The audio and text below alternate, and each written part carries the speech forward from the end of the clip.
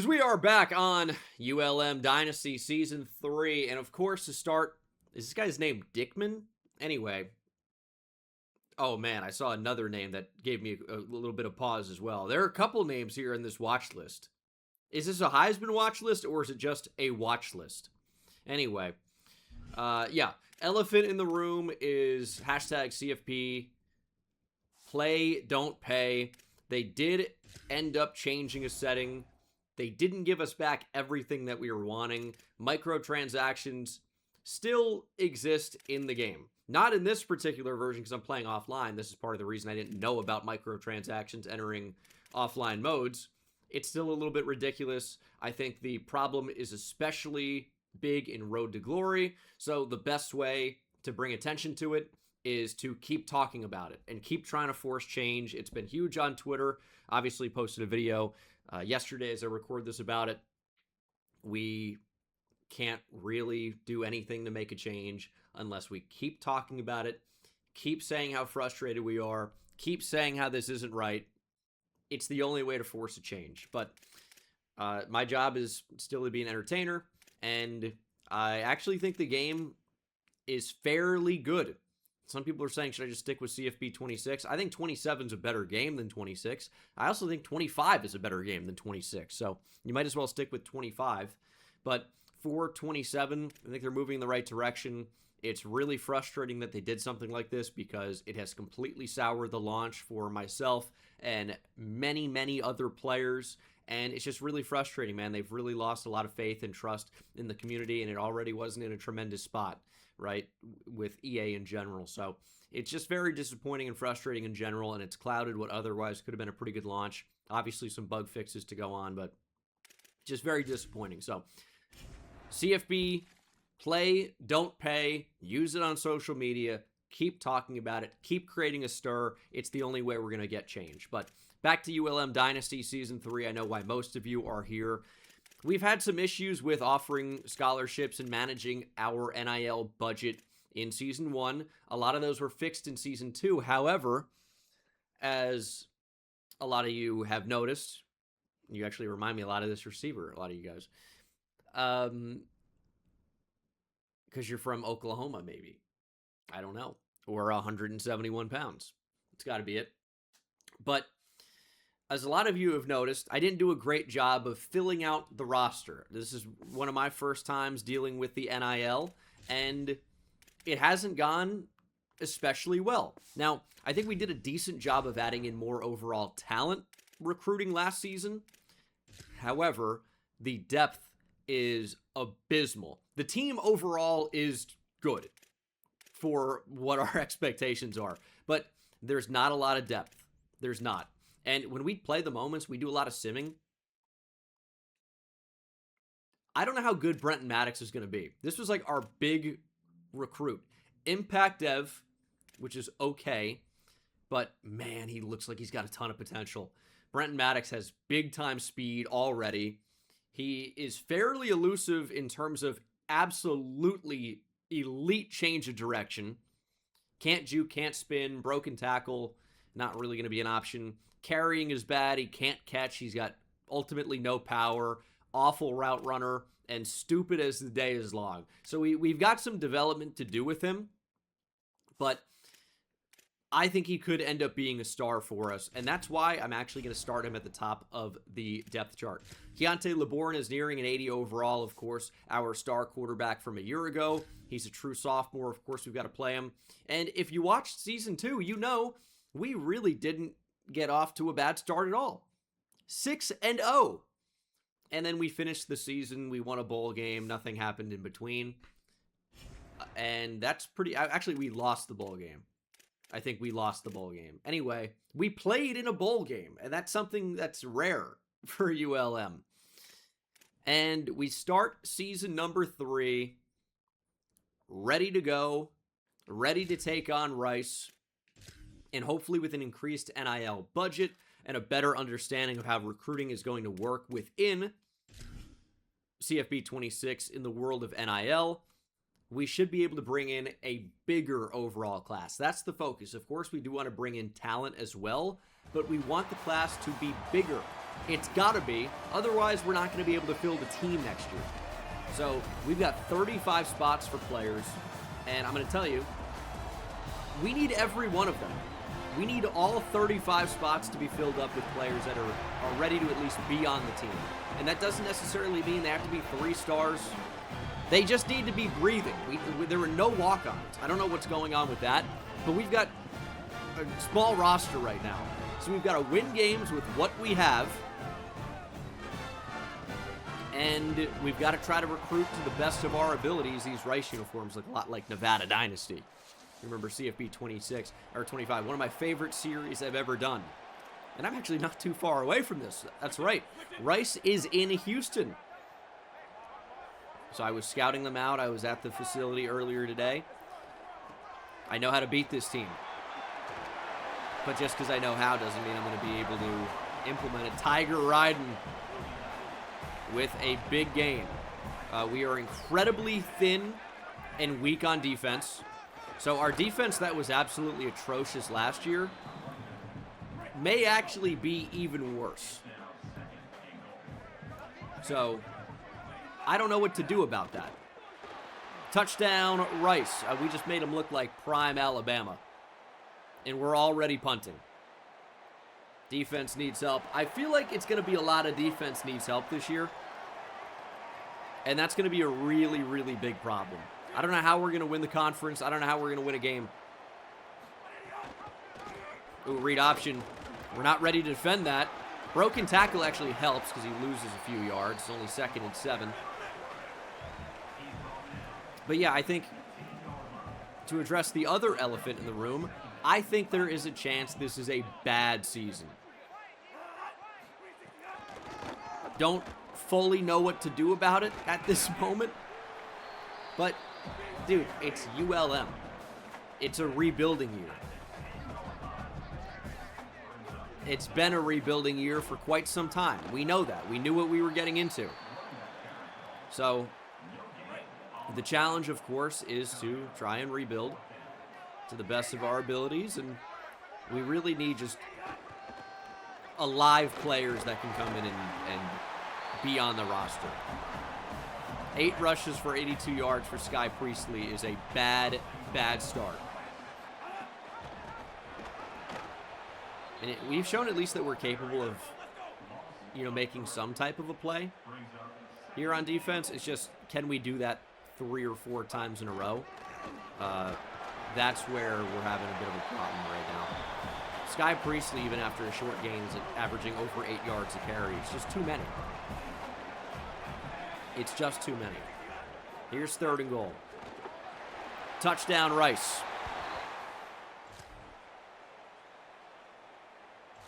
Down 14-0, though. We do finally get a moment. And we've got to feed Brenton Maddox. Maddox needs to be our star player. He's got a lot of speed. There he goes. First touch of his career is a big catch there as we get out past the 30. I think Brenton Maddox could be an absolute superstar for us. Such a great athlete. We know LeBourne could be a big-time player. It really is going to have to be those two. Keontae LeBourne and Brenton Maddox have to lead our team to victory. We have Fulgham at receiver, who I think could end up being, still our number 1 target. Nobody has speed on this team, but at least he does have decent enough hands. This is not the play. So that's broken. We're going to look to run. LeBourne doesn't really have that shake and shimmy the way Austin Carlisle did. He's got decent overall wheels, but I think LeBourne is probably at his best when he's in the pocket. With time to throw, he's got a great arm. And look at Brenton Maddox. We talked about it in the pregame. He's not really going to be known for his power, but he just showed a ton there, throwing off a would-be tackler. We're going to have to run. Still 3 timeouts. Just don't want to get too crazy here. Ideally, we come away with a touchdown. I like Howard here. I'm afraid to throw a pick if we go to the slant. But if it comes out early enough, it's going to be free yardage. And we're probably going to try and get another quick snap off. And then maybe use our timeout later. But time is of the essence. We have 3 timeouts. Want to use those effectively. That's a bullet to Howard. And that's going to be our first timeout. Okay. It's been a good drive so far. They're clearly in a zone defense. They're leaving Blanton uncovered. That's where the ball's got to go. Quick release from LeBourne. And a good drive and a good touchdown. Our first of the season here in 2028. Down only by a touchdown now. Let's see what we can do here in the second half. It is on Heisman difficulty. Default sliders for now. Although that may end up changing. Please tackle him. They're going to end up going for it because it's 4th and short. Like, oh, almost certainly. We're driving. I guess they got stopped on 4th down. Sometimes you just don't know when you're playing the moments. Here's 2nd and 9. I think we're going to run here and wisely slide. Sets up 3rd and very short. I think read option could be very effective for this team this year because we know LeBourne can run a little bit, but Maddox has such electric speed that if we get the ball in his hands, something absolutely electric could end up happening. Didn't there, but the potential does exist. Here's 4th and 2. We're going to leave the offense out there trying to tie this thing up. And that could be a Maddox touchdown. Brenton Maddox, first touchdown in his career. We are tied in Houston. Pending the point after. I guess it's not a given. Click, thanks for the tier 1. Let's take another look. I mean, the blocking shaped up pretty well there. But the thing is, if we can just get a little bit of space, Brenton Maddox could end up being a really, really big player for us because that speed is going to play at any level. Lax, thanks for the prime. AJ Lax, of course. Jorgensen Jr., thanks for the tier 1. Of course, live on Twitch like always for this series. 3rd and 7. We're going to go pass commit. And that's going to be absolutely wide open. We didn't run with it. I think we probably should have. And it's a big gain of 30 plus for Zach Massey and the Owl offense. It's a big missed opportunity. We had him right where we wanted him. They're going to run. It's not going to be a sack, but it's a gain of basically nothing. If we can come away and steal this win. It looked really bad at first, but, I mean, we're right there. Oh, we just didn't cover that. It's going to be a touchdown. Wow, it's awesome play design.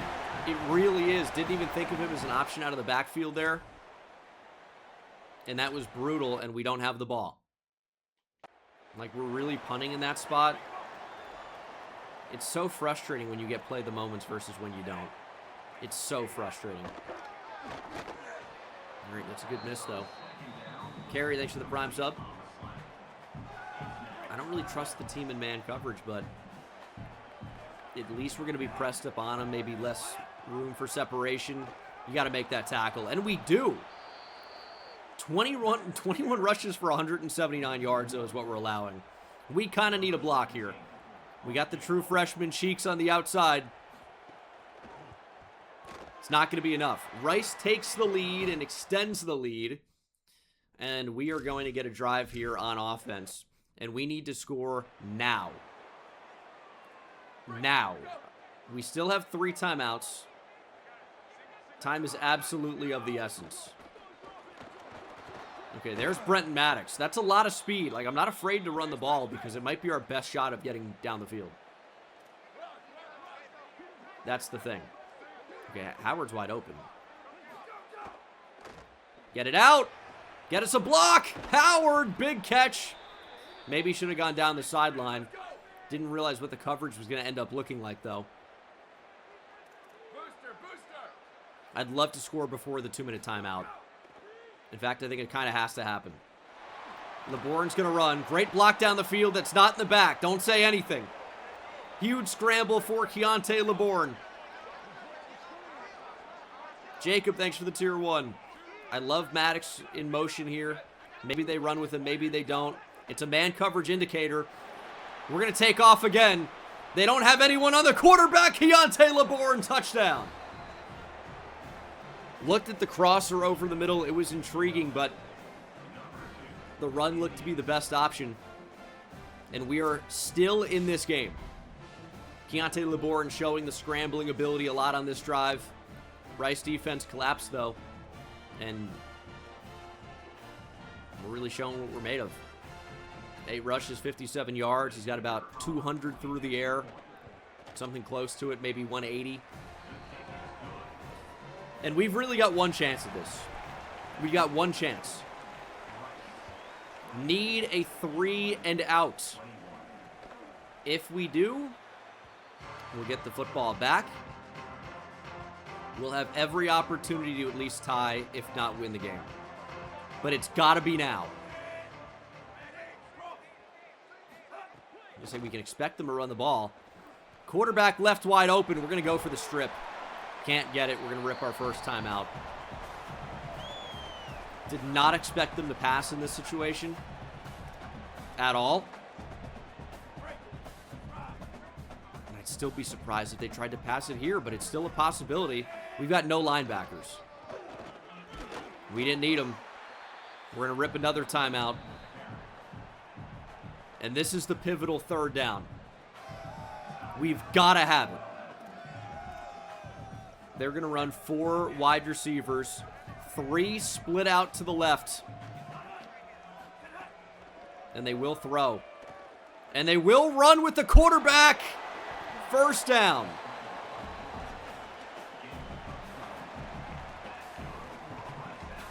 No one accounted for the quarterback scramble. We had everything else taken care of. And we can only stop the ball one more time. We need a turnover pretty badly. And we're not going to get one. The touchdown actually does give us a chance with a quick score and an onside kick, but we were very likely going to lose to time anyway. Rice, unfortunately, takes a 10-point lead. We've got 1 timeout remaining. It really won't matter too much. We need a touchdown, and we need the onside kick. That's going to be the only way to win this game. There's Hitchens on the quick route up the seam. I still feel like we need to get Brenton Maddox the ball, because if we can get him XP and develop him without paying for it, we could be in business. Just going to go to the flat. There's Blackman. This game is not over yet. I understand the odds of getting an onside kick are so minimal, but, you know, we're not just going to give up. And there's Maddox. Gets us maybe 6 or 7.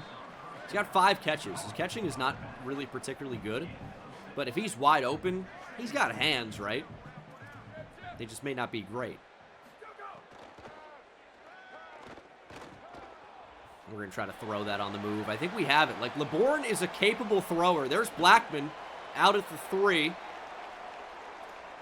We're going to be in position to at least kick the onside. I think we're going to find the end zone here. Although Maddox is not going to be the one to do it. That timeout may come in handy, so I'm not really looking to spend that right now. If we get the ball back, we might need it. Trying to snap the ball desperately. And there's Brenton Maddox, touchdown number 2 of the day. He's shaking his head. He knows that this doesn't mean much. Okay, now he's flexing.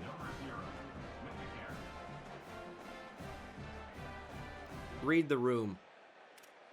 Read the room. Down by 3. We'll need the onside kick. Opening up the season with a loss to Rice, not my favorite. But we've at least got a chance. Here we go. It's recovered instantly by Rice. That is the game. Honestly, I think our offense played really well in this one. I know we're playing the Rice defense, and that's a big factor. Thought the offense played really, really well. Obviously, in simulation, not so good. Our defense is going to be a major issue. And I just don't think it's going to be something that we can solve at any point during the season. I mean, how would we? We got absolutely carved. Keontae LeBourne honestly played about the game of his career, completing over 70% of his passes. Maddox is simulating very poorly. Had a fumble. It might just be one of those things where we have to start a different running back and then bring him in when we're actually playing. As you can see, we averaged about a first down every time Sky Priestley touched the ball. Had 236 yards and 3 touchdowns. That's not good. It's not good at all. Zialis Blackman played great. One of our transfer portal ads. And then defensively, yeah, this is what a bunch of bums. I don't know what we can do about this defense. I really don't. So we do actually have an upgrade for Brent Maddox following that fairly good performance from him, other than the fumble and the 2 yards a carry or whatever it is. We're going to upgrade his awareness and ball carrier vision. He's just still going to be a long way away from being good, unfortunately. When we actually use him in the game, good, right? But he's someone we're going to have to sub in. So J.R. Westbrook is going to go back to being the starting running back. And then again, Maddox is going to be somebody that we work in when we're actually playing and we'll substitute. I mean, he could be our third down back. That's not actually the end of the world. That way he simulates a little bit as well. This, the run defense, man, it's just so bad. And it's a fault of mine in recruiting. I thought we were going to be able to bring in more players. And obviously we didn't. So we've got some work to do. I can only say that so many times. Unfortunately, it's not like this is Madden in the NFL, right?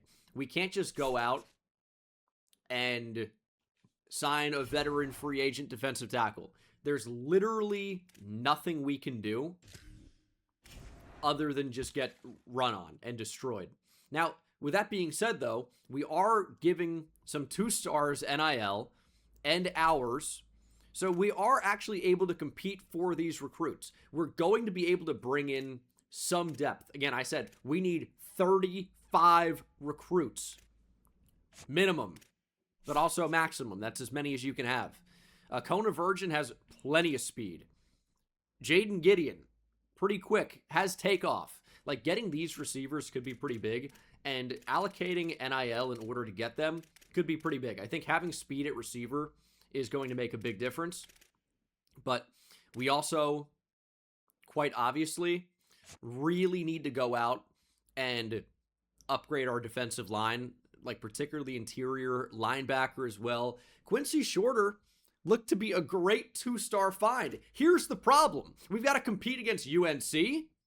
We've got to compete against Arkansas State, Buffalo, Temple, UConn, Oregon State, Rutgers, Central Michigan. I don't know how we're supposed to be able to compete with an ACC team and a Big Ten team. It's just going to be tough. So how much money do we really want to give to a 2-star defensive tackle, knowing that if he's great, he has impact dev, and that's it? The thing is, he does look pretty good, though. We might be able to go out and get him. We have 95 hours, and there are players that we're going to need to take off our board here. We still are going to need to scout players as well. And I really think we're going to be able to bring in depth. Like, I don't really think that's going to be too much of a problem. The lurker linebacker types are just so significantly better than anybody else because of the speed, but they don't all have speed. And I think one of the big problems that we're facing currently at ULM is lack of athleticism overall. And in order to get athleticism, you kind of just have to pay for it. And that's proving to be a little bit difficult. But here's a 4-star speed rusher, Manu Wong, and man, I don't think it'd be wrong to go out and try to get this guy. He's got no offers right now. We might be able to steal a 4-star. So here's what we're doing. We found 2 very good 4-stars that are not really being heavily recruited. You don't necessarily need to offer these guys NIL immediately. And we do actually have the money to offer Josh Dallas a scholarship. But also, if we can get him committed prior to that, we actually won't need to use our NIL right now. But we will essentially be pushing that can, kicking that can down the road a little bit. But even though we want overall players, getting really good players could also be really helpful. So Josh Dallas and Manu Wong could be really, really good for our defense. Like, you know, improve that front seven. Still going after some 3 stars. We will still be going after some 2 stars. And you don't even necessarily need to offer hours at all, like recruiting hours. You could just go in and offer some of these guys NIL. But the problem is I don't really feel comfortable going after 2 stars or even 3 stars and guaranteeing them NIL. You could always take it off after, I guess. But I don't want to be in a situation where I'm having to pay players who are terrible because I didn't have the hours to scout them. So that's like a little bit of a tough spot. And you just don't see any coverage specialists, really. There's 1. There's 2 back-to-back. I like the name Beatty as a player in the secondary. Bait the quarterback. I can already think of what we'd be saying. Not a lot of good 3 stars in here. Alfonso Sly. Nate Armour. I mean, these are strong names. Just the thing is we'd have to take hours off of some players in order to see if those players are even worth paying. And, I mean, that maybe is a good idea in some cases. It's a big-bodied, like, physical receiver we're going after, but 5 is not really going to move the needle too much right now. We only have 250 hours to work with.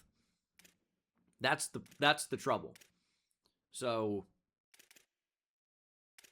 if we take hours off of somebody, it'll take him off the Headless Horseman for now.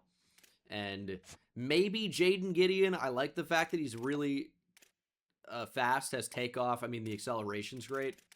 But we're going to continue to pursue Kona. And we need a safety that can run. Ooh, 84 speed is not good enough. Nate Armour has 90, though. So I'm actually really comfortable offering him some of our NIL.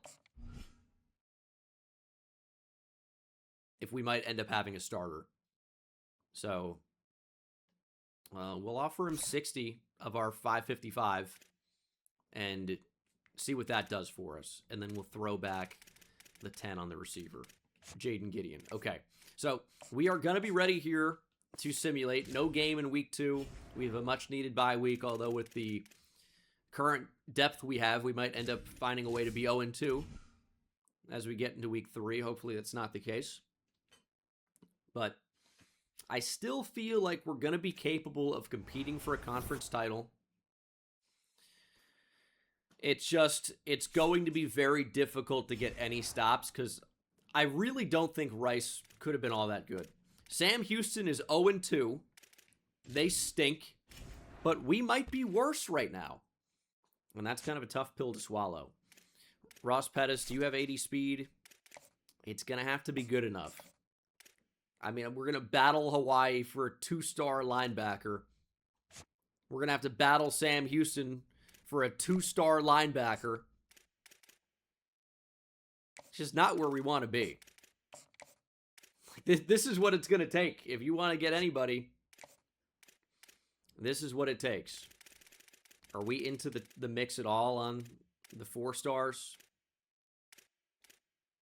Not yet. That's a good way of saying no, by the way. You do your homework? Not yet. Will you be doing it at all? There's no way to know. We're going to jump in here. Sam Houston is a 59 overall to our 71. I would like to think that this game is unlosable, but it's not.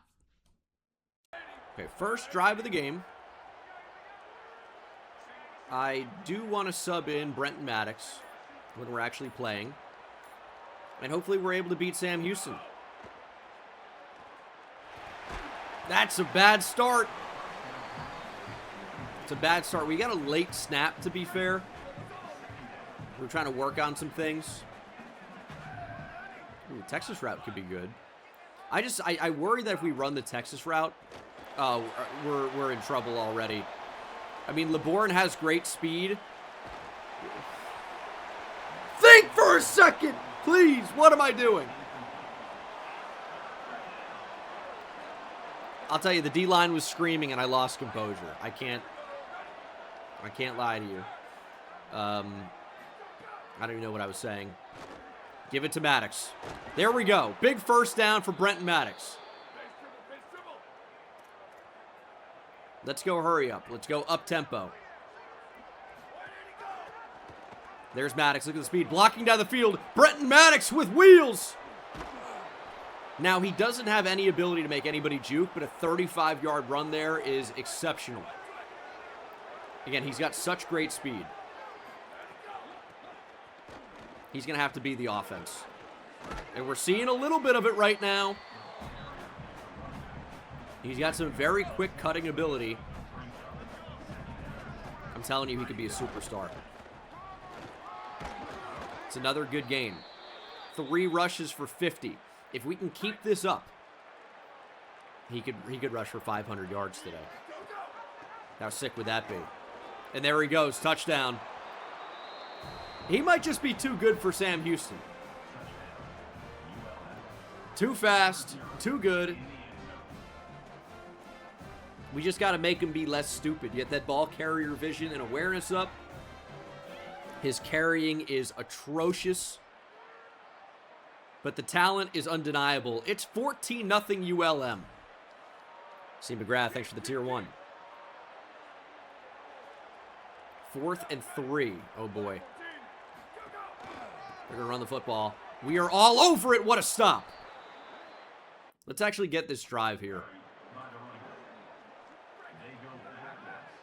When we're like this, you know, so bad, so thin, lacking depth, it might not be a bad idea to take some more offensive drives in order to make sure the offense can be a little bit better. Brenton Maddox has 9 rushes for 147 yards. Absolutely locked in. High point to the tight end. What a ball, what a catch! Could not have thrown it any better, and Hitchens with a great grab. Do we go back to him? Okay, also, look at Brenton Maddox with the blitz pickup. It enables LeBourne to go all the way to the end zone. Touchdown, Warhawks. Keontae LeBourne. LeBallin. Here in Huntsville, Texas, where Sam Houston is. Could be. Dude, I love a good blitz pickup. You know how rare it is to see a running back at the college level who's able to block effectively? Let alone a true freshman playing in his 2nd ever game against powerhouse Sam Houston. I didn't see him. That's a bad pick. Didn't see him. Thought the middle was absolutely wide open. They got us playing at sunset, dude. Who could even see? And now it's a close game. 21-14, 3rd quarter. Pitch out. The spin's not going to be effective.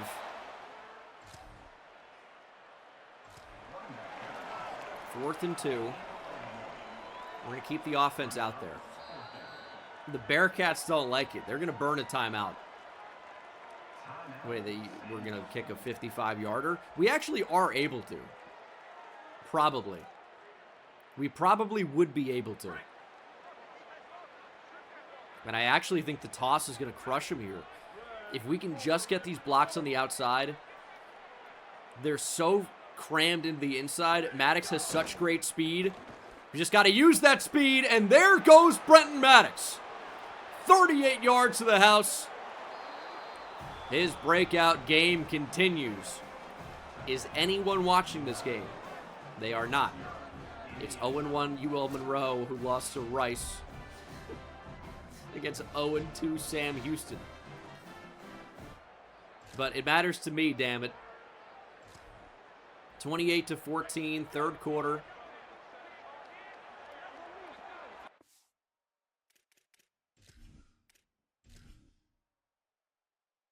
Where is Keontae LeBourne?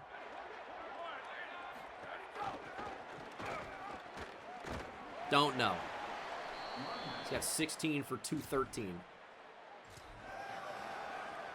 See if we can drill from 56. 24 miles per hour worth of wind? We might be able to hit from 80. I've never seen it that high. Oh my goodness.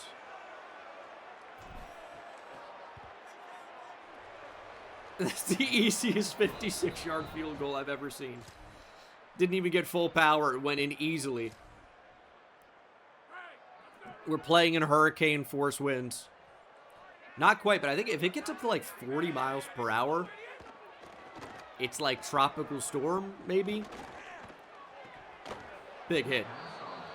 I don't know, like 40's no joke. I know it's not that, but dude, where in the world is Carmen Sandiego? Where is Keontae LeBourne? Where's Keontae Sandiego? There's Maddox. Injury timeout is one of our offensive linemen. We actually really can't afford that.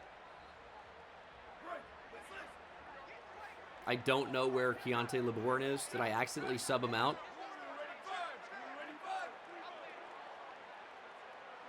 Maybe. All right, well. Not bad to get QB2 some reps in a big blowout. Maddox has 20 for 263. All right, Keontae's back in. Here's 2nd and 10. Ooh, gonna get sacked. Didn't really even see it. 3rd and 19. LeBourne trying to quiet down the crowd, potentially. How's that working?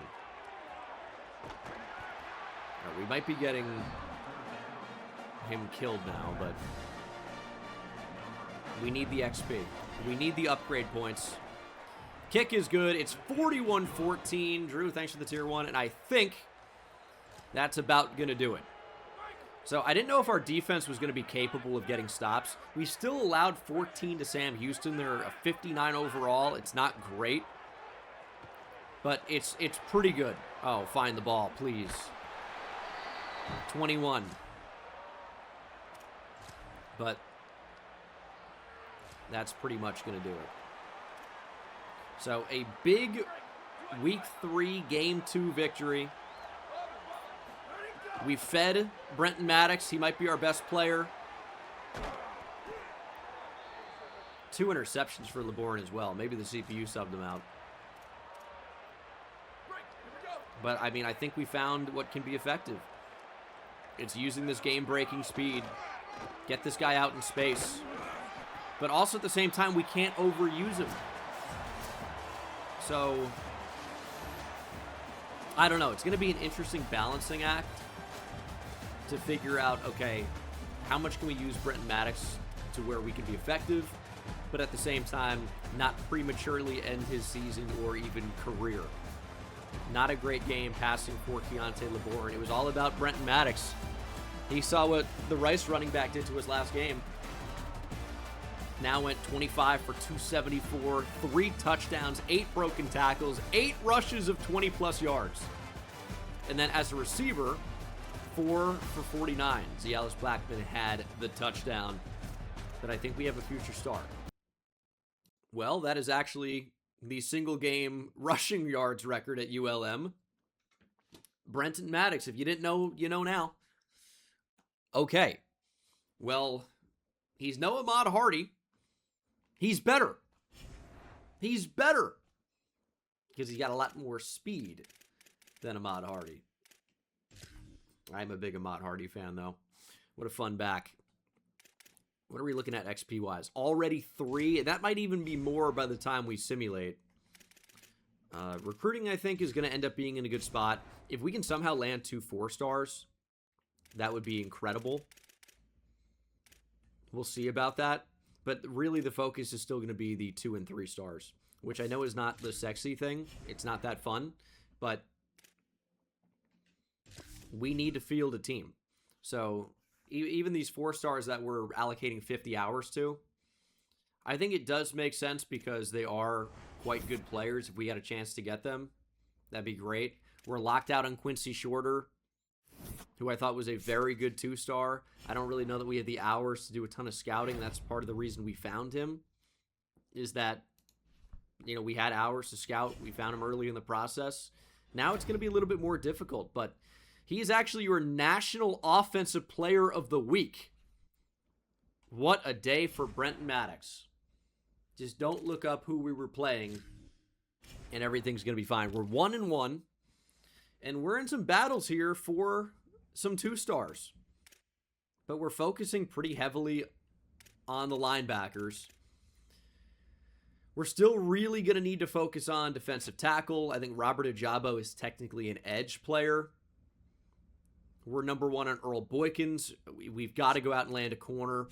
He's got good enough speed. The awareness is really bad, and there's just nothing we can do about that. We just got to get some of these guys on the roster, and then we can develop them. But with NIL, it's expensive to retain anybody with potential. So in order to get more NIL, we've got to win more. But in order to win more, we've got to have better players. And that's challenging. Alabama has offered a scholarship on Josh Dallas. It might be over. It might be over. So I don't love that, but in good position on Manu Wong. But we're going to hold out for a minute. And we'll see about that one. And I'm not offering scholarships to the 0 NIL guys just yet. Not yet. Because it costs hours to do so. So if I feel like the hours are better spent elsewhere right now, I've just got to spend them elsewhere. All right, that's a good upgrade. Ball carrier vision up to a 76. Carrying up to is still going to be a 66. We need more skill points, but Brent Maddox is getting better. I think there's a realistic chance he's into the mid-70s by the end of the year. Hopefully that's true. We need another big game against FCS Midwest. But another thing that I talked about, it's going to be really important to monitor the health situation, the wear and the tear for Maddox. He's got high risk of injury. -10 speed already. So, exceptional game. We still need to beat the FCS school. I know that. But we might need Brenton Maddox to do it. So it's a challenging situation. They're only a 51 overall. But we just cannot afford to leave any wins on the table. We've got to beat them. So you might see a little bit more Westbrook in this one. We shall see. We're actually going to move here with Keontae LeBourne, and we get on the move to the tune of 9 yards. Successful scramble. You know, sometimes there are options where I'm like, okay, we could probably complete that, but I don't know that it's a guarantee. So it's probably just better to secure it with the scramble. That's a pretty good throw, though, and a nice catch for the first. Like, Keontae LeBourne is a good thrower of the football. I've said that. It's just, can the receivers get open consistently enough? Can I find them consistently enough? And at times it's challenging. That's going to be defensive pass interference. I like how that's being called more. Is that an open receiver? It's not. But that's okay. They don't say, oh, was he open when they consider throwing the flag? It's either a flag or it's not. And that happened to be. All right, I'm being very careful with Brenton Maddox. Very careful. But we're going to throw it to him. He makes the catch. Touchdown. Brenton Maddox for the score. Keontae LeBourne going to love the passing touchdown as well. And we're just trying to keep Maddox safe. Because he is a superstar at this level. But we need to keep him safe and protect him. Number 1 goal. Well, I'd like to win too, but can we slide with the running back? That's what we've got to consider next. But I don't know how many attempts he's going to get today. It's going to be less than 30 after last game, I'll tell you that. We're going to go to Westbrook. He makes the catch. He's fighting down inside the 5, down to the 1 actually. Why are we all acting like Brent Maddox is gone already? Hopefully we'll have the NIL to retain him. And Keontae LeBourne going to scramble for it, and he's going to get it. I mean, I try to run slants. Nobody's open. As far as I can tell, LeBourne does it with his legs. And our offense is cooking right now. We're up 21-0 here in the second quarter. Our defense is absolutely cooking. And we've been beat on that again. And it's dropped. The beauty of playing an FCS school. Oh my goodness. I guess we've just got to run with that. Which it can be tough to do so. 1st and 10. Let's get out to the tight end. Hitchens has played well to start this year. He's had a very nice season so far. Doesn't have a ton of speed, but catches the ball. LeBourne on read option. Keontae LeBourne actually with a little bit of room here. LeBourne has a ton of space. LeBourne's not going to be caught. Oscar Isaacs won't catch him. Keontae LeBourne touchdown. Shout out Bruce Springsteen. He was Keontae LeBourne to run. No chance. Oh my goodness. I can't believe he got away here. I mean, we are playing an FCS school, but look at those wheels. It's 28-0. Like we've got 2 athletes on offense, and we're really using them to the fullest of our abilities. The defense, I don't know. I don't know what we're gonna do about that. FCS Midwest on the board. It's 28-3. Maddox into the game. Let's see what we want to do here. 3rd and 8. Jesus, Maddox just got destroyed. We actually had it over the middle, but I only wanted Brenton Maddox because I have tunnel vision, even though I saw it over the middle and chose not to throw it. It's kind of an interesting combo. Hopefully he's not dead. W. Lakeside, thanks for the subscription. On the move, LeBourne. We're just going to run for it. Keontae LeBourne, touchdown. Let's go. This is the blowout win we needed. Now, it's not a conference game, but it is good for the offense to see that they can really click. There goes Kinchin. Really our 3rd running back, Trayvon Kinchin. Actually having a pretty good game so far. I don't know that it's going to be backups time. Here's the thing about backups. We don't really have any. It's a limited bench. And LeBourne's going to get sacked. But still in such a good position here. It's 3rd and 7. Up 35-3. Some would say this is pretty unlosable at this point. But then you've never seen me play. There's Fulgham. Apparently pronouncing it incorrectly with Fulgham. But we've made the correction. Here's 3rd and 4. LeBourne has 4 touchdowns, no picks. Legendary game. They're going to send the safety on the blitz. LeBourne going to run for it. And he is running wild. You could almost say he was LeBourne to be wild.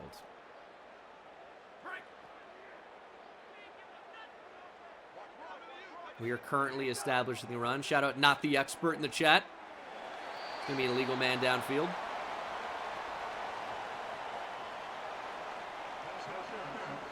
Oh, it's offensive pass interference.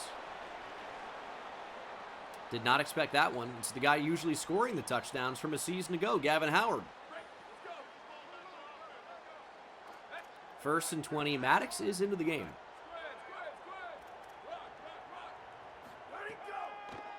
Let's get him the ball. Yeah, I mean, it's just not a good idea. It's just not a good idea. Trying to give him some more opportunities, but none really to be had. And there's an injury timeout. It's Trayvon Kinchin, maybe. Let's just keep it on the ground here. This way we can kind of monitor how much contact there is for Maddox. And at the same time, it's late in the game anyway. So running the ball is just not a bad idea. We'll take 3 here. 38-3, I would imagine, is your final. And it is. GG, thanks for the tier 1 as we throw up the GG. 38-3, defense played great, offense played great, led by your player of the game, Keontae LeBourne. 188 yards through the air, 4 touchdowns. Completed over 60% of his passes. You'll take that. Now, this is a team that we absolutely needed to come out and kill, or just at least win, and we killed them. We improved to 2-1. It's back-to-back wins. And, I mean, I guess a lot of it for Keontae LeBourne was on the ground. 3 rushing touchdowns. Maddox 5 for 16 on the ground. Better day for Trayvon Kinshin, especially a better day for J.R. Westbrook, who led the way. Receiving, it was tougher to get Maddox involved. He did have the 1-yard receiving touchdown. Sack for Sam Reeves. Pick for Deuce Huntington. And a forced fumble for Sam Reeves. He might be your Sun Belt Player of the Week. Do it. Okay, we need to rearrange our hours a little bit, but I think we're going to go all in on Josh Dallas. We've got 500 remaining NIL. He wants 255. It's a lot.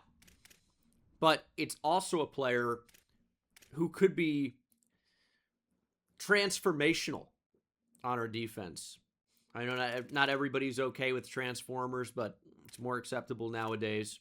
And I think he could be such a great player in the middle of our defense. I think we're going to give him what he's looking for, maybe even 260. So this is going to be a potentially generational player for us. He's 6'3", 244. He's a lurker archetype. And Bama's interested. So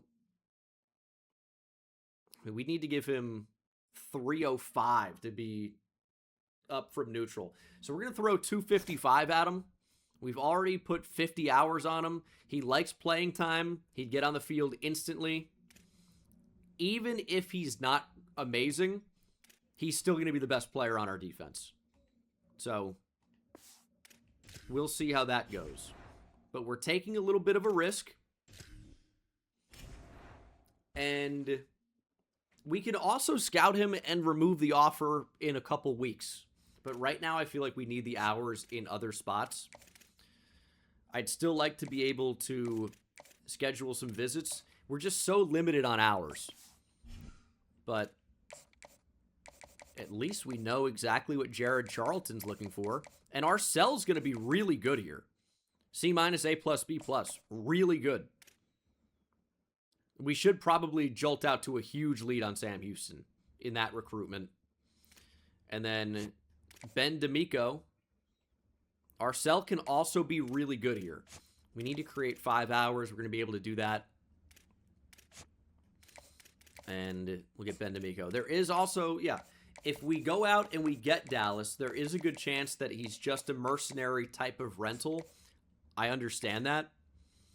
But at the same time, if we get these guys on a visit, that'd be great. We guarantee both of them, but they're 2 stars, so is it worth the hours? I don't know. But there's also a chance, like with the linebacker we had on our team at the start of this whole thing, we can just pay him to stay. I really think a great inside linebacker with size and with speed is a huge difference maker on a team. Like, I feel like in the game, at least, you notice a great linebacker more than you notice a great edge rusher. In real life, obviously, it's a different story. And sometimes there is one that can win quickly and can be a really good player for you. And I think developing a really great edge would be really important. But, you know, I think given how bad linebacker is for us, it's going to be worth going after. Joel Ndukwe, I think, could eventually move to defensive tackle. But if he doesn't, he's got enough athleticism to be pretty good off the edge. So he's another potentially fun player. We're going to have to upgrade these guys, but I'm kind of waiting on these skill points a little bit more to where we can actually upgrade something meaningful. Like, Keontae LeBourne does have 4 skill points, but it's also, you know, not really much that we can do. Like, we can't upgrade a ton. I guess IQ, we now have enough points for, so we'll upgrade him up to an 81 overall. And it's not just about horrible depth if we go out and we get 1 linebacker. I think we're still going to have the hours to go out and get more players. It's just, now is the time to potentially take a chance. And if it comes back to bite us, that's what it is. We have more NIL to work with this time around. I think we're still going to bring in a big class. We have the entire transfer portal. Coastal's only a 62 overall. We actually might be favored here on the road. All right, I don't know if you guys remember, but this is actually the field where I dominated BDGE trivia. Chandra, thanks for the prime. If you don't remember the stat line, I rewatch my own highlights every night before bed, so I remember it very clearly. 3 receiving touchdowns, 2 interceptions. How do I recruit me? Dude, there's got to be some type of, like, thing I can buy with real money to put myself in the game. Here's 4th and 2. We're going to run for it. There goes Keontae LeBourne. Just got to guarantee the first in that spot. Just got to guarantee it. Okay. I'm looking at Howard. Looking at Gavin Howard. Might be worth zooming out to get a better angle. Is that really the better angle? Maddox can't make the catch. I don't know that I like changing the camera angle there. It's a 59-yard field goal.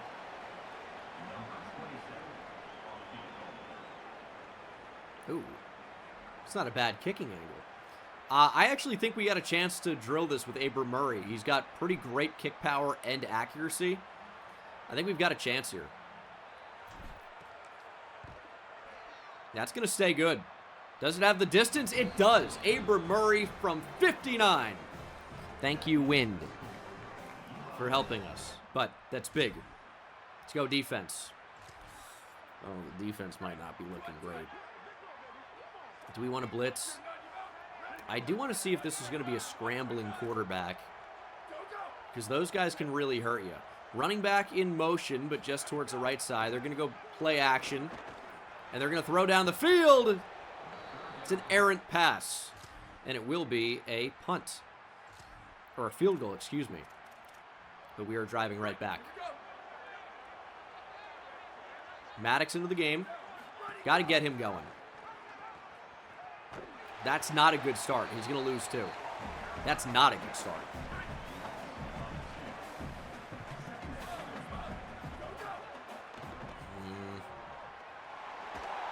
Make that. Nope.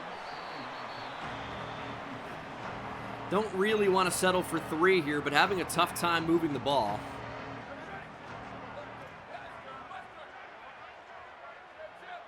Here's 3rd and 12. It's a tough down and distance. And that's pretty good coverage. And there's the pass breakup. I just don't know where we can go with that. Still a lot of wind here. Didn't need the help, but we'll take it. That field goal is good, and it's 6-3. And we'll try to force them to just a field goal. Okay. Oh, that's good defense. Good tackle. They're going to lose a few. 3rd and 11. These are the ones we have to have. We're going to go QB contain. We're not going to get pressure anyway. Kind of got cooked there. And we didn't contain the quarterback at all. It's going to be 4th and inches. They're going to leave the offense out there. And we're going to run commit.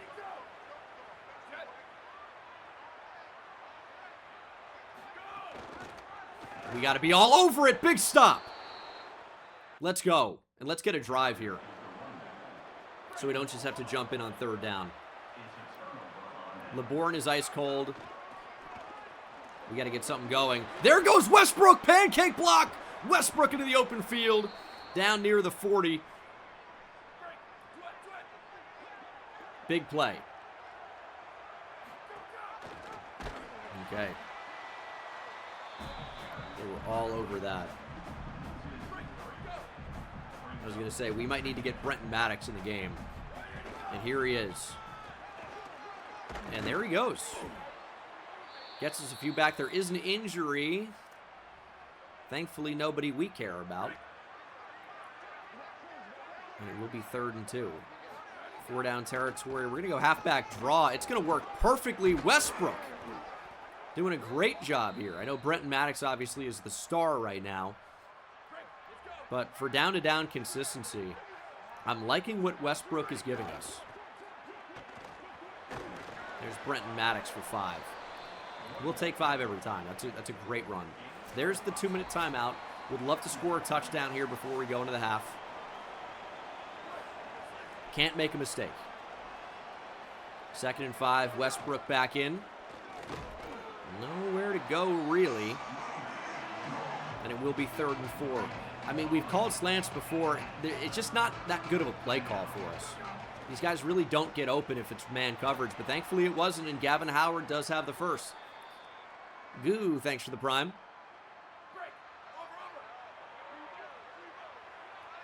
Let's just keep grinding it out.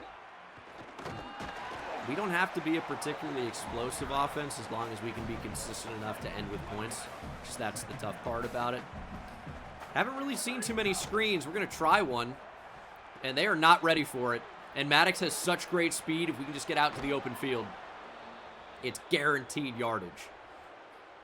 It's a great result. 1st and goal. And when Maddox is in the game, he has so much speed that the edge is almost forced to crash down. And then that could be free reign for Keontae LeBourne. Probably should have actually handed it off that time as we're inside 30 seconds. Okay, they're blitzing. We're on the move. LeBourne with nothing but space. If they're going to run man coverage down here, we're going to make them pay. Keontae LeBourne touchdown. It's 13-3. All right, that was great. We just need to keep it up defensively. Holding them to 3 is awesome. Our offense has done just enough. And it's 20-3. Coastal with a touchdown, though, 20-10. And they're going for it on 4th down. 4th and 8. 5 minutes to play. I'm actually a little bit worried about this. It's good defense, though, and we got to him. Got to throw out a sack there, but huge play, and it's 3rd and inches. Okay, if the defense can actually get stops, we've got a chance to win games. Oh, big pancake! Maddox jumping over the collision, the carnage on the ground. Big 1st down. And we're going to be inside 3 minutes.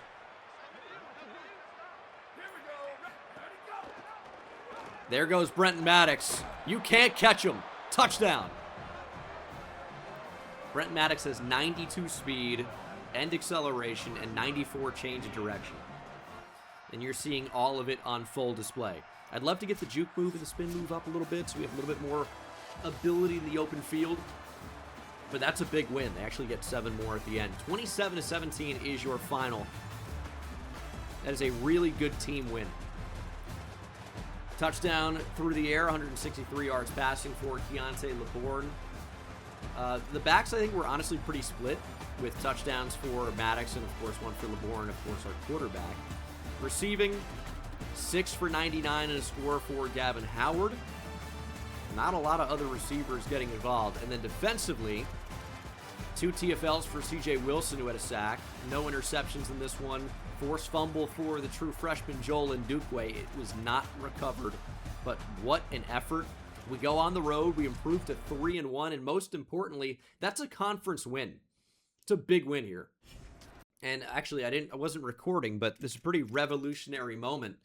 We were able to upgrade our coach there, and we didn't even pay real money. It's transcendent. What do we upgrade, though? We have 30 skill points. I think faster scouting is going to be big at this point. And Let's get defensive backs going. Let's get running backs going as well. Because, like, I don't want to have to say it, but yeah, there is a chance that Brenton Maddox leaves in the offseason. And we might actually be in the market for a running back. I don't want that to be the case, but I'm not going to tell you it's impossible. So we may at one point have to scout a running back or two. Also, there's a little bit of a battle going on for Ross Pettis right now. And can you blame us? 2-star linebacker from Metairie. We will sell a conference legend here. Dude, Ross, listen to me, please, buddy. You could be a Sun Belt Conference legend. Does that not sound appealing? Sam Houston's actually scheduled to visit week 10. We can get out in front of that if we want. And we can get Ben D'Amico on that visit too. We may not even need it. That's the thing. Where are we with the elite recruits? Josh Dallas, dude. We're in a good position here. We are in a very good position. I like where we are with Ben D'Amico. We're really investing heavily at linebacker, but we need depth. Looking very good for Manu Wong. Get him committed quickly. That would be fantastic. And we're getting into the picture on Jaden Gideon, but I'm worried that Minnesota at some point is going to offer a scholarship. We currently have 0 hours. We need to start getting some of these players committed. We are getting closer, but I mean, it's still like kind of at a snail's pace. The offensive line needs a ton of work. Is there anywhere where we can feasibly take hours away? I honestly want to add another 5 on Ross Pettis. But I don't really feel comfortable taking hours off of basically anyone. Maybe at receiver. Like, Jaden Gideon, I think we could probably just end up losing out on anyway. And 5 hours on Manny Tiffin is ultimately not doing anything right now. Let's try and get these 2 stars committed, a sentence. I'm really disappointed to have to be saying. But let's throw 10 on Ross Pettis. An extra 5 on Jared Charlton. And we'll leave it like that for now. We'll leave it like that. So we got Southern Miss on the schedule. We're 3-1. So a big rally after losing to Rice, and I thought we might not win a game the entire season. Things are actually looking a little bit better than they once did. We've won 3 in a row. But if you watch Season 2, we've done that before. And it doesn't always work out. Although the ball carrier vision's getting a lot better on Brenton Maddox. He's up to a 69 overall, which I think is where he was prior to the upgrade. We need to improve carrying. It's just, it's tough to upgrade everything. It is. Route running, I'd love to get up. It's so bad, and it'll take a big jump up because of how low it is the first time we upgrade it. His injury is not amazing. Health is in a pretty decent spot. We've been careful with him. And, I mean, might have to upgrade the rest of the team. There are some skill points, but a lot of these guys don't really have a ton of room to be upgraded. That's the big issue. In fact, with Parker Froljum, there's actually no room for an upgrade of any kind. And that's probably going to be a pretty similar story with just about everybody else. So there is some room, but can't do much yet. Southern Miss is 3-2, and if you remember last year's game, Southern Miss belt to ass on the Warhawks. They're 67 overall, and you could say this game's a toss-up, but we were embarrassed last season. We were completely annihilated, and we're going to prove that our bird is better than theirs. And if it's not, we'll flip them the bird. One way or another. we're going to come out of this victorious. They're 3-2, undefeated in conference play. Connor, thanks for the prime. We are also undefeated in conference play. But this is a big game here, really, at the start of the year, working towards the middle of the year, conference play starting. You know, you can't really afford to give these games away. And I'm hoping that we can rise to the occasion. We're playing pretty good football after the loss to Rice. We need to keep that up. Oh, my God. Oh, my God. That was the dive we got? It didn't look like a dive at all. It looked like a sniper picked him off from 100 yards. Boom, headshot. What the hell? What was that? Well, we're going to have to really try to keep that quarterback run game in check. Unbelievable.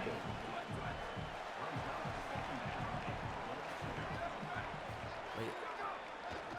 Oh! Okay, we might be worried about a run here. It's a good tackle by Moats, at least. I think there was a lot of opportunity for that to go very, very wrong. And it wasn't that bad. Still really worried about the scramble. Really worried about the everything with this defense, to be honest. Good defense. Hold them to 3 here. It's a good start. I can't wait till we get a competent defensive line. I really can't.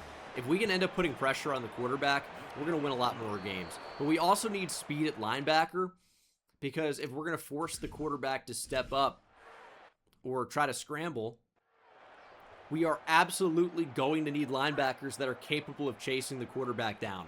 And we don't have that right now, as you guys have seen. 3 yards from J.R. Westbrook, probably not going to be enough. Maddox into the game. Love that speed. He's going to get the ball. Got blocks to the outside. There's a juke move from Brenton Maddox. He's real close, but won't get there. 3rd and inches.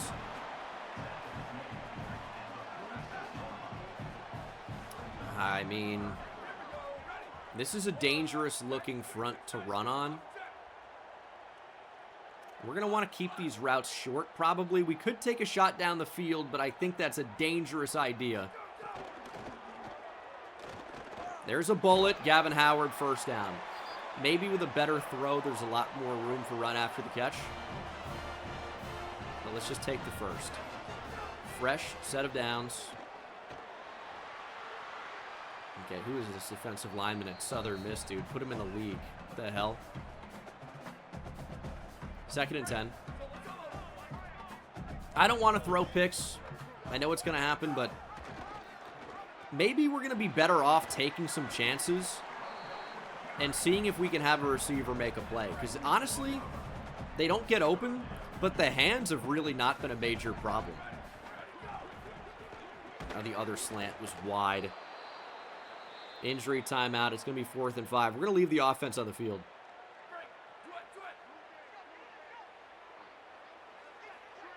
I mean, I like Fulgham here, probably. Got to trust it. Good route, good catch. Dalen Houston's hurt. We'll bring in DeMarco Blanton, who's returning kicks for us mostly. It's a very interesting looking ULM defense.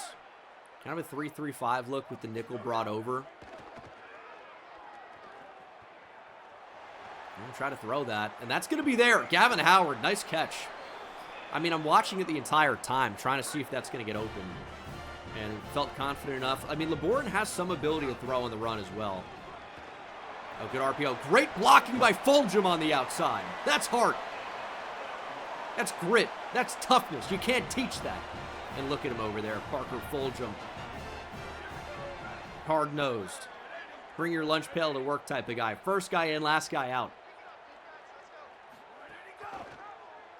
There's LeBourne. I thought there was an opportunity for more. Not this time around. Yariel, thanks for the tier 1. Shout out Puerto Rico. Puerto Rico. Ball on the 5. This is where Brent Maddox might be nice, but maybe we just go Westbrook, lower the shoulder. That didn't work.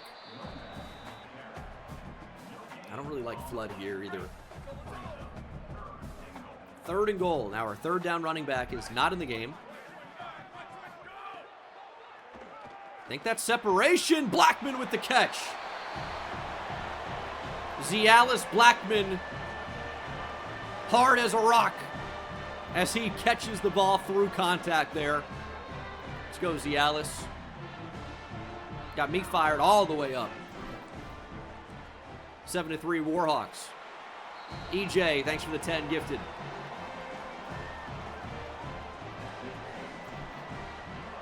What do you guys know about Zialis Blackman? He's locked in. Talking about the toughness. He's hard. He's built for this. EJ, thanks for another gifted. 3rd down. Let's make a stop here on 3rd and 8.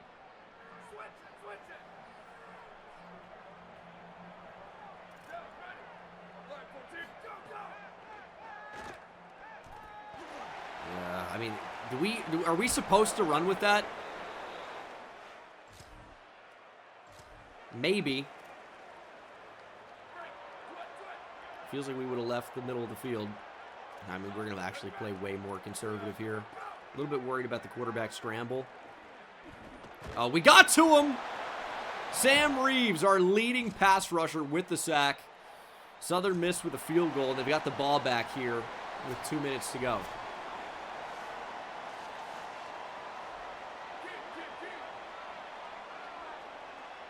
It's not great. Pick 6 here would be great. Okay, batted down at the line. Hall with the big deflection. 1:58 to play. To draw, I mean, we're all over it. It's still like 3 yards for Noah White. You got a big jaw. Got to introduce him to our star receiver, Zialis Blackman. That's going to be first. Gosh.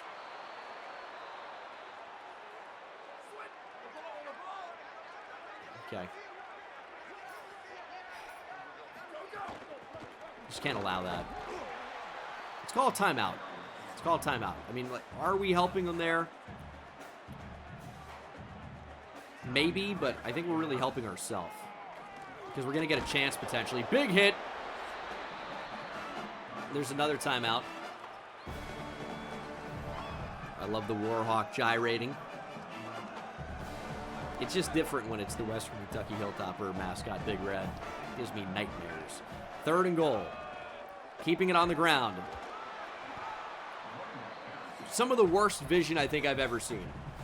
So Southern Miss very likely here will take the lead. We'll have 41 seconds to get down the field. No timeouts to do it. Can we do it? I'm going to say it's highly unlikely, but with college rules, not impossible. We know Maddox has a ton of speed. He could set us right here with a big return, and there is actually a little bit of space. We'll start from the 24. I mean, I guess we can go over the middle here, but we've got to be really quick about it. It's a nice catch. I actually was a little bit worried the slot was going to come over and play that. Time is of the essence, because it's going to waste like 3 or 4 seconds after every single first down where we don't get out of bounds. Give us a block. Lead blocker down the field. LeBourne speared at the 47. 22 seconds to play, but we got out at least.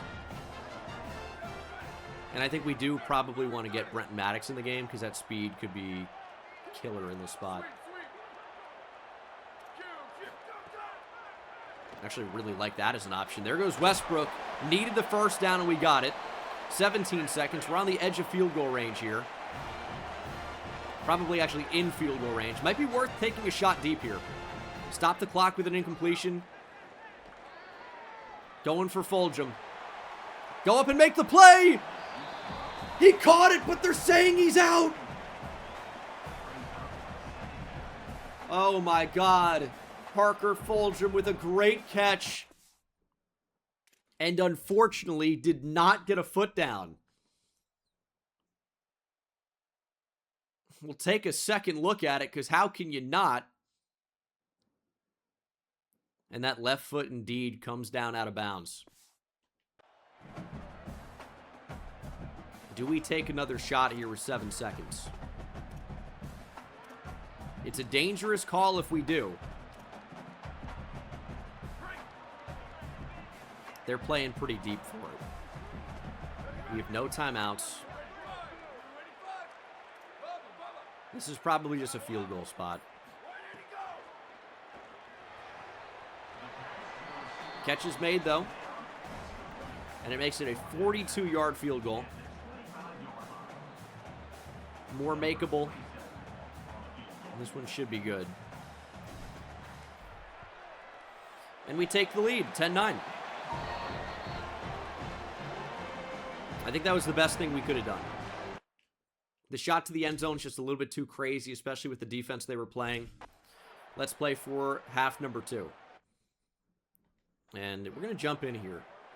Third quarter, we're driving a little bit. Their defense actually doesn't really seem super organized right now. And somehow that's 7 yards for Brenton Maddox.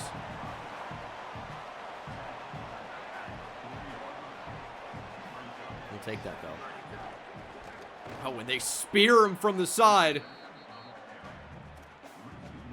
Probably needed to play for the pass there on the RPO. And it's 3rd and 4. It's actually a pretty good route.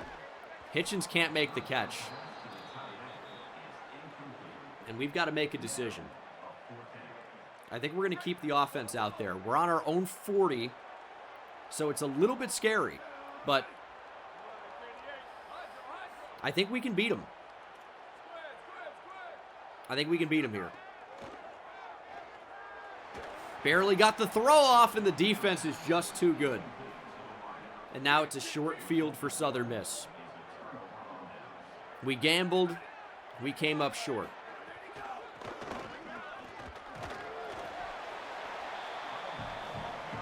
Now we got to make a play on defense here.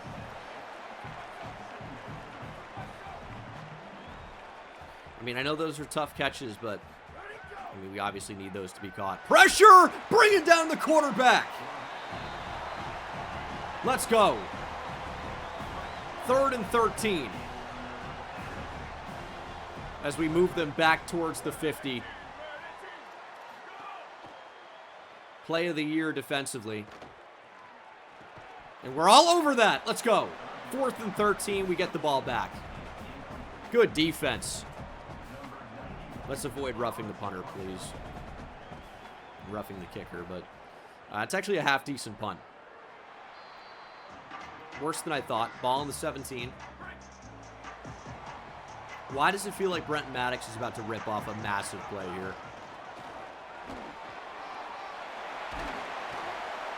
Yeah, it's a... Get out the highlight tape for that. They're going to be watching that one for a long time. 1st and 10, last play of the 3rd quarter. Tight end is wide open. It's Hitchens. He'll make that catch. And we'll end the 3rd quarter in style. No mole. Just in time to check out the running ability. Our true freshman, gem 3-star Brenton Maddox, doesn't have great juking ability. Does not have great spin move. His ball carrier vision is really poor. His carrying is awful, but he is fast. 92 speed and acceleration, 94 change of direction. He's been a game changer for this offense so far this year. And he gives us about 10. We'll take that every time.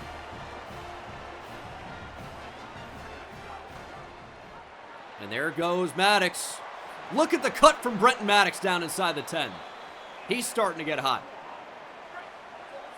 He is a go down on first contact player mostly, but not always. Gives us maybe a yard there. I think we keep it on the ground. And I think we probably just hit the extra point. If we can get the touchdown here, and we've got to come away with a touchdown. I don't really like the idea of a field goal in this spot. I don't really like their defense. Let's go. Maddox on a block and release. I hate everything about this. Maybe Gavin Howard can get open. Didn't like it. Going to Maddox, he makes the catch. We've got to take 3. Pretty awful finish to what was otherwise a good drive. They'll need a touchdown, so we have that. Oh, my goodness. Look at the heart from the team. Going to make it 20-15. Southern Miss will score after. But what a great defensive stand. Offense comes up clutch. And now we can end this with a series of good runs. Maddox had an opportunity, just couldn't quite hit the hole in time. We're in shoe clock mode now. What's up, USN? Trying to improve to 4-1. Just can't really do it. Trying to make some of these hard cuts and just not really able to find the space. I mean, Southern Miss is still very much in this game. Do we run the ball on 3rd and 9?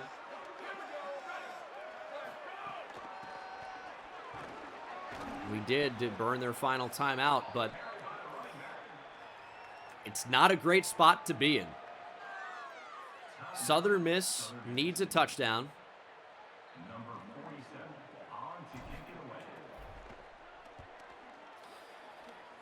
Only a touchdown will do.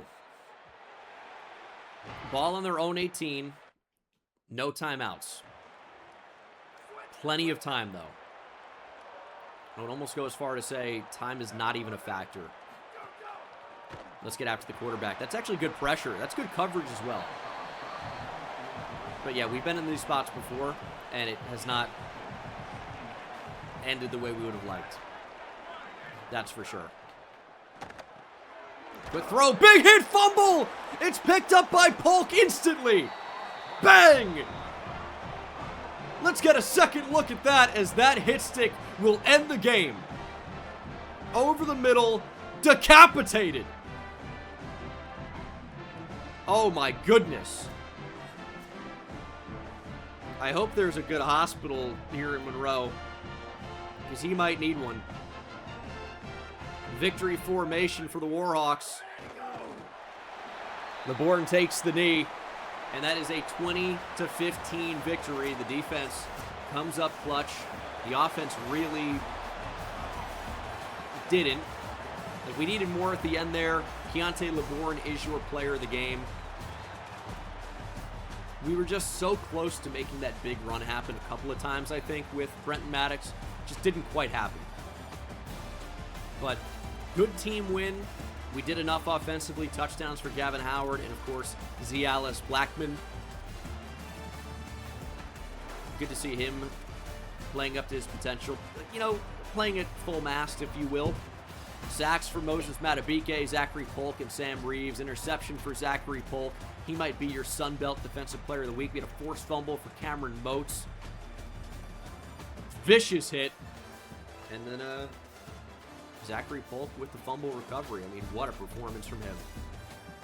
We got Georgia Southern on the schedule. They are undefeated in conference play. So you can't really get too worried about the record because they're playing teams that are likely better than they are at this stage. Let's see who they've played. They're playing Georgia Southern, excuse me. They lost to Auburn by 3. Okay. They lost to Boise State by less than a touchdown, Fresno State by 3, and they got crushed by Purdue. I don't know what to do with that. Auburn's kind of bad, it would appear. And they crushed Marshall 38-7. Marshall has yet to win a game, but as you saw last year, that doesn't necessarily mean a whole lot. We got obliterated by some teams with horrendous records. Update on recruiting. First of all, Neptune is a great name. Great name. And we're into the lead on Ross Pettis. I can't believe I'm putting this many hours on 2 stars. It's disgusting. Liberty trying to come out of nowhere for Charlton. Do we have to get a visit? That's such a big penalty if we lose, and I think we could just easily lose. So I really don't feel comfortable doing that. Kind of running away with Earl Boykins. Delaware has offered a scholarship to Tyler Duggan, who is a 2-star tackle. We have no idea if he's any good. And we're pacing well on Wong and Josh Dallas. I honestly think Josh Dallas will end up being a ULM Warhawk. I think that'd be sick. Now, we don't know what his motivation is beyond playing time, but we can figure out what some of our options are. That is one of them. And I think, honestly, our options are pretty good. It's going to be a one of 2. So it's either Star Search, where we have A+, A-, F, whatever, or it's Football Influencer with A+, B+, F. Either way, it's actually a pretty good sell for us. So I think we're in a tremendous position to land Josh Dallas, and that would be just phenomenal. So we will offer a scholarship for Tyler Duggan. He's not looking for any NIL. So we will offer that. And then, I mean, a lot of these guys are looking for 5. Robert Ajabo is looking for 120. But I think we want to try to get this Earl Boykins commitment squared away. He's only looking for 35 NIL. We have that. He's got good speed. Again, the awareness is quite bad for him. But he might be a player I'm very comfortable offering a scholarship to. And I honestly think recruiting's going pretty well right now. We got to get some of these guys committed. The update around the rest of the league, essentially, the conference, is that we are first in the West, 2-0. James Madison, App State, Georgia Southern, Georgia State undefeated in the East.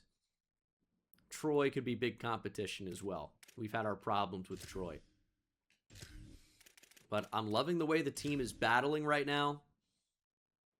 We're performing at a very respectable level. No more skill points is really unfortunate there. I needed a little bit more. But we'll jump into this game against Georgia Southern. Again, can't sleep on them. It says they're 60 overall. Let's do a little maroon out. They've never seen anything like this. What you gonna do when you see a full maroon crowd, maroon Warhawk team? I'm not speaking well at the moment, but we're gonna get after it. I think last time we wore this, I want to say we got crushed, but this is a new year. Okay, defense needs help. That's never a good first message to get. It's maybe the worst. Maybe the worst. Let's see what the Georgia Southern offense looks like. A lot of birds in this conference, by the way, I'm noticing. You get the Warhawks, you get the Golden Eagles, you have, I think, the regular Eagles. There are probably more. GG, thanks so much for the 5 gifted. I appreciate you very much. I'm going to run the ball. It's good defense, though. See, the thing is, it looks like we have an extreme advantage here. We're 4-1, they're 1-4. They're similarly rated teams who are both undefeated in conference play in a really small sample. So it's not going to be a pushover type of game. And we switch off there, but it's a good tackle. Zachary Polk credited with the sack. Defense clutched up. Let's block this. Why does it move me towards the kicker? Dive across. Odysseus, thanks for the prime sub.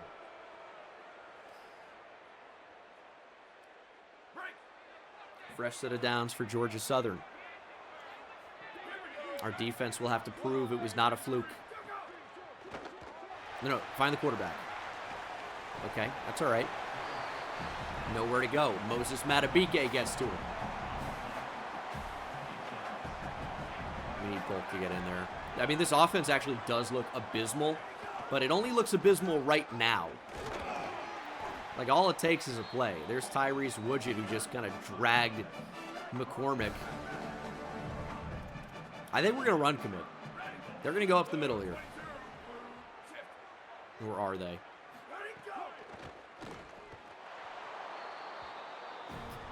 There was some trickery there. Well, it should be 3-0. Instead, it's 7-0. How do we respond? 3rd and 8. That's a good ball from LeBourne. There's Gavin Howard. Nice move by Howard in the open field. I like that. That was a great pass. It was a great play. Good layered touch throw over the middle of the field.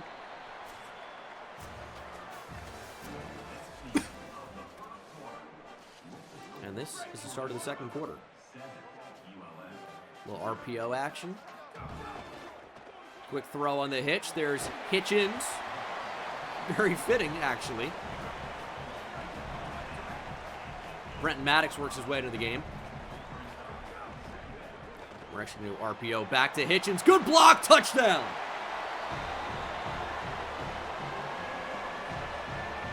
Yeah, Gavin Howard really has not scored many touchdowns this year, but we have a running game this year. So we've really been... like, the interesting thing about this series so far, obviously there's still a good amount of quarterback running, but I feel like the offense has looked so different in year 1, 2, and 3. We just allowed like an instant touchdown. They had 3 plays. It's 14-7 Georgia Southern. And here's 3rd and 7. It's a tough down and distance. And running, just maybe not the right move there. There is an injury. We're going to keep the offense on the field. Like, sometimes you just got to let it fly. Just too afraid to make a mistake to where you make a mistake by not pushing the ball down the field. We're going to run the ball here. It's a good run. J.R. Westbrook takes us at the 2-minute timeout. 4-1 is a good record, better than the previous years. Here's the problem with that, is I actually wish that were true. We went 6-0 to start last year. And there's not a whole lot more I want to say about last year.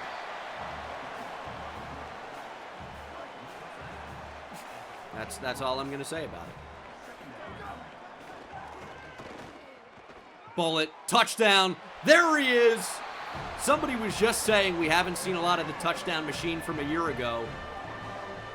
Same drive, Gavin Howard touchdown. You know, it is about time.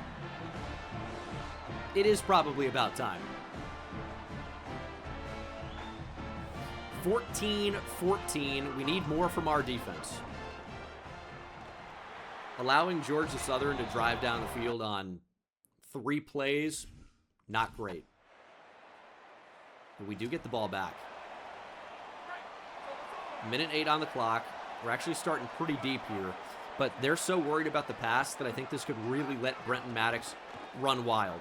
No! Such an amazing opportunity there. And Maddox just cannot squeak through.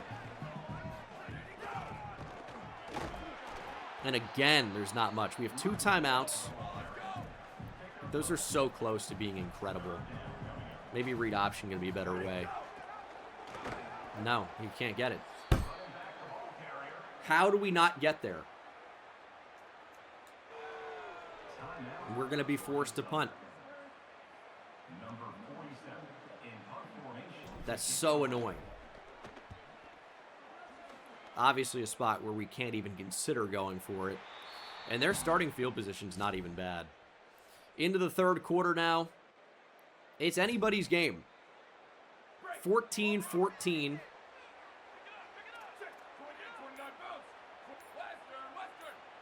I don't know if we're going to have a false start. How do we lose all the play clock?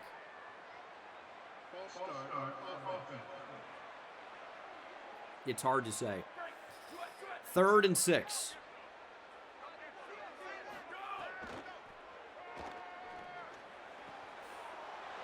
And LeBourne misses the mark.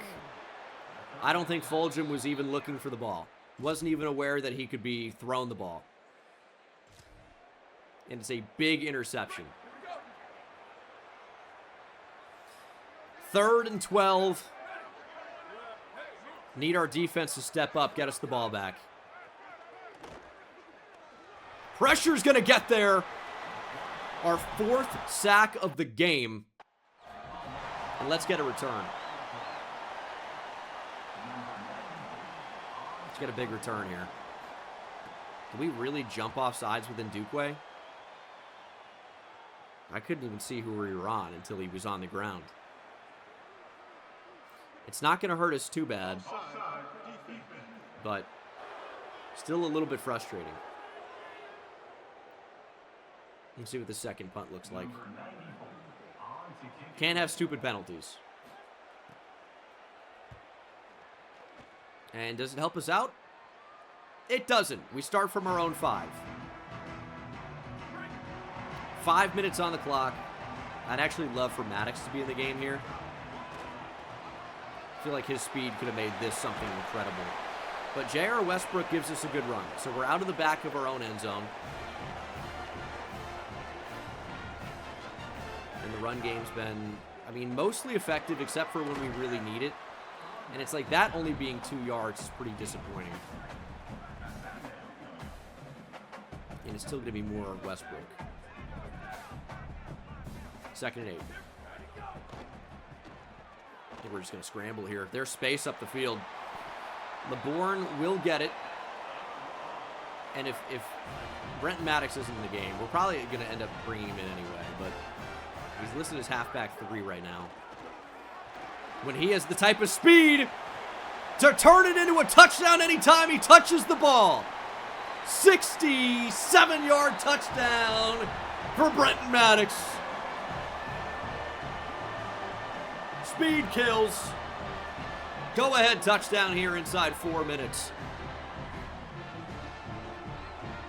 What a run for Brenton Maddox. Speed kills. I mean, look at the cut, and then nobody on Georgia Southern had a prayer of chasing him down. I mean, by the time he scores, he's probably got 10 yards between him and the next guy, just about. What a run. And now we just need our defense to come up clutch. And you know what? I think they're playing pretty locked in right now. Last drive was awesome. Had a number of moments, really. And that is, I mean, maybe a throwaway? The freshman Kurt Santucci has struggled today, but does have his team within range of tying it, so. Oh, that's going to be really bad. And you're seeing the lack of speed really showing up there. That's awful. And there's just nothing we could have done about that. Yeah, we need a big hit fumble here. How nice would that be? Big hit fumble to win us another game. That'd be incredible. They're going to run the ball here. Hulk's not going to get there. Nobody's going to get there. There's a guy on the ground that's disrupting what angle we can take to the ball.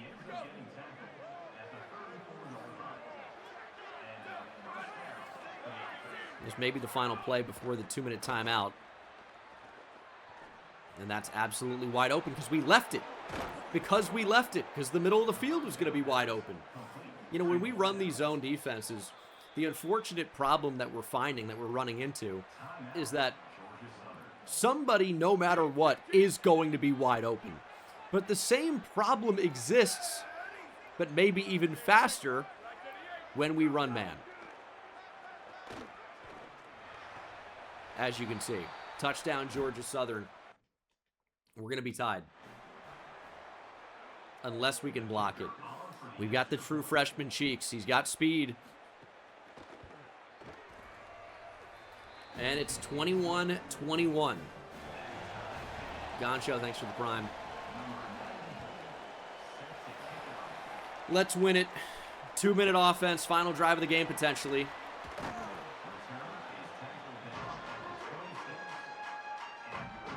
And we just showed that all it takes is one touch. That's all it takes. One touch. And we can be gone. There goes J.R. Westbrook. It's a good gain. And we only need 3. And we know Abram Murray can basically hit a kick from anywhere on the field. There's Brenton Maddox. And the thing you have to worry about with him, unfortunately, is he is somebody that will fumble the ball. He's got like 66 carrying. It's really, really bad. There's Hitchens with a nice catch. Power after to make it an 8-yard gain. 2nd and 2, just over a minute. And they read the quarterback the entire way. I thought he was screaming in at the running back. Thought we were going to pull it, do the old okey doke, and be gone. And it's just not what happened. 3rd and 6. This is a pivotal play in the game. On the move. We're going to have to throw it. Please catch it. Hitchens makes the catch. It's a game-saving catch by Hitchens. Oh, my goodness. And Keontae LeBourne took a shot. He delivered it where it needed to be. Gave him a chance, and Georgia Southern's called their final timeout. They don't know what to do. We've got all 3. Would like to line it up. Just don't fumble. I mean, you get worried every time he takes a hit. And I don't even think we should snap the ball again. So, we're going to let this bleed all the way down. We're going to call a timeout. We're going to kick the game-winning field goal. That's the only thing we can do. Ultra Color, thanks for the tier 1 for 6 in advance. Big Baller Brent, thanks for the prime. And we're going to rip this time out. 21-21. Field goal to stay undefeated in conference play. Abram Murray's kick is right down the middle.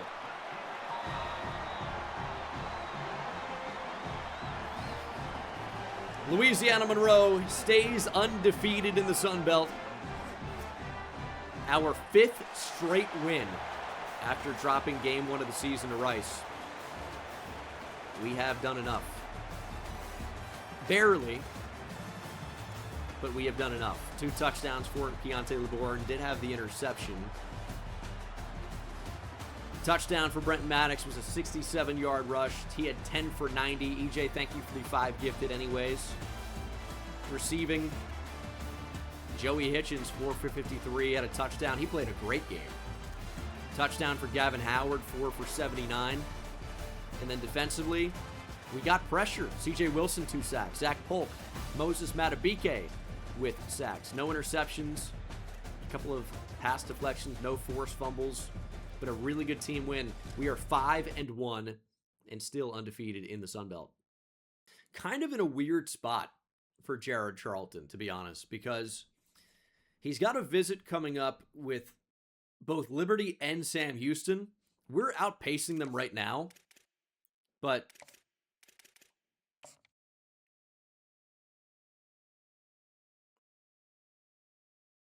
let's give him 5 extra NIL as a little bit of a sweetener.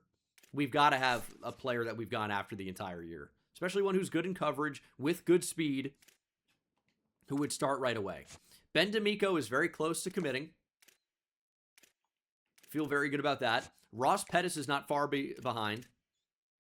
Hawaii is kind of fading a little bit. We have a better pipeline advantage as well. Probably actually going to take 10 points off him.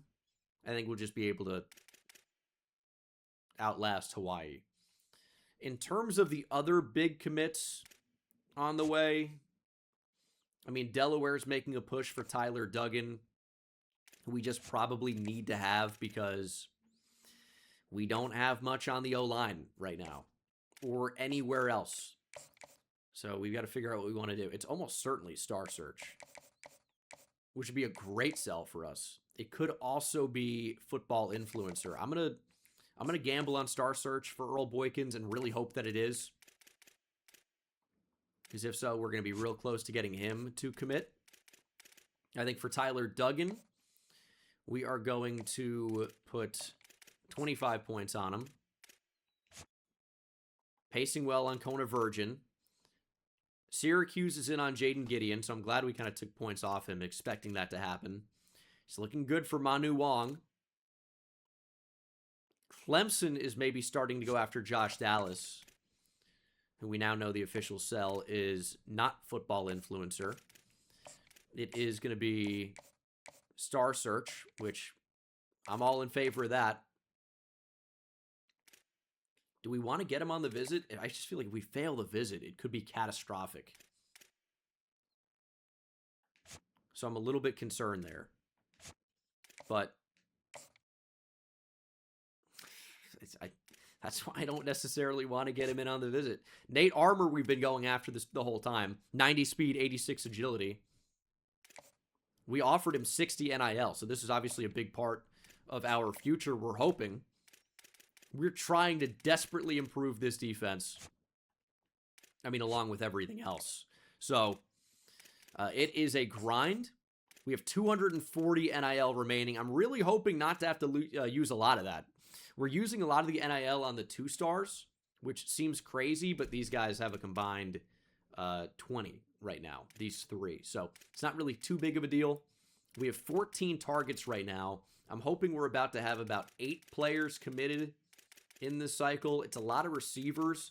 Like, there's still other players to go after, but we're pretty much locking up linebacker, bringing in another talented corner, bringing in hopefully another talented receiver, a tackle, a really talented D-tackle, and linebacker, and safety, hopefully. So we're going after a bunch of different things. I really love how we're performing right now, though, is the big thing. We are 3-0 in the Sun Belt. And the rest of our schedule here, as we're in Week 8, is Louisiana Tech, ranked Kansas State. Why are we playing Kansas State? We're about to get dog-walked in that game. Arkansas State, big rivalry game against Louisiana Lafayette. Obviously a rivalry against Arkansas State as well. And then South Alabama, who it seems like we own, and Troy, which could honestly go either way. So let's jump in against Louisiana Tech and hopefully stay hot. Is Louisiana Tech the best team we've played overall-wise the entire year?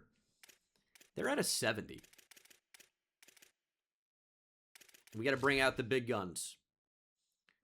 P40, Warhawk alternates. It's going to be a gray out in the crowd. Let's get it. We haven't lost a game since week 1. The Stephen Tolick reference randomly in the chat is unbelievable. Lions linebacker who tore his ACL celebrating, Zach. What could he possibly have to do? And that was at least 10 years ago, by the way. What could his relevance be in 2026? There's no way to know. Mitch, thanks for the prime. Okay, game of the year for us so far. Game of the year. TuneView, thanks for the sub. Big Mitch, again, thank you very much. Defense needs help. We just allowed a 61-yard rush. We're cooked. This game might be over already.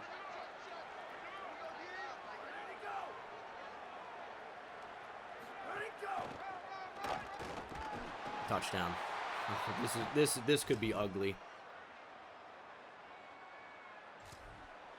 3rd and 10 though, down 7-0. Offense didn't do anything. Tried to creep up and potentially blitz here. Oh, nice throw. Idiot. Let's jump in here. They're going to try a field goal on 4th and 10. I don't even think we need to worry about trying to block this. Kick is good. We're going to be down 10-0. Let's get a drive here, try to get back in this. I think we're going to try and get Brenton Maddox in the game early. In fact, we're going to get him the ball right now. Oh, Maddox, I thought there was a crease. Definitely an opportunity to house one of these kicks eventually. I'm sure of it. I will say Westbrook's starting the game hot. Kind of funneled that way. That was not good. 2nd and 9, but Maddox in the game. He's just a difference maker. Fulgham's really not even touched the ball this year. Get down! If we had an extra second, that post is wide open. Thankfully, not a pick.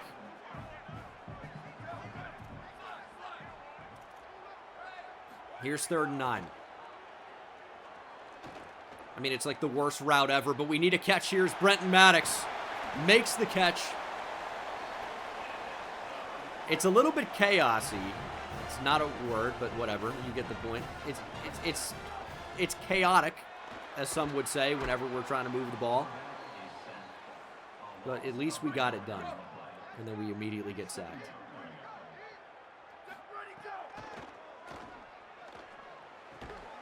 We needed that to get caught. Sets up 3rd and 10.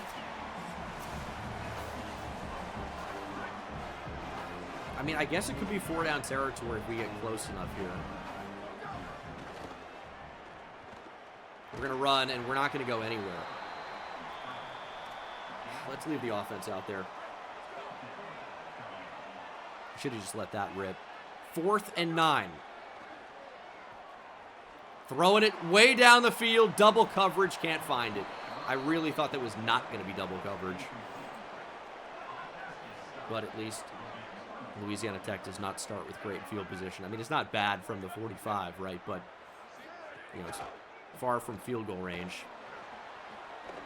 Please hit stick. Please fumble. There's an injury timeout. We can't afford it. Cannot afford an injury.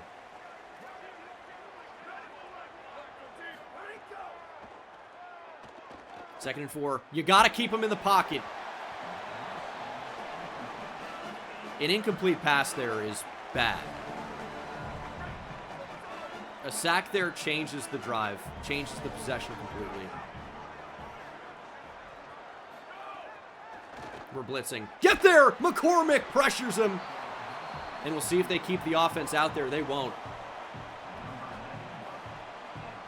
See if they fake it, though. They also won't. Okay. Let's have a better drive this time around. Starting from our own 13. Their defense is really the best defense we played the entire season. And I think you're kind of seeing that. First run of the game for Brenton Maddox is a good one. So maybe that's going to be the way to beat this team. I mean, it may not end up being one thing, right? But if we can establish the run, we might be able to move the ball consistently. It doesn't necessarily just have to be Brenton Maddox. It could be J.R. Westbrook as well. And these cuts are so slow. He's got 94 change of direction. And if we don't convert this 3rd and inches, we're in really big trouble. But there's Brenton Maddox. He does do it for us. And maybe now's the time to hit him off play action. I just don't really have a lot of confidence in throwing the ball down the field for a lot of reasons. We're on the move. We're going to try to set our feet and throw, and that is a really nice catch by Hitchens. I didn't really expect the linebacker to get all the way back in there. Obviously, that throw is way late. We're just trying to get into a good position to throw. We don't really have a lot of run after catch ability on this team.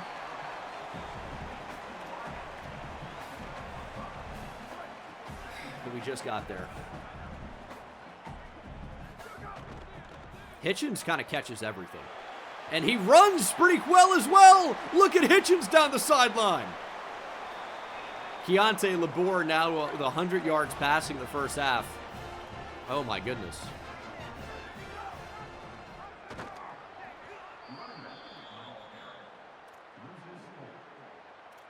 Yeah, that sucked.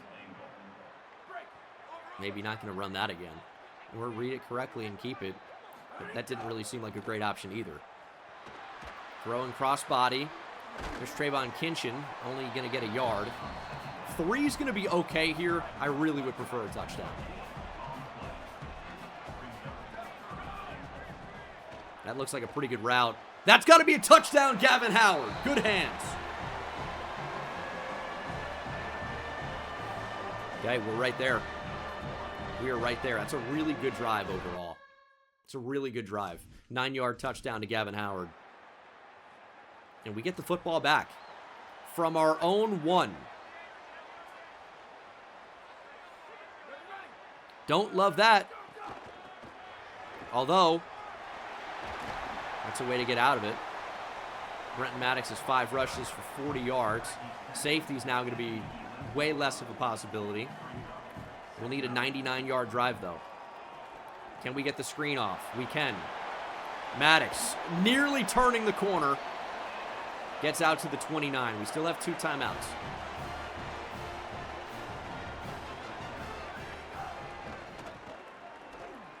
That's a beautiful throw.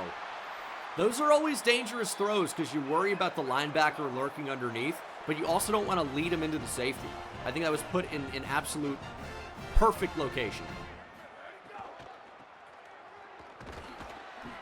It's not a bad tackle, man. It turns into a 4-yard gain.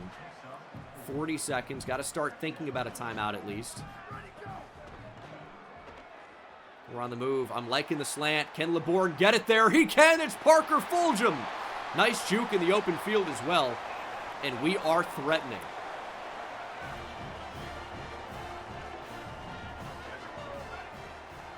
"30 seconds. LeBourne again on the move. Gonna throw it away. 23 seconds. Was trying to playmaker somebody up the field.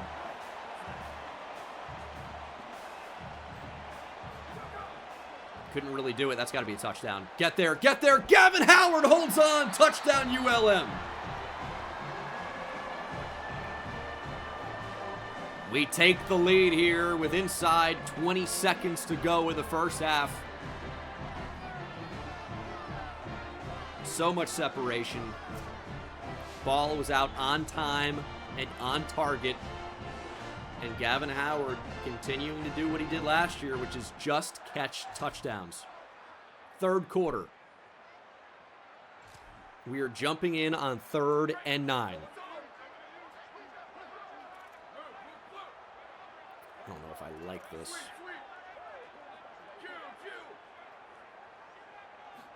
Who wants to get open? All right, looks like it's actually going to be Hitchens who's getting open. Kind of leaked out late. Me at the urinal. Unlucky, really. Dude, you're ever at the urinal and you pee, everything goes fine, and then you go to wash your hands and the sink kind of sprays on you so it looked like you peed all over yourself? That's never happened to me, but man, would hate for somebody's life to be like that. Anyway, let's lock in. We got a game to win. Focus up. You guys are getting off track. Here's 2nd and 10. Maddox up the middle. Maddox with speed. Nobody will touch him. Another Warhawk touchdown. Things looked bleak to start, but the defense has stepped up and the offense has answered as well. 21-10 ULM. And we're back on offense. We're getting them to punt the ball. And we're taking advantage when our offense is on the field. That's 3 quarters done here in Monroe. We are 1 quarter away from a rivalry win and staying undefeated in the Sun Belt. I think we trust the run game. It's been good. Blocks were just good enough. Maddox is there. He is a little bit banged up, though. We're going to bring J.R. Westbrook back in. LeBourne keeper. That's fine. It's time to chew the clock. Because, okay, they could totally end up scoring a touchdown next time they touch the ball. But if we just don't give them enough time to mathematically come back in this one, you know, they're down by 2 possessions. So we just got to keep that clock moving. Only snap the ball at the last second. All right, here we go. Get ready, Keontae. 3rd and 6. Good block. Westbrook, first down. And that's going to go a long way with winning this game. A long way. Because we're going to take this inside 4 minutes. And we got him. Free play. Not that it matters a ton, but we got him to jump. I didn't even know that was possible. Just felt like trying a hard count. And it works. 1st and 5. Now, unfortunately, that does stop the clock. But it makes it easier for us to continue running the clock by getting a first down. And there's an injury timeout. Yeah, I'm sure there was. That should count as a ULM timeout in the 4th quarter. Inside 5 minutes.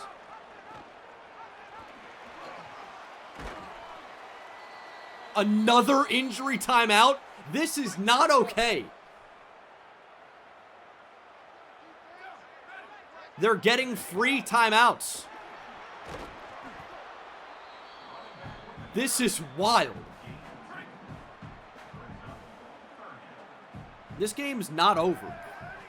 These matter. Investigate Louisiana Tech.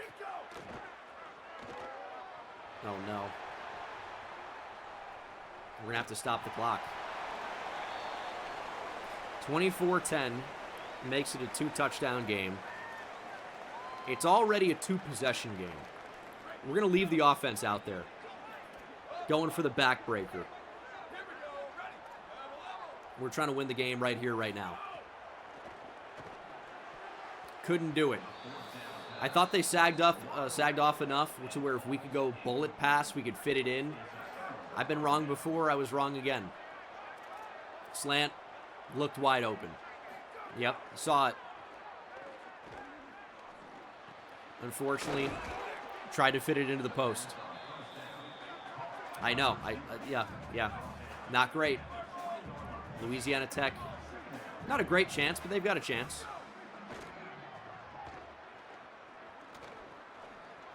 Is that not over the line? Azura, thanks for the prime. Cammy, thanks for the prime. Or tier 1. Dude, how is that not over the line? Astro, thank you very much.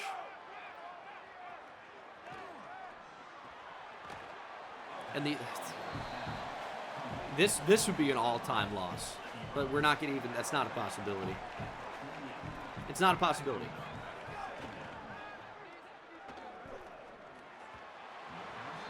It's not. Sometimes you're going to try to hit something else and you're going to miss the better throw. It happens. Sometimes, often. But they've got a lot of work to do, not a ton of time to do it. Just got to keep them in front. I don't care if they want to complete these passes, as long as the clock keeps moving. I don't think so. No way! Linebacker not capable of jumping? Thankfully dropped. Blazy with the tier. Well, we're right there, though. Like, how is that not a pick? That was baited. It's beautiful coverage. Maybe the linebacker actually got a hand on it, impacted the catch. I don't know. That was incredible coverage. What's the worst loss in channel history? It's honestly tough to say. I think depending on who you ask, you might get a wildly different answer. The Purdue loss to Michigan in that rebuild was brutal. The Hail Mary at the end of Giants franchise against the Commanders was horrendous. And I've been at multiple Hail Marys. It actually happens to me a lot. It's honestly tough to say. That's got to be a pick. Moats with the pick.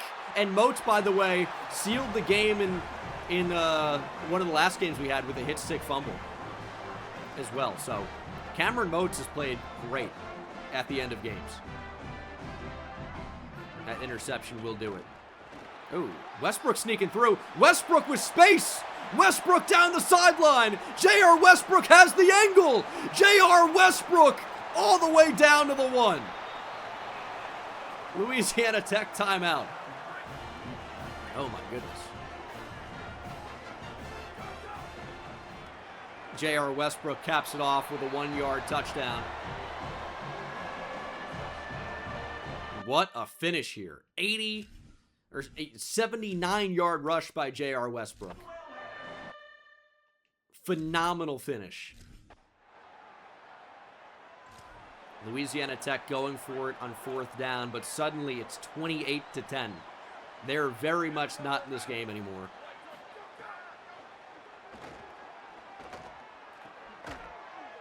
Just hit him for fun. His tight end is a beast. But we had Westbrook on the roster. He was just the highest overall back once we had the exodus either in the portal or with players graduating. And we were really thinking that Brent Maddox would be the star. And he has been. He has been. But, unfortunately, Maddox is not necessarily good enough to get the ball every play. I like rocking multiple running backs anyway, but it's a 17th series win for ULM over Louisiana Tech. Keontae LeBourne is your player of the game. 246 yards and 2 touchdowns.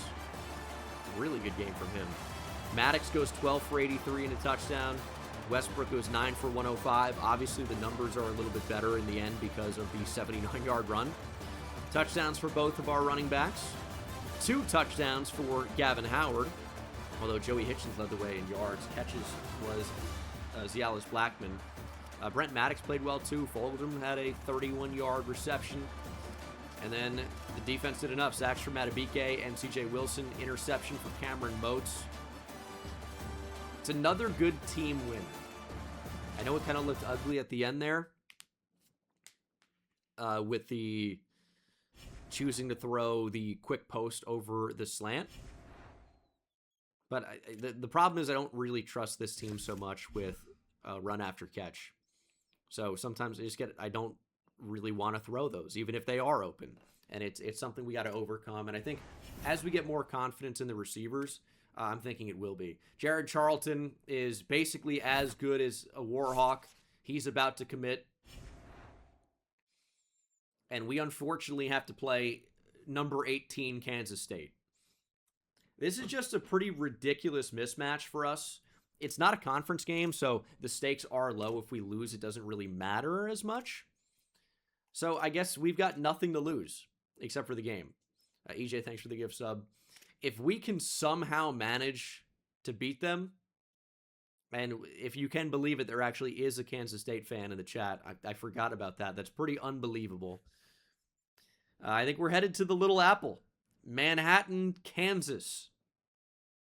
Eventually, we're going to send a player to Manhattan, maybe Keontae LeBourne for the Heisman ceremony. We'll see. But 6-1 overall, 4-0 in conference play. We are about to get some commits. I mean, Ross Pettis is basically at the finish line. Charlton is at the finish line. I just can't imagine that Sam Houston will get back in this. Now, they do have a Week 10. It's maybe a little bit scary with the Week 9 for Liberty because they're actually capable of winning. I guess it exists a possibility where they could jump us. Ben D'Amico's about to commit. We take the lead for Robert Ojabo. Unfortunately, Earl Boykins does not have the sell we were looking for. And our other sell possibilities are just not as good, which is Football Influencer. But is B-, D-, F good enough? I don't think it is. Before we hop in, if you want the update on the NIL incentives, of course, sign at least one 3-star recruit or better this season. We're going to do that, I'm pretty sure. Win 25% of your home games. We haven't lost at home yet. We only lost on the road to Rice. And beat the Raging Cajuns by 3+ points. Kansas State could be a problem. They could be a challenge. We did get Brenton Maddox carrying up to a 68, I want to say. So it isn't good, but it is slightly higher. So slightly better chance of not fumbling. And Kansas State, they perform well in sim. They have a 79 overall team, though. So maybe actually in the game, we might have a chance of going toe-to-toe. I mean, maybe toe-to-toe is not the right thing to say, but we've got a chance to potentially keep it competitive. I don't know if that's going to happen. I feel like it's going to be really, really hard to stop them, but we've got a chance to do just that to start this game. 4th and inches from the 45. Kind of gotta assume run here. And it's going to be, and it's a ton of space. We brought the safety up, which meant that's wide open. It's a touchdown, Kansas State. Just got to have more linebackers out there. I mean, there's a chance we just... Oh, it's 21-0. The game's over. The game is over.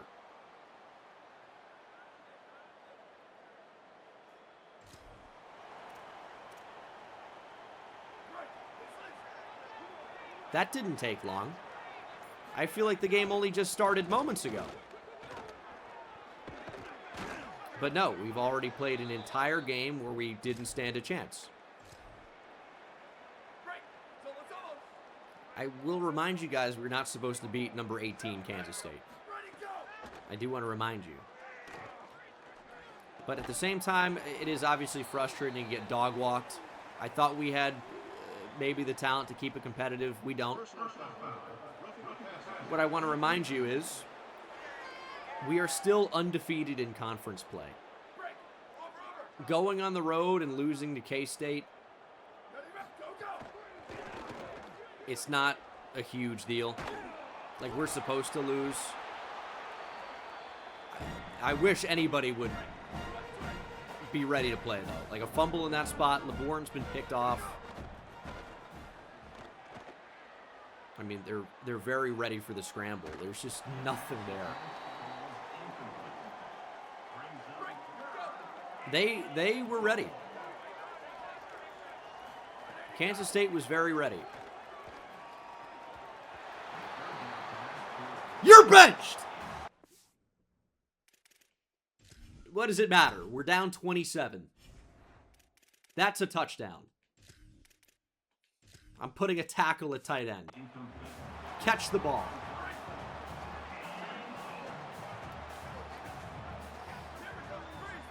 Fourth and goal.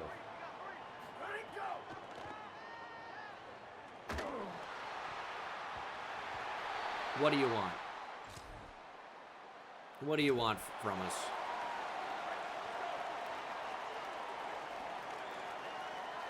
Let me get a Botto look. Jeez. This is a relentless Kansas State team. They're absolutely relentless.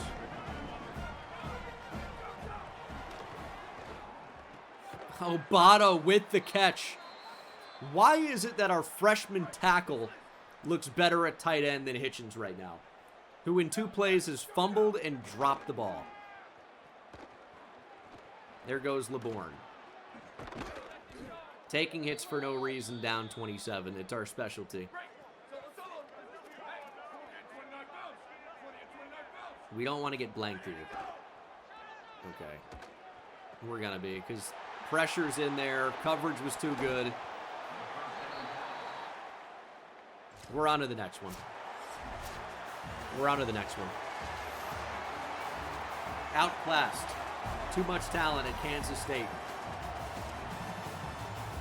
27-0. Their quarterback threw for 70 yards.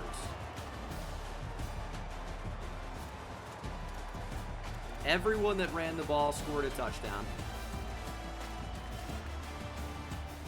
Their leading receiver had 15 yards. Or, okay, 21 yards. How was it so bad? Yeah, their defense screamed at us. Truth Holmes? Really? Yeah, I mean, you ain't lying. It's a non-conference game. The season is not going to collapse because we played Kansas State and lost. Jared Charlton with the verbal commit. Joining him is Ben D'Amico. We are excited about 2-star linebackers. That's what it's become. That's what we're dealing with. We play Arkansas State. It's a rivalry game. On the road. Do we have a chance? We'll see. Ross Pettis is close to committing. I don't know if we should keep the points on Jared Charlton here. I mean, some of them for sure, but maybe just the 20. He's got a week 13 to Utah State. I'm a little bit concerned. I mean, there is still time for him to flip. So maybe we'll leave the 20 on him. Fresno State is in the mix on Robert Ajabo, but have yet to offer. We definitely need to guarantee getting Earl Boykins. That's for sure. Need probably more hours on Ajabo. Coastal trying to get in the mix late on Tyler Duggan. And then we're looking pretty good on Kona Virgin. Auburn not really going after Manu Wong. They pulled their offer. Still looking good on Josh Dallas. I think we might be able to outpace West Virginia for Nate Armour. So recruiting, I would still say, is going fairly well. Fairly well. But we've got to stay undefeated. I think the whole point is obviously winning games, but it's really so evident when you see the improvements to NIL and hours and team prestige. Winning rivalry games, winning conference games, so important. Winning the conference championship, if we can do that, would be so important. Hello, gynecologist. Good to see you. Good to be seen. Arkansas State rocking the blackout.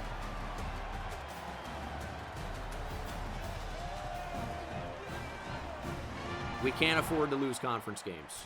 We got to put the Kansas State tragedy, which is what it was, got to put that behind us. Everyone's ice cold. Is this that tough of an environment?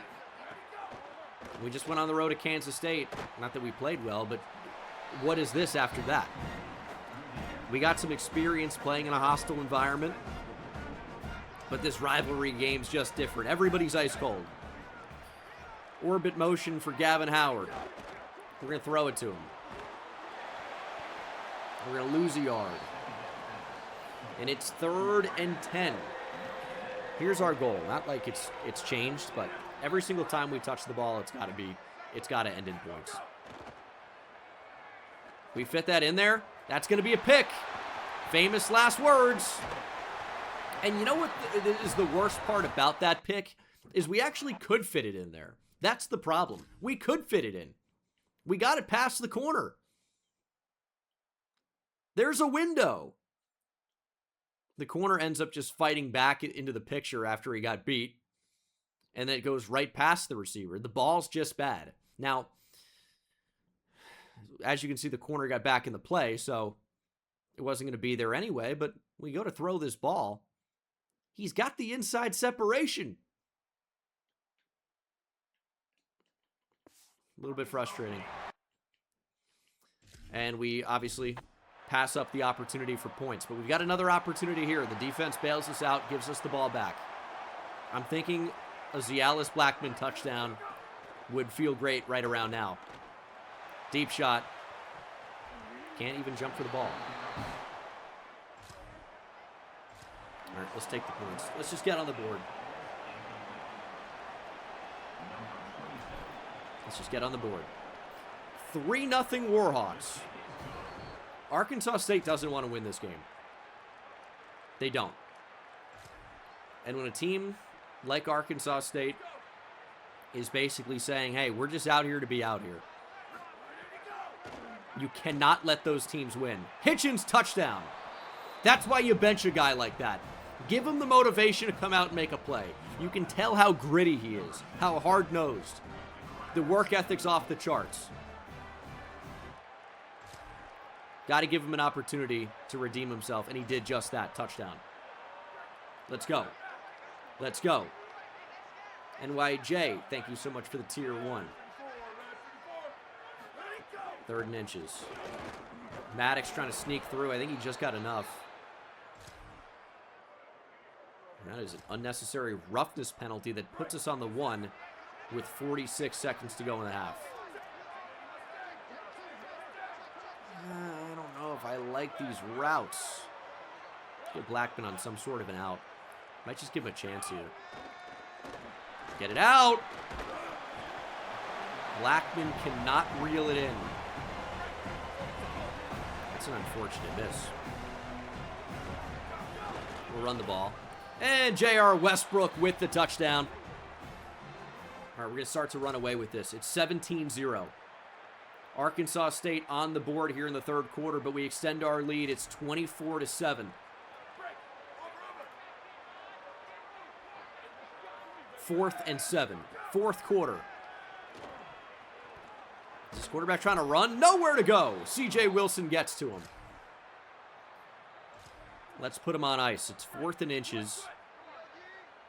How do you press? Left trigger now. Oh, it's read option. Oh, this could be a big play. Get up! Get up, Hall! No way Goldberg just gave us a jackhammer.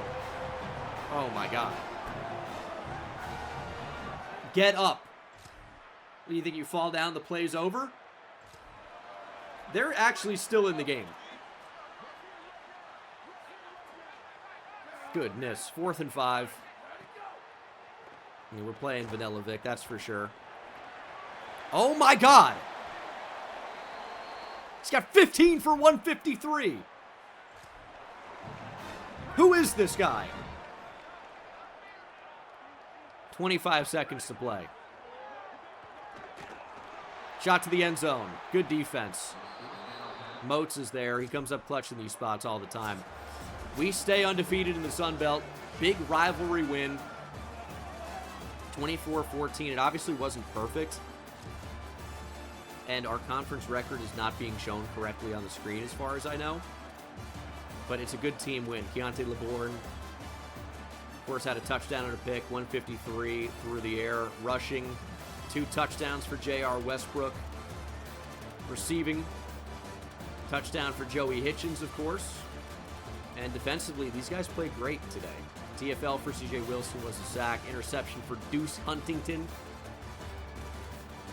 And let's stay hot. Let's keep rolling. We are up to C, championship contender. Which I guess is good because if we don't get it up, players are at risk of transferring because of that.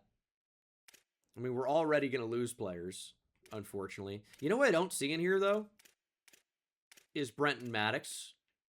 Love that. And this is really the game of the season for us. We are 5-0 in the Sun Belt. That's great. This is a rivalry game against the Ragin' Cajuns. We're 7-2. It's really been a great season so far. You look at conference standings, we're going to be in the title game. We are actually the only team in the Sun Belt not to drop a game so far in conference play. However, if you look at the athletic director expectations, as we have won our 7th game of the year, by the way, tying our previous high, with 4 games to go, potentially, we could blow our previous win total out of the water. Our goals, though, beat Louisiana by 3+ points. We're already going to win 25% of our home games. That's basically a given if we haven't achieved that already. But this is a big game on the schedule, if you can believe it. We've got to beat them. And I really hope we're going to be able to. I mean, LeBourne, I don't even want to know what type of money he's going to be asking for now that he's been upgraded a little bit. Accuracy's almost maxed out. His accuracy is actually quite good. Throw the run's an 87. I'd like to get a lot of this stuff into the 90 range, though. Not sure if that's going to be possible. Could save the points, could put it back into awareness, which I think matters a decent bit for Sim. I mean, we've had back-to-back years with Keontae LeBourne. I'd love to get him for a junior season. I think he's got the potential to end up getting drafted. But in order for that to happen, you got to play well in big games. And this is a big game. We are 7-2. We're obviously not going to end up getting votes to be ranked in the top 25. But we've got to win these games. We absolutely need to. So, let's run the all black. Is there a black helmet? I don't think so. Could run this with it, though. That looks pretty good. And you know what? We're going to black out the crowd. And you know what? It's Louisiana Monroe. I'm sure the students are blacking out anyway. Gotta beat the Raging Cajuns. Keep our conference undefeated season alive. Okay. Let's show them what we're made of. I will say, did the crowd not get the blackout memo?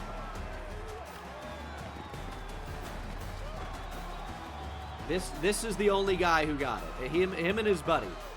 He's like, I've got a hoodie and you've got a raincoat. The rest are like yellow and maroon should work. We got to improve our communication here at the University of Louisiana Monroe. But more than anything, we've got to win. We've got to win. So, win by 3+. That's the goal. No mistakes. Let's figure out what their weakness is going to be. You want to try to beat them through the air? Can we run the ball? I will say, it looks like they're playing the run fairly well. They're rallying to the ball. It looks like they're tackling pretty well. Not sure how effective that's going to be. Oh, great blitz pickup. Got some open receivers, but they've got to worry about the receivers that they're covering when they're in man coverage. That gives Keontae LeBourne free reign to scramble for the first, and then Maddox, huge run up the middle. There it is. Brenton Maddox nearly finding open field. I thought we saw daylight. Couldn't get there.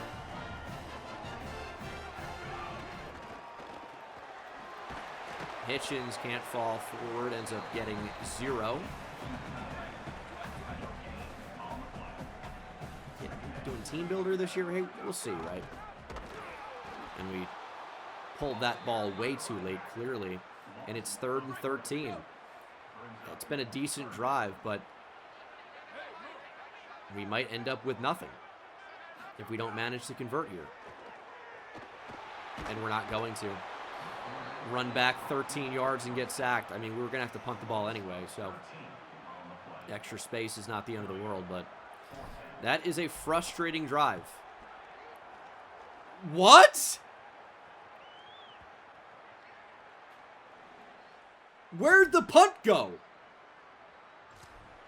Does aiming it mean nothing? Okay. I was actually really excited to see where the ball was going to go. I thought it was a great punt. You're not telling me the wind blew that 30 yards across the field. There's no way. How would you ever even throw the ball? Maybe you don't. Okay. We can't lose composure. Can't lose composure here. 3rd and 20. They're blitzing. It's going to be a mistake. Big catch, Cialis Blackman, first down. We're back. We are back. Good block on the outside. There goes Gavin Howard. Good move by Gavin Howard. Maybe those bubble screens should be in play more. Spolheim, thanks for the prime.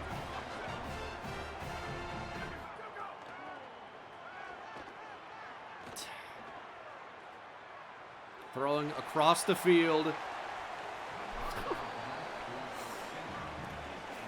Too busy running instead of throwing it to him when he's wide open, but he's still wide open.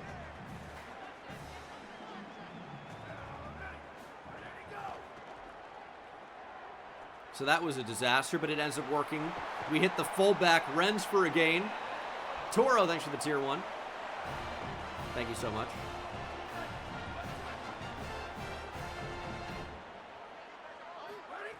Minute and a half to play. We're going to step up and run again. I see the crosser. I just don't know that we can get it there.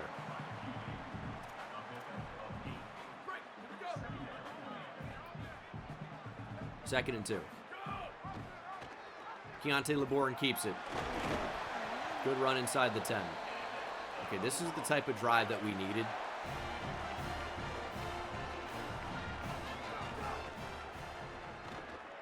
I mean, I wanted... Oh, you're going to drop the ball. Nobody wants to make a play. Nobody's all that interested. Second and goal from the 8. Are they ready for the screen? I don't know that our own running back was. Maddox never even got out there.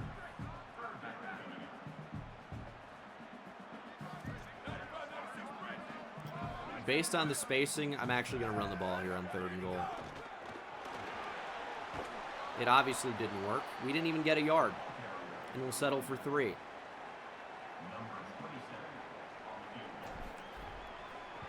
Okay, what a terrible end to the drive. Terrible end of the possession. And now our defense needs help. Man. Back against the wall here. Can we get the stop we need? We're going to see. I don't care if we win by 30 or 3, but we've got to win by at least 3. I mean, I'd love to see the team play better, but we're making some individual mistakes, and Hall with the pick. Broken tackle. Hall has space. Hall's got decent enough speed. Hall into the open field. Into Raging Cajun territory. It looked like the receiver never even saw the ball. Big interception by CB1 RJ Hall. Great return, and we got nothing off of it, by the way. And now we face 4th and 1 from the 29. Maddox has just enough for the first. We are not simulating well against the Raging Cajuns. Slee Stack Lightning, thanks for the prime. Dude, a Slee Stack reference? That's a crazy deep cut. LeBourne to run for it. That was actually an accident.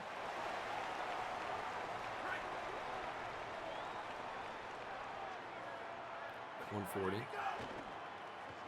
High point, tight end, Hitchens.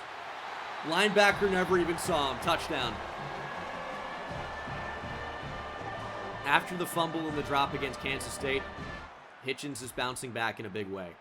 We've got 54 seconds to get back down the field.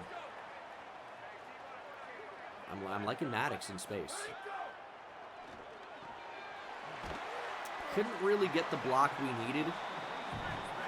I mean, I like the game, but it wasn't great. Bullet to Gavin Howard. He can't make the catch. Had high hopes there. I'm not going to say sorry for benching him when benching him was the entire catalyst to start playing better. We're sacked.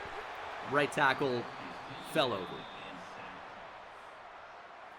This was a huge chance to make it like 17-0 or even 13-0 and get that guaranteed win by 3. All right, that punt worked. Whoa, whoa, whoa, whoa, whoa, whoa, whoa, whoa, whoa. No return, please. Yeah, I will say our right tackle is a freshman guard. So, like, that's not great. Rain's starting to come down here in Monroe. A little check down. Gavin Howard going to make us go for it here on 4th and short. I mean, certainly. I actually think we are going to be able to pass against this team. It's like a little late to come to that realization. But they've got nobody in the box. I don't know if I can actually get the correct adjustment I want without us jumping offside, or false starting, I should say, jumping early. But we did get it, and he jumped. Accidentally changed it to hitches, and I knew it was going to do that.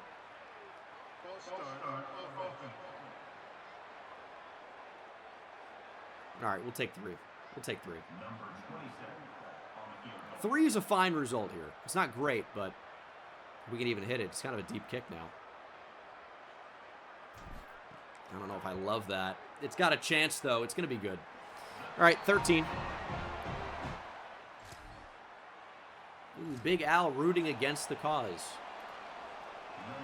Why, Big Al?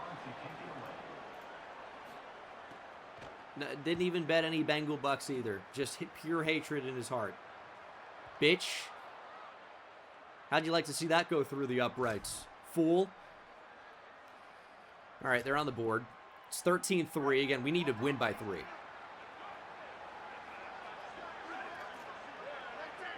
Interception here would be cool, but any way they don't get it would be preferred. And a sack works wonders. Let's go. 5 minutes to play, 3rd and 9. I mean, I would just think that this is not going to work well.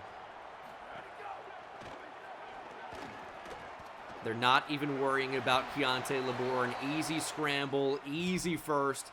A touchdown here, and this game is over. And I think the challenge of winning by 3 is over. Rich, thanks for the prime. Good blocking. Brenton Maddox, touchdown. That speed is just so great. Even when he's hurt, he can still outrun their defense. Hawk, yeah. Let's go.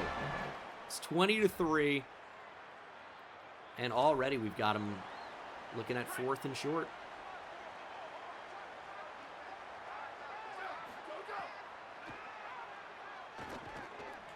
No way. No way, no how.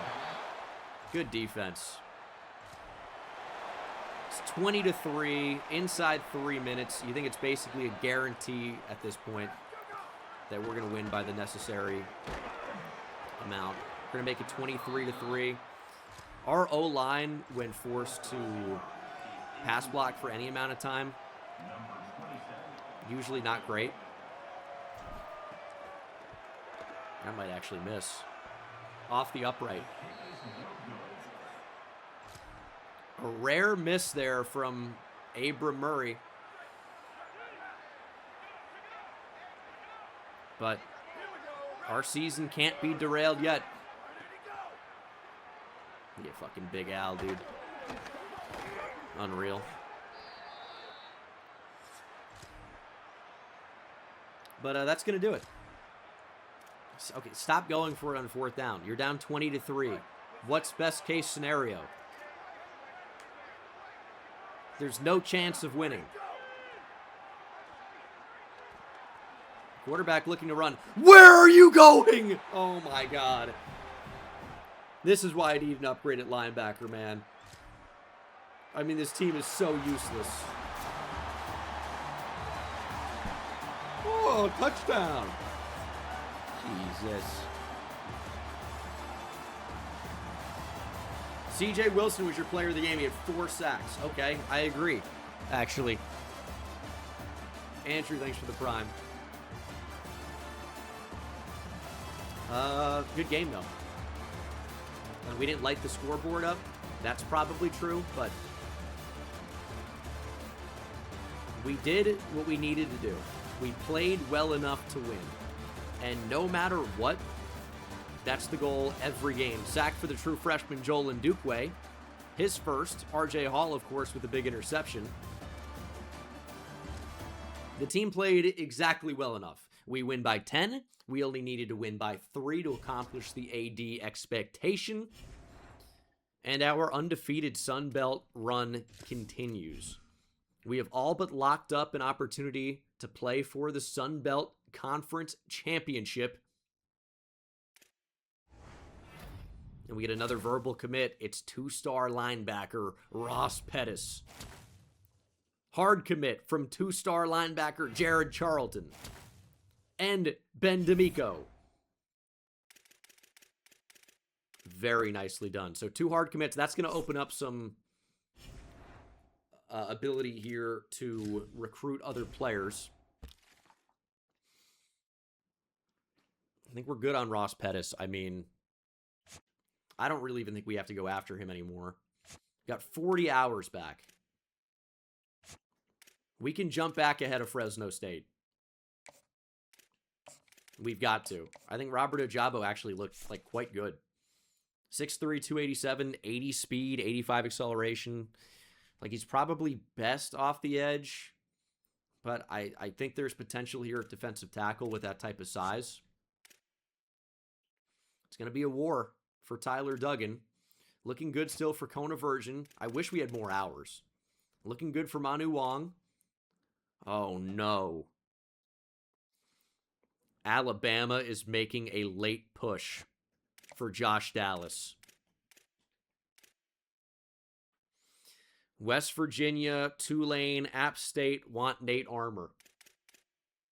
And some of you are probably rooting for Bama to catch us, because it's a lot of NIL to give to, you know, one player. We don't really have that right now. But it's the right decision. If anything, honestly, here's what we're going to do. I know this is tough, but we're going to take the hours off Robert Ojabo. We're going to take him off the board.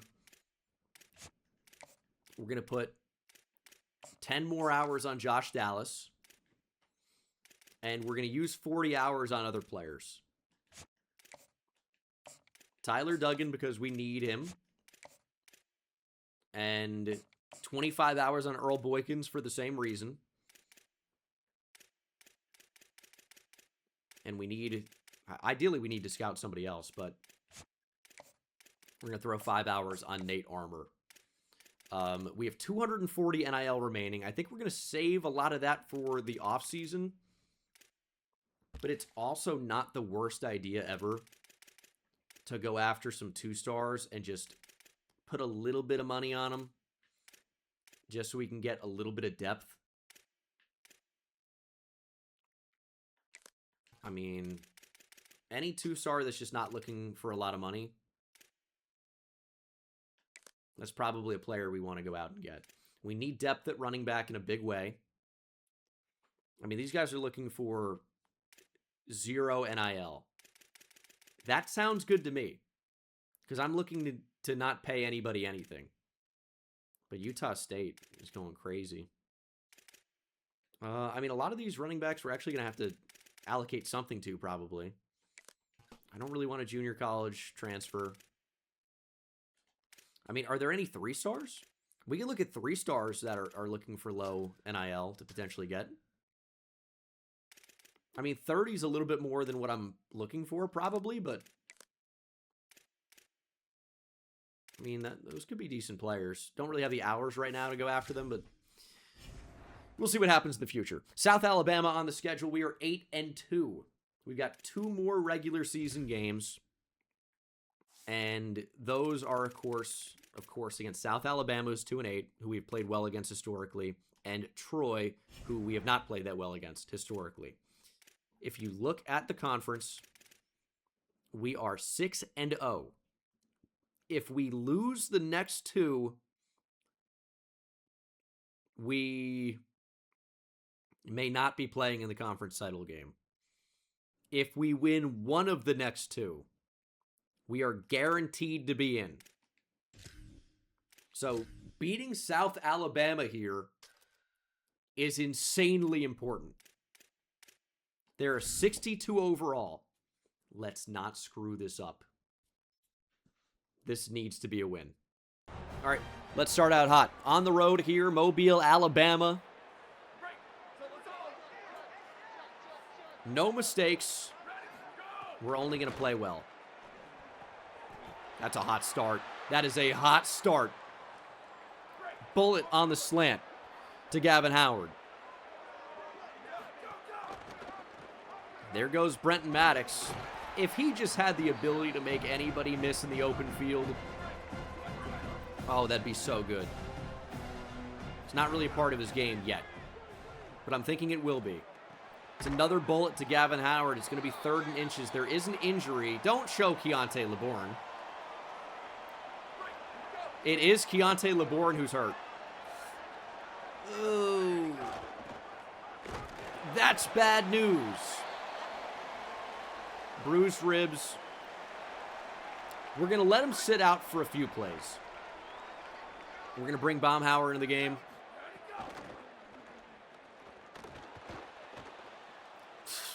Man. Thankfully, that falls incomplete. I just don't trust his arm nearly as much as I trust Keontae LeBourne, who's actually already back in the game. Might have ripped it. Bullet to Parker Fulgham. We've seen basically none of them this year. Just not really looking his way. Oh, okay. That's a fine result. Could have been a lot worse. 2nd and 10. I feel like these C routes work a lot better this year. Like previously it had to be just the corner. Don't step out of bounds. But I feel like those routes actually can get open now. I feel like previously they never could. 3rd and 10. Maddox is ice cold. We might look for him on the wheel, though. Can't get rid of the ball. We'll try a 57-yard field goal. This one's going to be tough to hit. But if anybody can hit it, it's Abram Murray. Do we have the leg? It's on the line, and it's in. Nice kick. Dude, I love a good field goal. Defense needs help, though. We're up 3-0. Again, don't need to win by a billion. Just need to win one of these next two. And I think we have a better chance against South Alabama than we do against Troy. Troy, for whatever reason, has just been a little bit tougher. Red read option, we're all over it. C.J. Wilson's played really well this year.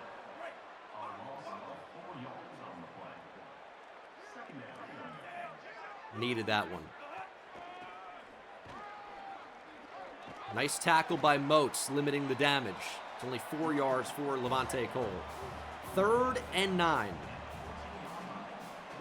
Got to get in the backfield. Okay, they're going to do a little bit of motion here, which is going to reveal that we're in man coverage. We're going to get out of man. We're going to drop back and run zone. We're going to rally. Great tackle. Cameron Moats all over it. South Alabama will tie it up. Lefty kicker. I'll tell you, there's just something about a lefty kicker. I think it's a wonderful aesthetic. Just like the way it looks. It's 3-3, though. Can't be worried about that right now. Ball on the 18. 1st and 10. No mistakes. Instant mistake. I mean, instant. I thought he was going to run to the freaking sideline. And he stopped right in the throwing lane. It's almost like that's good coverage. Damn!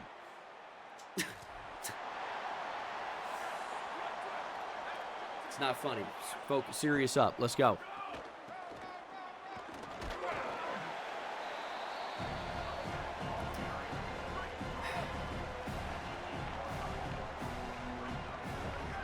It's okay. Still tied.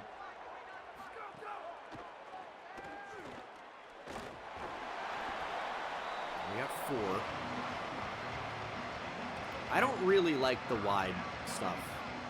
But that's the playbook of our offensive coordinator, so. All right, Parker Fulgham wide open. He's got room to run as well. Oh, my goodness. He's got plenty of room to run. Look at Parker Fulgham go. They're actually going to double up now. Like, he does not beat us. Oh, they're going to blitz. We're going to run. LeBourne out at the 43. Still all of our timeouts. 31 seconds on the clock.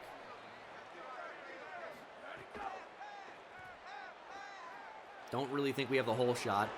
Good block. LeBourne staying in bounds and then is out at the 34. Clock is going to stop, though. Did get a foot out. 2nd and 1. Slant. Wide open. It's Gavin Howard. We're going to call our first timeout. Okay. 19 seconds. It's good timing. We're going to hit Zialis Blackman. We're going to call our second to last timeout. Just one remaining. You think the ball kind of needs to go to the end zone here. Whoa! All right, he got blasted. 3rd and inches. We can actually run the ball here. Hopefully they're not ready for it. Oh my God. Got to call our final timeout. There looked like there was space. We just couldn't get to it. I think we're one shot to the end zone. Ball's got to go to the end zone. And then 3 if it doesn't work. Fuck. That's halftime, 3-3. Dross, thanks for the prime sub. Man, I didn't like the crossers. Didn't like it. But you just can't do that there. You can't do that.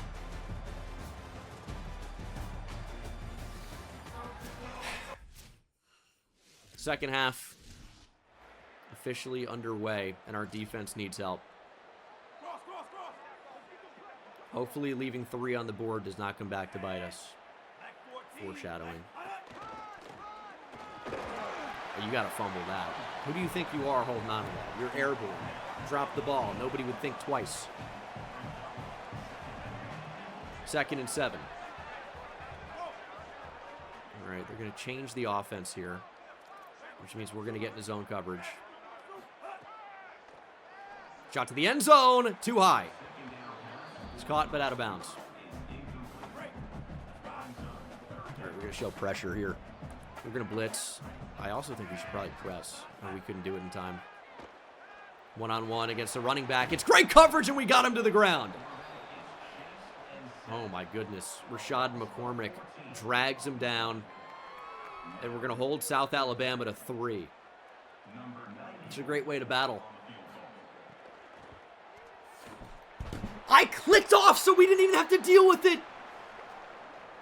Oh, my God.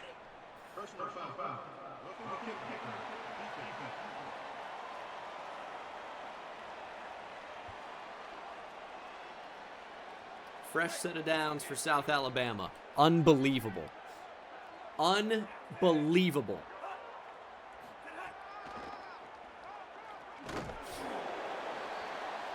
Put him in a coma. Or, I mean, a tackle's fine.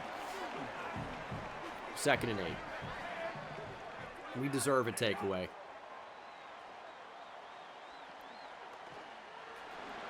Okay, I mean, hey, we're on it. We're on it right now. In fact, we're actually just going to go and contain here and have a spy. I don't like that. We're going to knock it down. It's picked off by Briggs. Ball don't lie. Briggs with the big pick. Oh, it's great coverage. The chat somehow knew the pick was coming. I'm in. Big moment. We punted it and we don't have the ball. Oh, my God. 3rd and 7. We're going to go pass commit. We're going to have Ndukwe play a spy here. Throwing down the side. Dude, switch me onto the right guy. What the hell? Why would I not want the guy in coverage? Oh, my God. And that's the end of the 3rd quarter.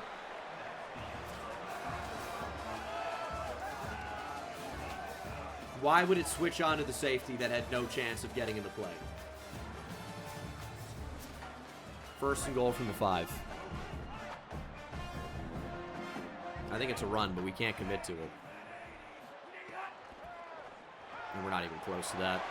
That's why getting, like, cross-man sucks. And we don't have the ball. Oh, my God. These 3-and-outs in sim are killing me. Slot receiver in motion.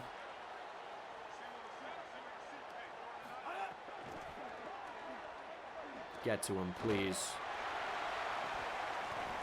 Incomplete, thankfully. Here's what we're going to do. We're going to return a punt here. We need a score. We need a score here. Get in the end zone. Okay, there's a touchback. Let's go. 5.5 minutes to play. Plenty of time. Let's tie it up. Good blocks. Nice change of direction there from Brenton Maddox as well. Okay, this is going to be a good drive. J.R. Westbrook checks into the game. And he's got nowhere to go. 2nd and 9. LeBourne feeling it a little bit. And yeah, I didn't really realize that. Dude, how does the mid-read there, like the hook zone, not follow the back? I thought for sure we'd have a free running lane.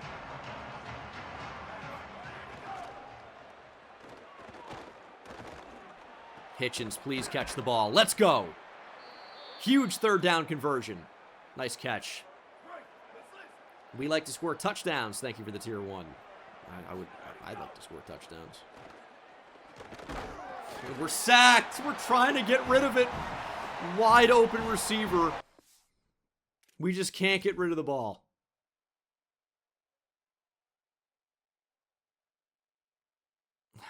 Tough.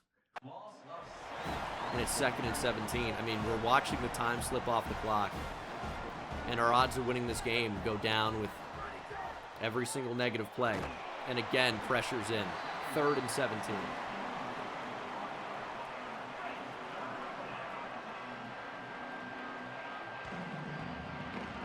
This is a huge play in the game. He's got to lob it up. It's going to fall incomplete. And we don't really have a choice but to punt in this spot. Don't really have a choice. It's a decent punt, though. You will take that. All right, ball starts on their own 9.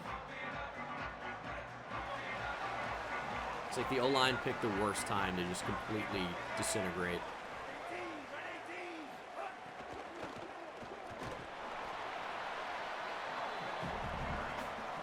Still 3 timeouts. Still going to stop the clock with the 2-minute timeout.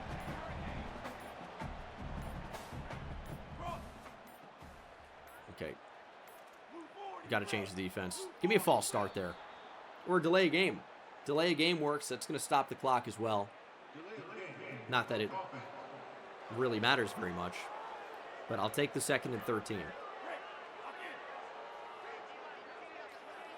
Just need to play defense.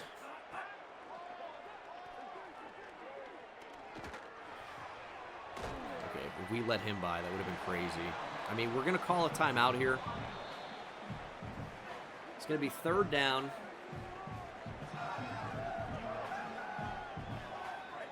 And it'll be interesting to see how heavily they try to pick this up.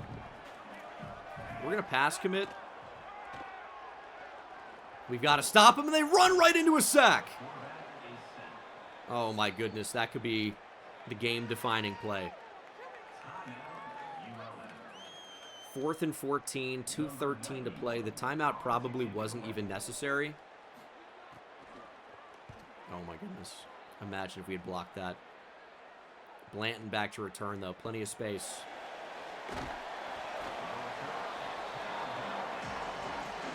I got to get out of gun wide. Get me out of gun wide. It's like some games, they just suggest the same thing over and over again. And it kills me.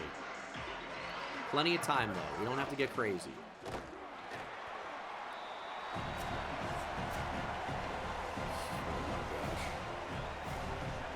Everything is gun wide. That's the strategy against South Alabama, is run one formation the entire game. We got to try to get Maddox in the game.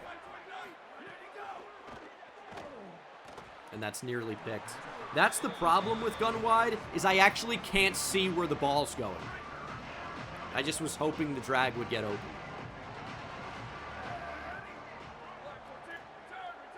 Third and 11. LeBourne is ice cold. Bullet. Howard can't bring it in.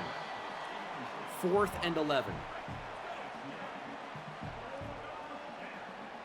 Game pretty much on the line. We gotta have it.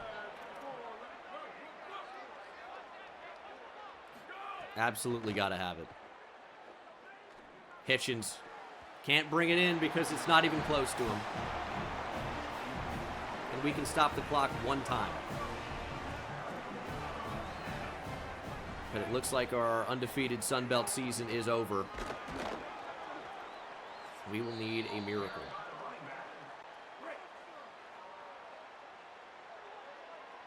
I mean, I still think this is a run. Big hit! Oh, you better put the ball on the ground. 3rd and 15. I mean, we might have a chance to get the ball back. I still think they're going to run it, because why wouldn't they? Quarterback keeps it. Big hit, no fumble. We need a block. We need a block. We're going to get the ball back with 20 seconds otherwise. Will it be enough? No timeouts, 23 seconds.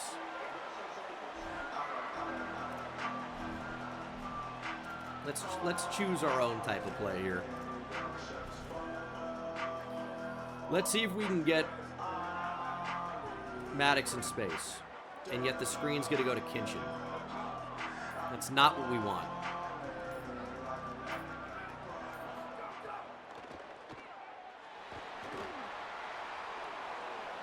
Not it to Maddox, though. Hey, maybe more gun wide. Hey, I like that idea. This is going to be really tough to do. Good Lord. I mean, best case scenario there was a play over the middle into a spike.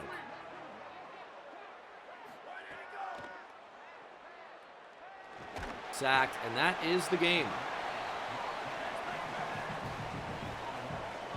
Don't even think we're going to be able to line up here.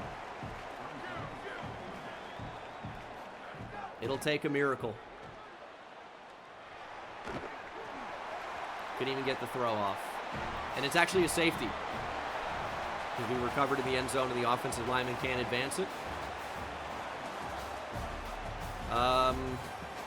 That's a frustrating one, man. Missed some opportunities. Came back to bite us. They actually call it 10-3. So it's not a safety. Yeah, I mean, we were banged up in this one for sure, but O-line wasn't there. Quarterback wasn't there, obviously. The defense played well. I mean, the defense played maybe their best game of the season, it felt like. We still lose. And now if we don't beat Troy, we could be in trouble. We could be in some serious trouble. Championship contender grade actually drops to a C-. At least we did get the 200 NIL by beating Louisiana by 3+ points. True, thanks for the prime. We got to beat Troy. We are 8-3. And I mean, we might actually just be in, because well, I guess we might need a Southern Miss loss if we lose. But we beat Southern Miss, so I think we would have the tiebreaker. I think we're just in. I think we're actually just in. But beating Troy would still be nice. But I think we are guaranteed to be in. Kansas is still going after Ross Pettis. Okay. Delaware has surpassed us for Tyler Duggan. Are we really going to have to give everything we have to get a 2-star right tackle? C minus C plus C, I think, is actually just good enough for a sell. I'd love to get Kona Virgin. Texas Tech is making a push now for Manu Wong. They've got better resources. They might be able to win that. I think we're about to get the verbal on Josh Dallas. We need to probably max out if we're going to get Nate Armour. We do have a pretty good sell here. And I say pretty good. It's not incredible, but it should be good enough. D, C plus, A plus is certainly good enough. And then we've got to get him. I mean, we're putting NIL on him. It's just got to be somebody we get. Dallas, Wong. I just wish there was something we could do here without offering the scholarship. We have 15 hours. We just can't give up on Duggan. But we also need Earl Boykins, and I worry that, you know, we may not be able to get him if we take our points off. But we'll see. Nobody's going after him just yet. I think that average is just good enough. And if we win this week, too, our championship contender might go back up to a C. And I mean, if we win the conference championship, we might be in pretty good position overall. So we're 8-3. If you look at the CFP top 25, where are the group of 5 teams? Memphis is 10-1. Okay, so UAB's 10-1. They're in the top 10. I might say that this system is dumb. I get that they're a one-loss team. Dude, Houston's 7-4 and is in.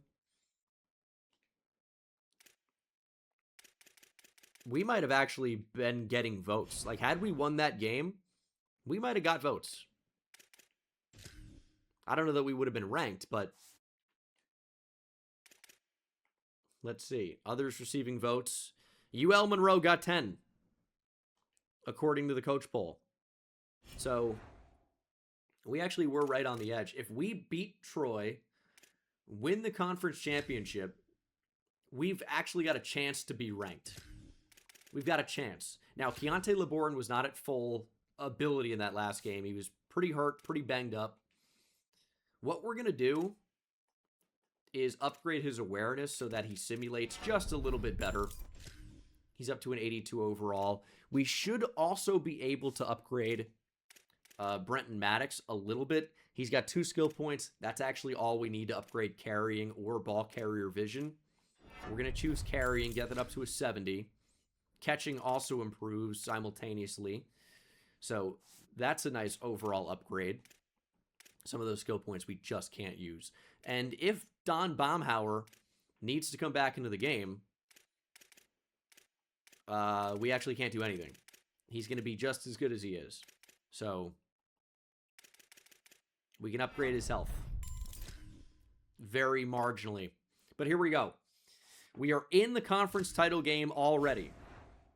But in order to keep our overall prestige up and potentially get ranked by season's end, ideally we win this game. Troy is a 62 overall. So this is one you'd really like to have. Troy's been a problem for us in the past, so I'm not just going to say this is going to be a win. These are some nice looking uniforms for a group of 5 school, given their colors as well. But let's see if we can get it done.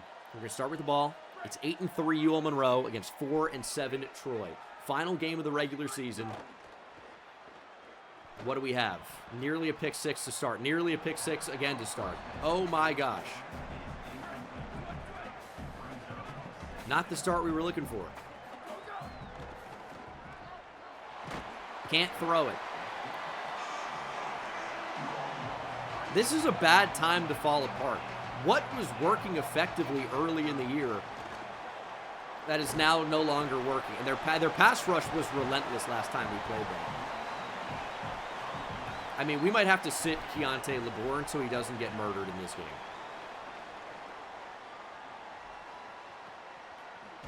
Big hit by the true freshman Cheeks. But they're already to the 20. J. Lars, thanks for the prime.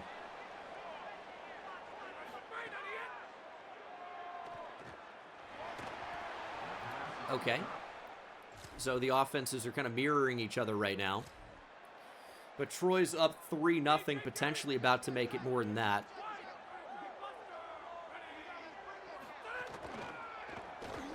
Big hit. Nice. Will they keep the offense on the field? They will. 4th and 3. Big play in the game. They're going to run. They're going to pitch it. What are you doing? Okay. Did he think the play was over? Derek, thanks for the tier 1. We're going to take over. Thank goodness I switched on to make that play. Dude. Why do we have so many defenders that don't realize there's a football game being played? Is it because they watched the offense and they couldn't really tell if that was the case? Okay, wrong read on read option. 3rd and 7. We've got to figure out how to make this offense tick again. And maybe it's stuff like this. There goes Keontae LeBourne. Gonna do my very best not to get him murdered this game. Well, I also would really like to win.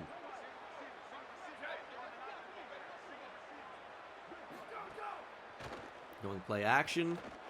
That's a great route. And it's a fumble. It's recovered, thankfully, by us. We just don't have the time to hit any of this.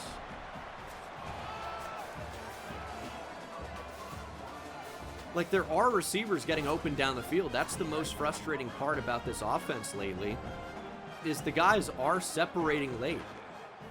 We just don't have the time to get them the football, and we barely did that time. LeBourne paid for it dearly, but found Hitchens. And the O-line is just getting brutalized.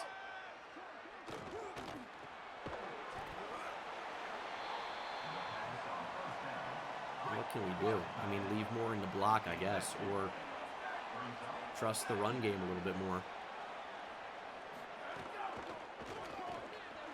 There's Brenton Maddox, another guy that we absolutely need to be healthy for the conference championship. So his health is going to be super important. Couldn't get the pitch off, and it's a fumble, and it's recovered by Troy. Felt like I pitched it way earlier. Oh, my God. Why do we crumble at the end of every year now? Let's make the tackle. We just crumble.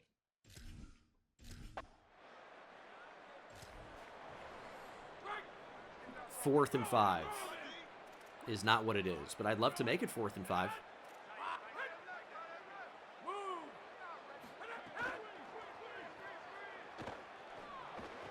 Can't get there, just don't have the speed. It might as well be a touchdown. Run default, Heisman. It's been a challenge, but we've mostly rose to the occasion here this season. We're having a great year. You know, we're about to play in a conference championship game for the first time.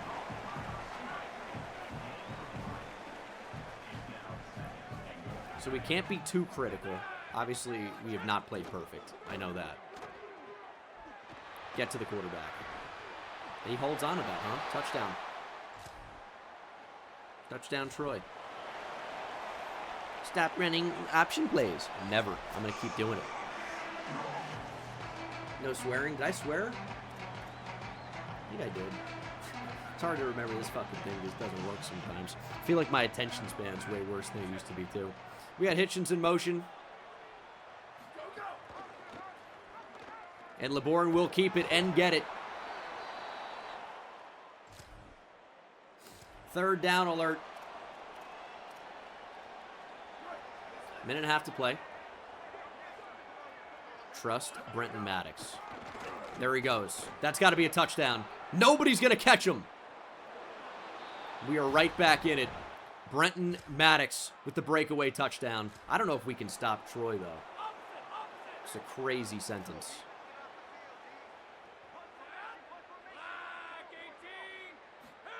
3rd and 6. Ooh, big drop. We'll take that for the crazy touchdown. And we got the football back. 3rd quarter. Actually only down by 6. Under pressure. On the move. Cross the field. That would have been insane. I don't know how that safety has so much range, but shout out to him. That was an incredible play.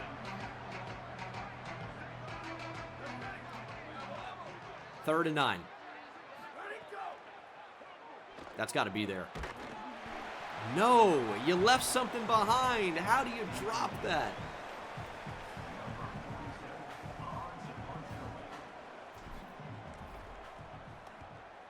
We'll have to punt.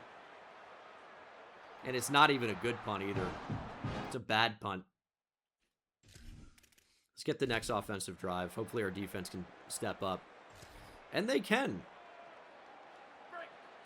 All right, let's take the lead here. Back to the options. There's the pitch. We just need to get Brenton Maddox in the open field. I mean, I can tell we're close to something big. We just have not been able to hit it just yet. Okay, this is an option. It's an RPO. Howard's going to be a decent idea. That's actually where the ball's going to go. Block for longer. Block for longer on the outside. I thought we had it. I thought we had a chance to get to the outside and have free reign down the sideline. Didn't happen. And it's 3rd and 6. They've been blitzing a lot. What's a great call against the blitz? How about a screen? I think he got there. Brenton Maddox 1st down. Barely.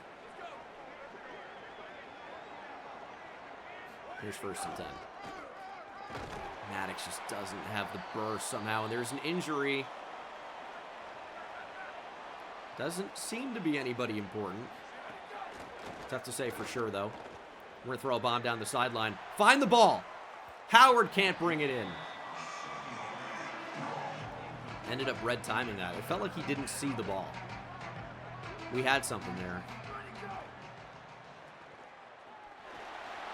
And that we don't want. I don't want to win the game. Clearly, don't want to win. It really just seems like they're not going to keep up with it, and then they keep up with it. And we have the ball on the inch line.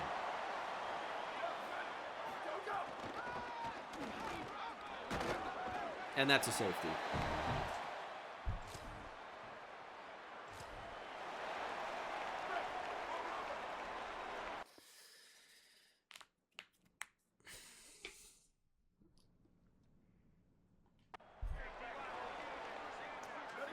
Locked in now. Locked in. All we are is down by a touchdown and a 2-point conversion.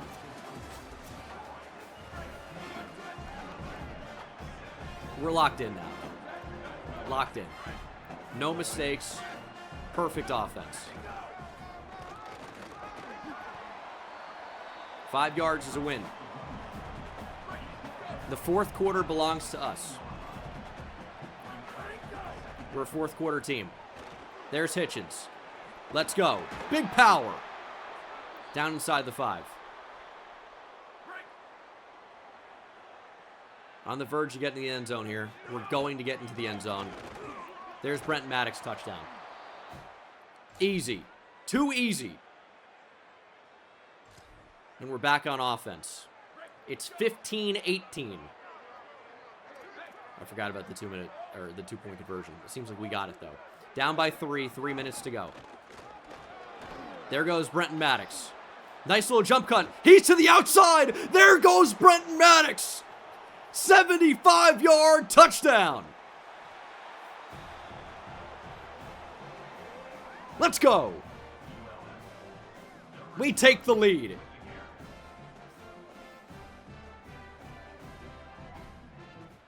Brenton freaking Maddox. But Troy takes the lead 25-22. We have 52 seconds to at least get 3. I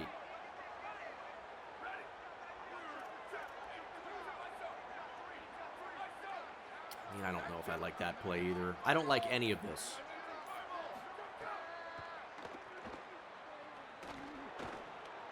bullet. Oh my God, he caught it. I mean, as I'm stepping up to do what I usually do, I'm like, this is stupid. Zialis Blackman caught it. Nice throw. Ooh. Just throw it away. 40 seconds, don't need to be a hero. We're already here. We're already where we need to be. Get me out of gun wide, dude. I mean, I guess we could run out of it. 40 seconds, 2 timeouts, close to field goal range. Get there. It's first down. Clock's going to stop momentarily. 14 for 162 now for Maddox. This doesn't have the speed. We're going to have to call a timeout, I think. 2nd and 12.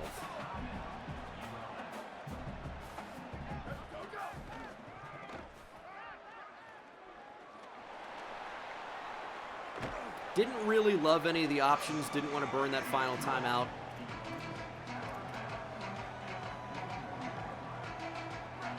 Third and 8. Ooh. This is a pivotal play in the game. Because I don't know that we're in field goal range here.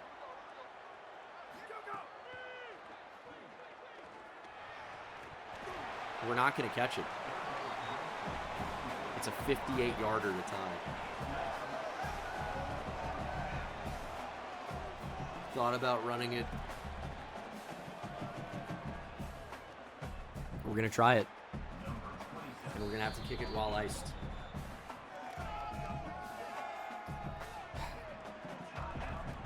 Got a little bit of wind.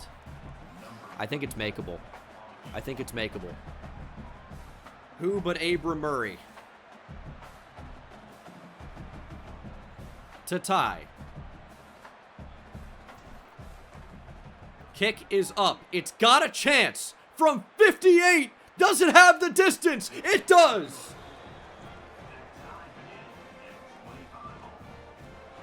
Abram Murray ties it at 25.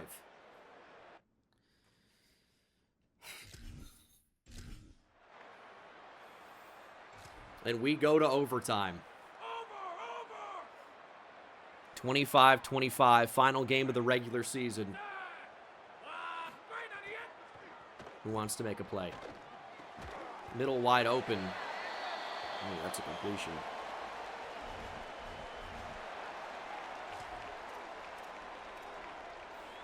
Second and inches, ball on the 1. How do I pinch my D-line? No idea. We dragged him back, though. 3rd and inches.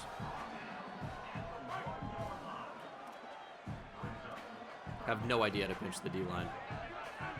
I might even go QB sneak here. Oh, they're going to pitch it. Get to the outside. What a tackle!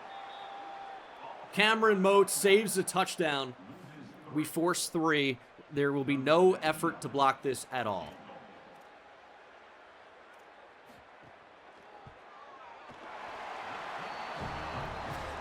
Troy with the go-ahead field goal.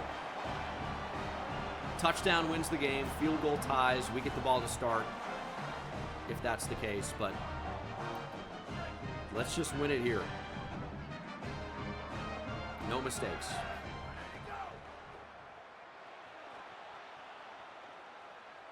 We're going to run. There goes LeBourne. Nice little scramble. Didn't love anything.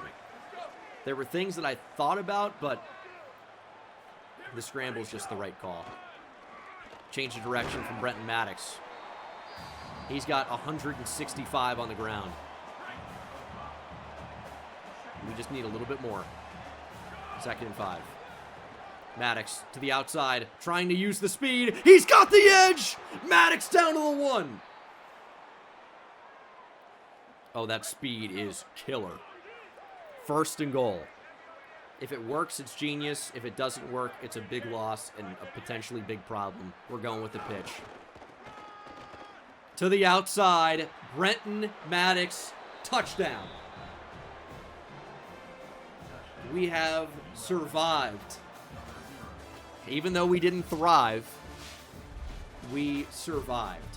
Brenton Maddox, walk-off touchdown, and he had an incredible fourth quarter. Incredible overtime. Absolutely the player of the game. Absolutely. As we win 38-28. 31-28. Didn't play great in this one. Did not play great. We found it at the right time. It's a 4-touchdown game for the true freshman. 174 yards on the ground. Receiving. Didn't really do much. I mean, we didn't complete a lot of passes. Defensively, sacks for C.J. Wilson and Moses Matabike. No picks in this one. No forced fumbles. But, man, it feels good to come out on top. And that is the best recruit we have ever had. Josh Dallas. Our first 4-star comes here in Season 3. We are paying him a lot. So much money.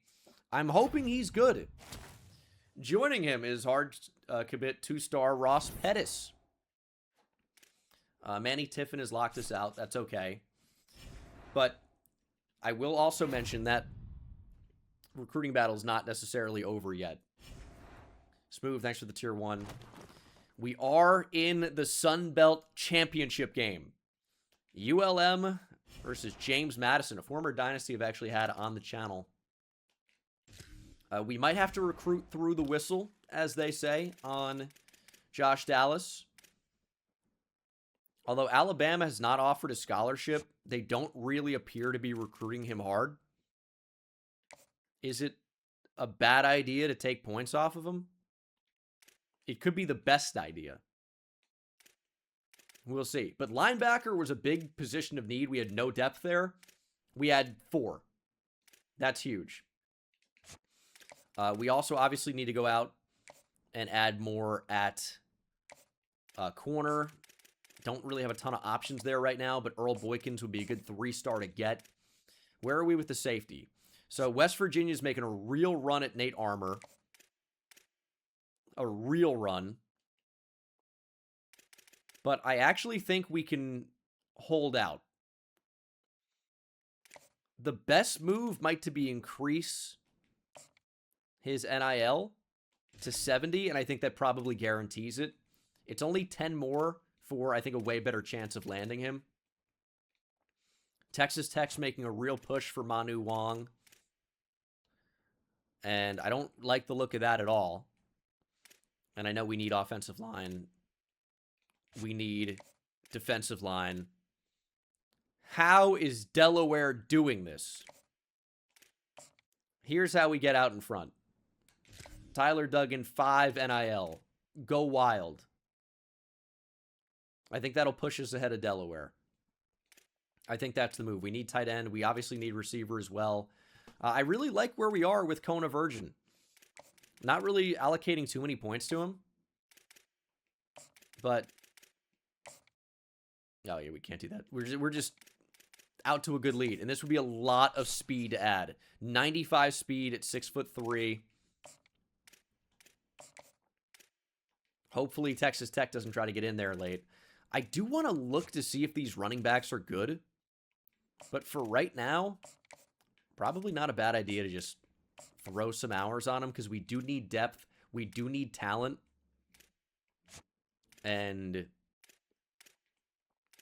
we need more players. That's the depth that I'm talking about. You know, right now, if you look at our school, we have recruited, I guess, 4 commits, which is a light number. But it's hard to do a lot more than that to this point with only 250 hours in the NIL that we've been working with. Earl Boykins is hopefully on the way. Kona Virgin's hopefully on the way to make 6 overall. Armour hopefully is on the way for 7. We'll see. I said the target is 35. But even if we went after exclusively 2 stars, I don't know that that's enough. But we are playing in the Sun Belt Championship game. It's amazing, by the way, that we have not had any Coach XP upgrades over the course of this incredible run. We've had 1 level upgrade the entire season. Hopefully due for another one. Texas Tech has offered on Manu Wong. Do not like to see that. At all. And Delaware, dude, they just will not go away. I've got 40 hours on a 2-star tackle. I don't even know if he's good. The answer is he's definitely not good.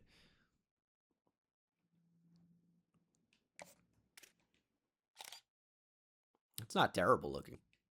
I mean, he's not good, but he looks actually quite good for a 2-star.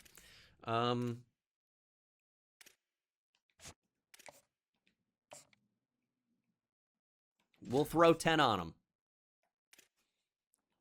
At this point, it's a principle thing. And Texas Tech is frustrating me. We're going to leave the hours on Wong for now. If we want to land him, though, it might take burning through our entire NIL budget, which is a little bit scary. I'll have to come back to these running backs in a little bit. We probably need more points on Josh Dallas because Clemson's getting ideas. Clemson's like, maybe he ends up at Clemson. I hate Clemson. It's a huge problem. And this is going to cause us to lose out on like Earl Boykins or something. I know it's going to be somebody. I'm not sure who we're going to lose yet, but it's going to be ugly. That's not what I want. I'm putting 50 on Duggan. He actually looks like he might have starter potential. And that's a rarity. So our grades are just good enough to sell him. And we're going to add the extra 10. We are recruiting a 2-star tackle like a 5-star. But our focus, even though it needs to be on recruiting at least a little bit, is on JMU. Keontae LeBourne has no upgrades. Brenton Maddox will be able to get slightly better. I still want to be able to upgrade elusiveness. It's just not the time. We need to focus on what will actually help us out right now, not save those points. Got to get the carrying up. Got to get the IQ up. He's a 71 overall. He's getting to a point where I might feel comfortable starting him. The ball carrier vision is the second highest on the team. It's just the carrying is so bad. I trust J.R. Westbrook just maybe slightly more. And then Trayvon Kinchy just doesn't have the speed. But anyway, we spent a lot of time on this. It's time to jump into the game. So, what do you got, JMU? The biggest game we have ever played. UL Monroe, who when Coach Gene Dengus got here, we had never won a bowl game, I should say. Now, 3 seasons later, we've not only won a bowl game, we are playing for a conference championship in a double-digit win season. Which, has that ever been done in ULM history? Not in the past 2 decades, probably. So, here we go. Chance to make history. Chance to win a conference title. ULM versus the JMU Dukes. It's gonna be a blackout. Will they actually do that this time? We're about to find out. Let's go. The Dukes coming in to play the Warhawks. If we win, yes, maybe the college football playoff is a possibility. But I don't think so. We'd need a lot of things to happen. Like Memphis was already ranked in like the top 10. There was another group of 5 team in there as well. So I say maybe it is a no. But maybe, let's let every motivation I can give this team to win. Let's get after it. Here we go. Let's start off hot. Defense needs help. Does that surprise anybody? It is a blackout, though. The crowd got the memo this time, and it just feels like a different environment in here. This feels like a motivated Deo Odengbo throughout my entire team. Oh, who is the running back? DeAndre Lowry looked incredible. That was scary. We got to wrap his ass up. Good start. Good start. And they've got a player named Duke on the Dukes. That was actually true of us as well, if you remember JMU Dynasty. Who remembers?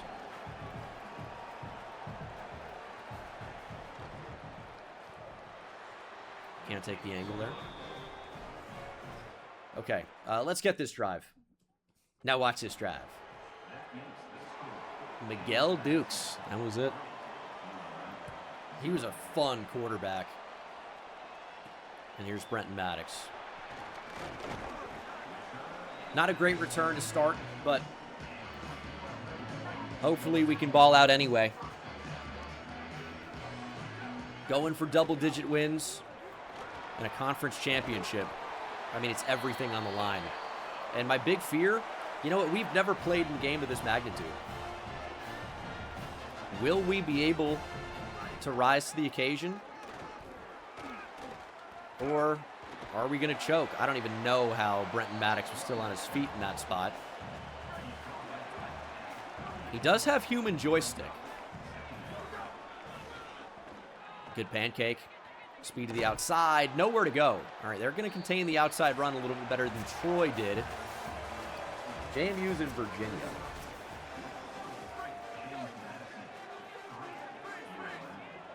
All right, 3rd and 5. Who wants to get open? It's Westbrook, absolutely wide open. Maybe he's going to be the lead back today. Made a couple of nice plays so far. Good improvisational ability from Keontae LeBourne. And the read option does not work. Made the wrong read, I guess. Certainly. 2nd and 13. Working off play action. Pressure could get there. No choice but to throw it away, and it's 3rd and long.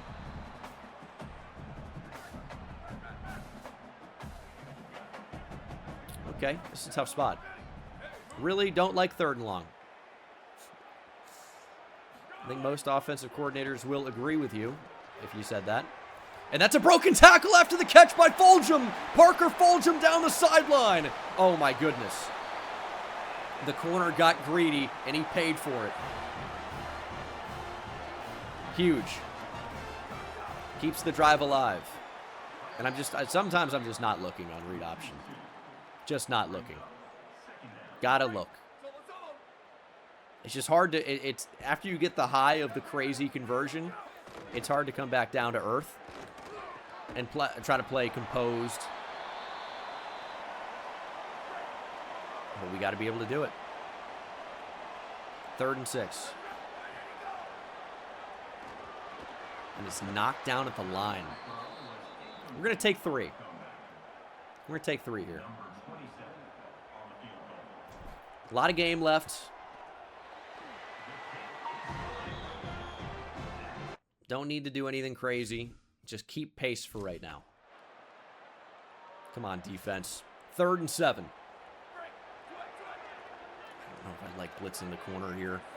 I just find myself playing more conservative. I just don't think we have the athletes to have success doing that. And that is going to be a 1st down for the Dukes. Defense needs help. Like, this is a spot where you might want to consider a blitz.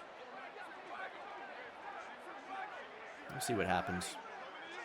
I'm worried about the running back leaking out instantly and being wide open. We'll take the drop there. We forced a quick throw. The receiver was not ready for the ball. We're going to look to blitz again. Sneaking up. Okay, receiver in motion. The assignment's going to change. We just can't get out there. I literally can't move. But it doesn't matter. It worked out. And now it's 3rd and 12. We're actually going to back the defense up here a little bit. See if we can contain the quarterback. He might want to run. There he goes. And we should be holding them to 3 here. It's a battle of the field goals early. And we're not going to get the block, so let's just play it safe. Might be field goal man safe for the entire game. Okay. 2-minute drill. Let's get some points. 1:11 on the clock. 3 timeouts. Quick throw to the outside. There's Gavin Howard. Good block on the outside by Fulgham. It's a great first play. I still feel like we can run the ball here. Not on this particular play, but I don't think it's out of the question. Somebody want to get open here? How about a block? Ooh, LeBourne takes it himself. Here's a 2nd and inches. J.R. Westbrook is in. We're going to give it to him. And he's got a crease up the middle here. J.R. Westbrook. As I said, can't shy away from running the ball. We've got to show him that we still will. Not a lot of time off the clock. Successful play, still all 3 timeouts. And we're going to try a screen. We're going to burn our first timeout. That was a bad play. You know, you never know how some of these are going to work out. Never called some of these. Obviously, was looking for a little bit more on that one. We'll throw it away on 2nd down. Again, we don't have to get too crazy. We can just play to keep pace for now. 3rd and 13. We're going 5 wide. Trips to the right side of the field. We're going to try to fit it in. And it's nearly intercepted twice.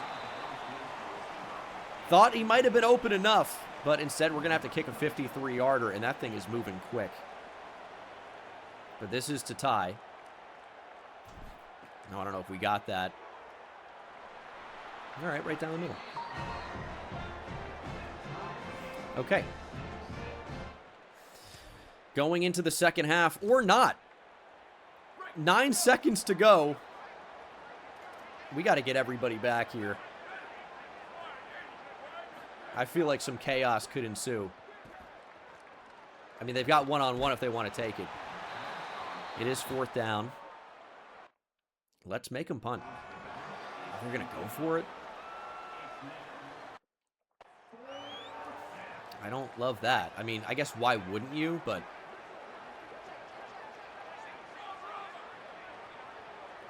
I'm going to try to get to the QB. McCormick, a lot of speed. Lob toward the end zone. And that's knocked away. Okay. Kind of thought something crazy could happen. It's a 6-6 half here in the Sun Belt Championship game. It's about right. Our defense has played well. Our offense has not been awful, I don't think, even though we only have 6 points. It's just about finishing some of these drives. Hopefully we're able to do that. Let's have a good return. Okay, that's a big hit. I really feel like we're close on some of these returns. We just haven't quite found the crease yet. Right, nice change of direction there from Westbrook. Good running. 2nd and 2. I do think we might need a spark, though. Westbrook's run the ball well, but he does not have nearly the big play ability that Brenton Maddox has. But at the same time, like, consistency is not a bad thing, and if we're in a short yardage situation, I probably do prefer Westbrook, even though we don't get it this time.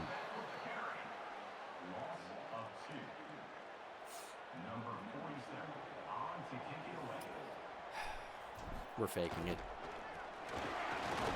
Awful, awful call.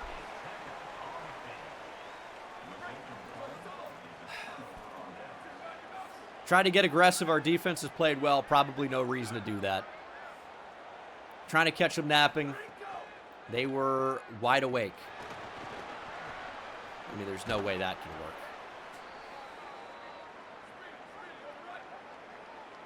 Oh, my God. Okay. Hey, we put ourselves in this position. Let's battle out of it. I can't believe that just happened.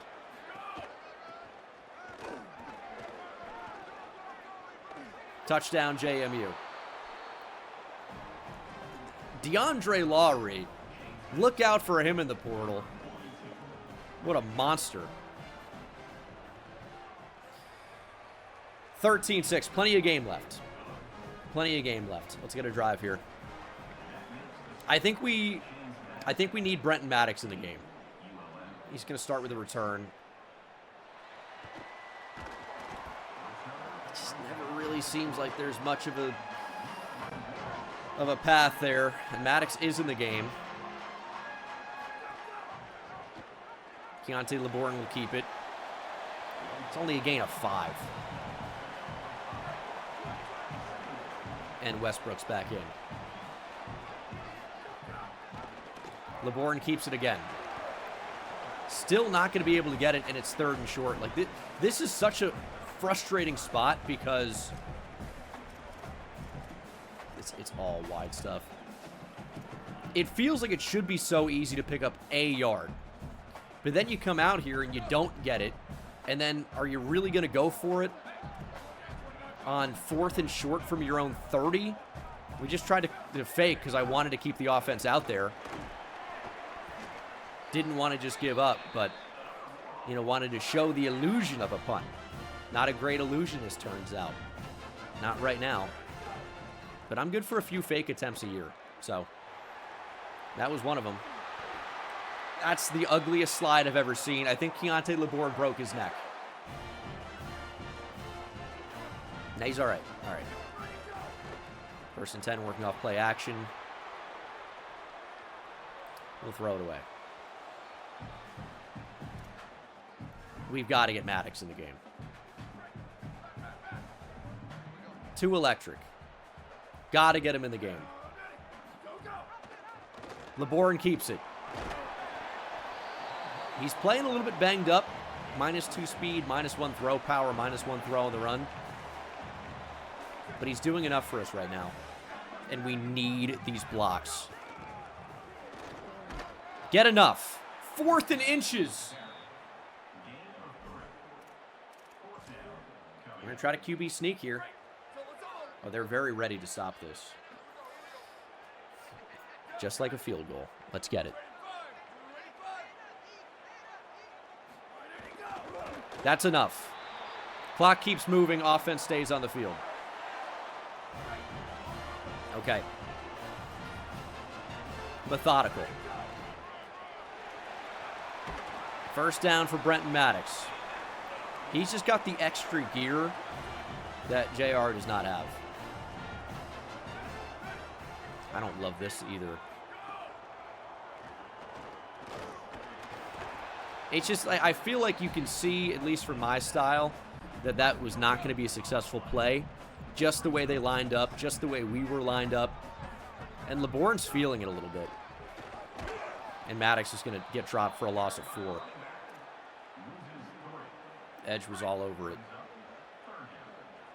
3rd and 14. Settling for 3 is not preferred here, but it is going to be better than nothing. But on 4th and 2, we're going to leave the offense out there.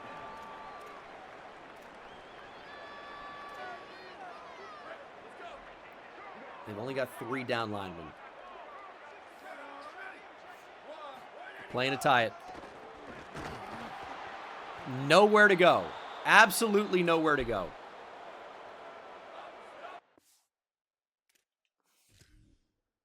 So frustrating. They have 3 down linemen and we can't run the ball.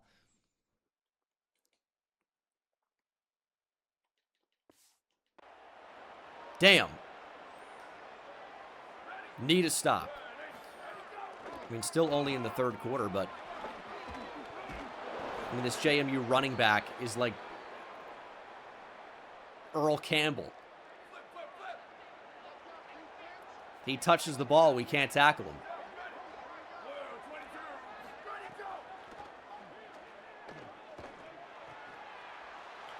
Actually, it seems like we can't tackle anybody. That's going to be the end of the 3rd quarter. Yeah, we didn't really want to run it. outside. And we one-on-one against the linebackers, not one-on-one.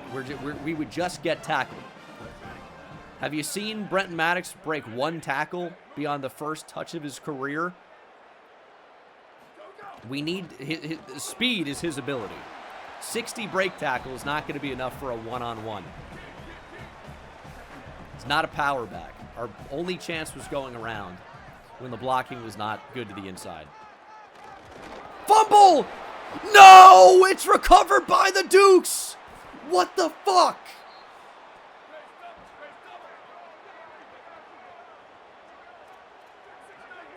Hey, we just might not have it in this one. We just might not have it. Oh, I mean, it's like we're wanting to get blocked.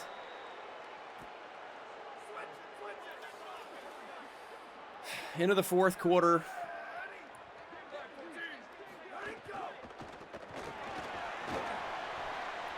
Would love a turnover. Holding them to 3 is, like, fine. It's not even that good. We need a turnover. Big hit. Good way to rally. I don't think that should be on the 3-yard line. How does he have forward progress when he broke a tackle? Should not be on the 3.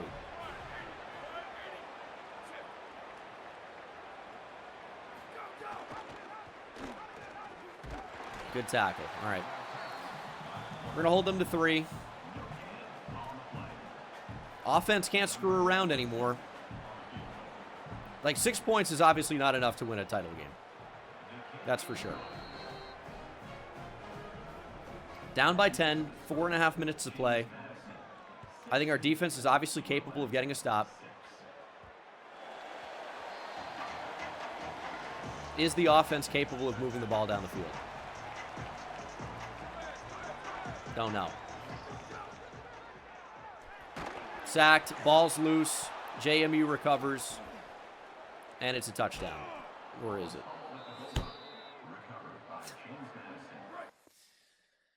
It's just not our game, man. I mean, they get a fumble, and their offensive lineman recovers it. Let's watch the right guard get beat in real time. Yeah, good effort. Yeah. Get me off of the camera! Dude, please. I'm okay. Whatever. If we hold them to 3 here, it's still about the same, but no time.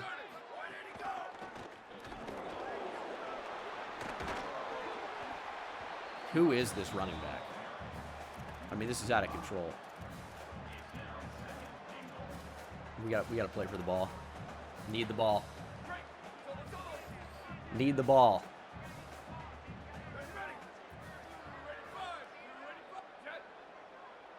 Tight end in motion. I still don't know how to do anything with the defensive line on this game. Have no idea how to pinch. Score, thanks for the prime. Need Briggs to come up and lay a big hit.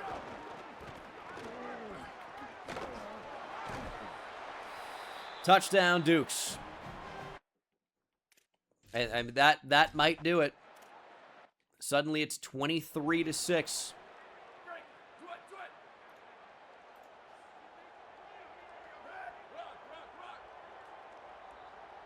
Just a, brutal game. I just couldn't move the ball.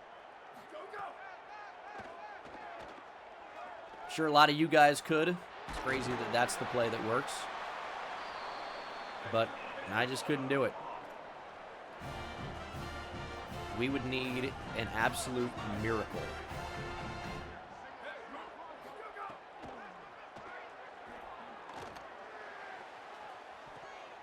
And that's intercepted off the tip. This is just one of those games. This is just one of those games. We just don't have it. At least we get a moment here with 31 seconds to go. Absolutely.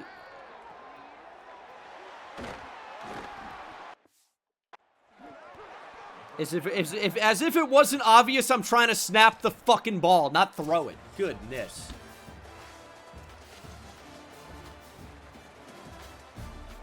Unbelievable.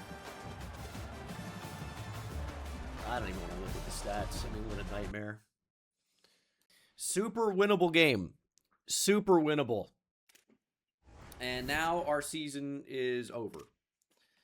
The fact that we're still in an absolute slugfest for a 2-star right tackle is infuriating.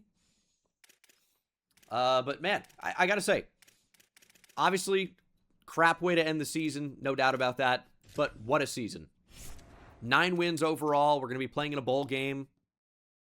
We are going to accomplish every single one of our goals in the AD Expectations tab. So I feel pretty good about how the season went overall. Obviously, you'd like to win a conference championship when you get there. Not going to happen in Season 3, clearly. And we've got Josh Dallas to hard commit. 4-star lurker linebacker, nearly 250 pounds. Hopefully he can run. We're in a recruiting battle with West Virginia for 3-star safety Nate Armour. But we've got a 4-star. Now, Dallas could be a 1-year type of player for us, but if he can be on our team for 1 year and help us win a conference title game, greetings and welcome to a very I'll take it. Moment on the I'll absolutely take it. The Heisman Trophy. We've got a lot of work to do in the transfer portal. Inside the Tiburon Theater, I'm Chris That's Fowler. crazy. So proud to bring you Heisman Still Trophy. Would like to get as many commits in total as Christian Neptune is your Heisman winner. Hey, heck of a year for him. That Miami offense feeds wide receiver 1, that's for sure. We'll be playing Kennesaw State in the Boca Raton Bowl. Nice little getaway vacation for the boys as our contract has been renewed. That's the right decision. It's the right decision. Kennesaw State 6-2 in conference play. An early national signing day is here. Ross Pettis. Show me any of these guys with impact or better development. Ross Pettis has impact. Normal for Jared Charlton. Impact for Ben D'Amico. That's actually quite a good start. Earl Boykin's hopefully on the way. I don't know if there's anything we can do to get Tyler Duggan. He's about to verbally commit to Delaware. Maybe we can win out. Maybe it's not even worth it. Josh Dallas, show me something great. Star development for Josh Dallas. Oh, wait, I think he's going to be sick. We hope so. Recruiting battle for Nate Armour. Gastineau we can take off the board, probably. But right now, we're limited on the total number of commits. But as you can see, it's tough to even get a 2-star. I'm going all out for a 2-star, and we just can't get them. Probably. Facility suggested is 20%. We're at 50% right now. Recruiting NIL suggested 15%. We're at 37%. Obviously, a lot of that's going to Josh Dallas. And a lot of this, I mean, our roster as well. Like, we're going to try and keep Joel Ndukwe. I'm sure he's asking for a lot. Maddox and LeBourne might be asking for even more. We'll see what happens with that. But let's end on a high note. Let's win the Boca Raton Bowl. Let's rip off a double-digit win season. There are 60 overall. This is a win. We're locking in for the Boca Raton Bowl against Kennesaw State. We're locked in. LeBourne on the move. This is the wrong way to go. And that's going to be picked. Couldn't really ask for a dumber start. But we allow a touchdown instantly. And now we have to kick a 56-yard field goal. Never in doubt. Never in question. All right, we're on the board. Dude, it seems like Kennesaw State's actually going to drive down the field pretty consistently.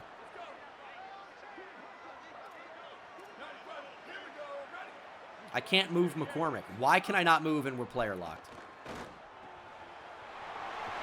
This fucking game. Why would I not be able to move pre-snap? It's 14-3. We go all the way to Boca Raton just to play in torrential downpour.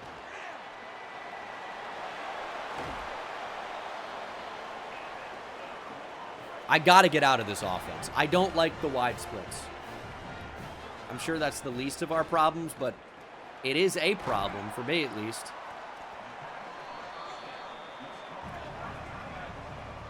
Let's get a touchdown here before half. This is one of the quickest first halves I can ever remember. Kansas State flew by. I will say that. Oh, you're just going to stop there.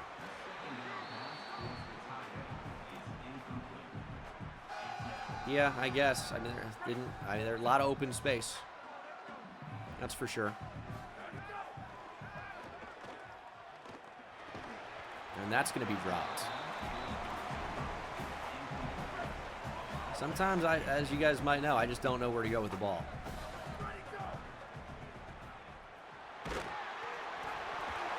That's a fumble. I mean, it'd be a lot easier to play if there wasn't a defensive lineman in my face every second. We're going to lose to Kennesaw State. We're getting blown out.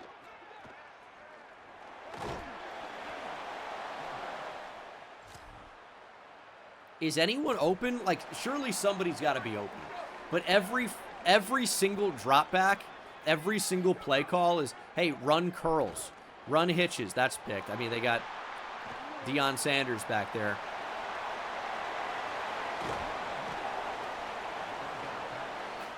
These plays are not working for me. I need crossers. I need drag routes. How about hitches and curls every fucking play? I hate this playbook. 3rd and inches. Inside lead. There's Hitchens.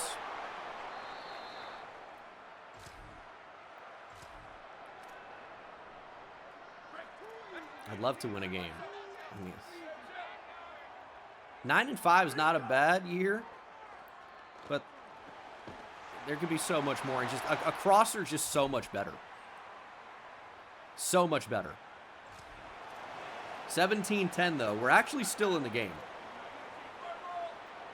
Interception here would be pivotal.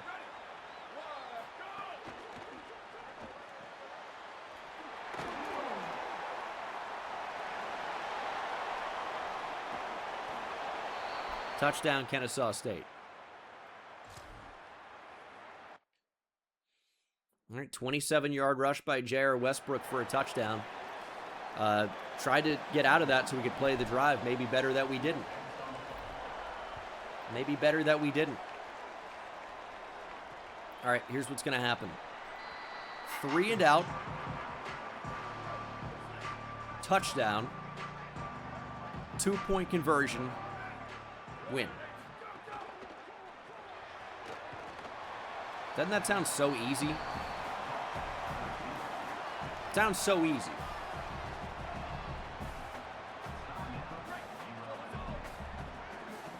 Let's just do it.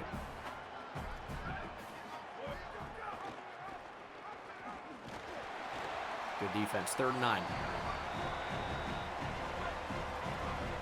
We're going to pass commit.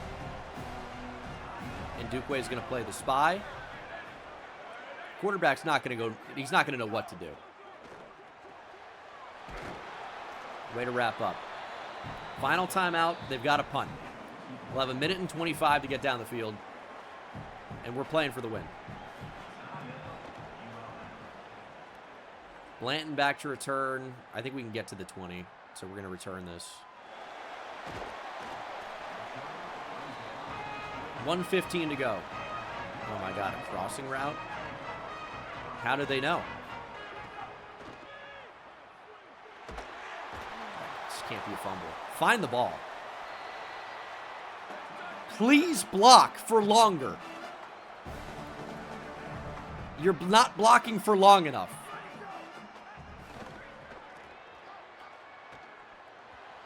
Okay, I tried to set the feet. Couldn't set the feet. 3rd and 12. I don't like our odds of even getting a yard here.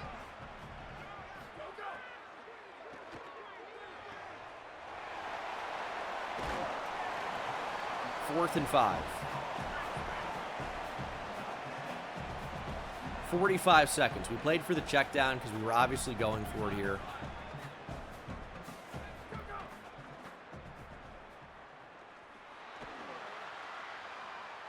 Please. We bought time. We're going to find Gavin Howard. All right. Take that. 31 seconds. Yeah, that corner's wide open. I think we can still get it there.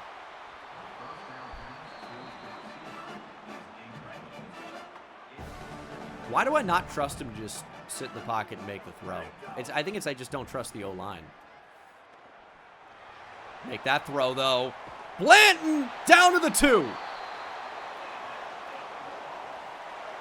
We've thrown him the ball so few times this entire year. He's wide open here.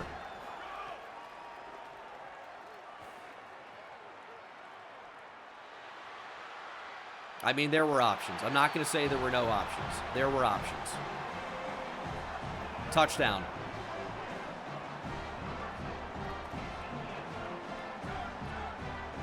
Two-point conversion for the win.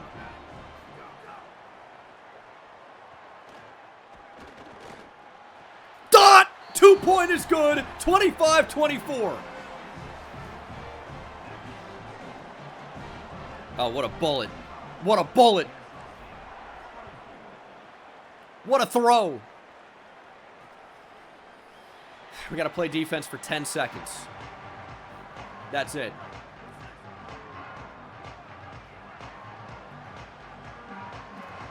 Throw of his career.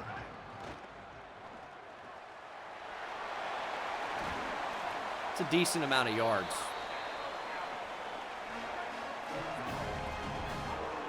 But I don't think they can get to field goal range. Maybe that's famous last words here.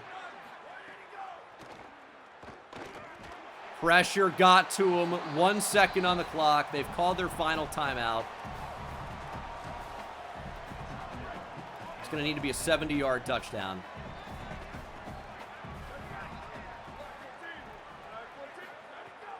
Here we go. Picked up the blitz. Lob. Incomplete. We are Boca Raton Bowl winners. Let's go. That's a good way to end the season. 25-24. Big comeback. We played well at the right time. 15 points in the fourth quarter. Need to do a better job of getting the ball out quickly. Keontae LeBourne fumbled twice. We need an offensive line.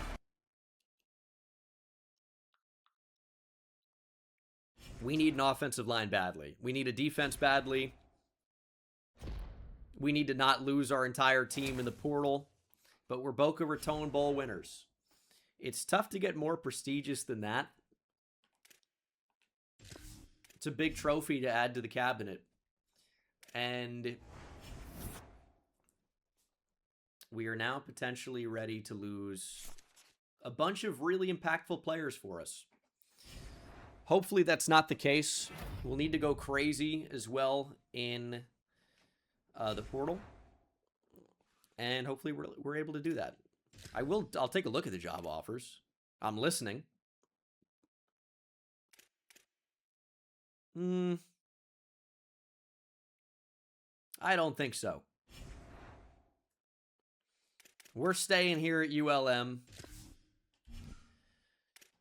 We are hopefully going to see it pay off in a big way at some point.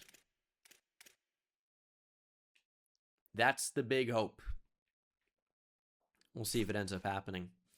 So, let's get ready for the portal. Let's hopefully not lose our entire team.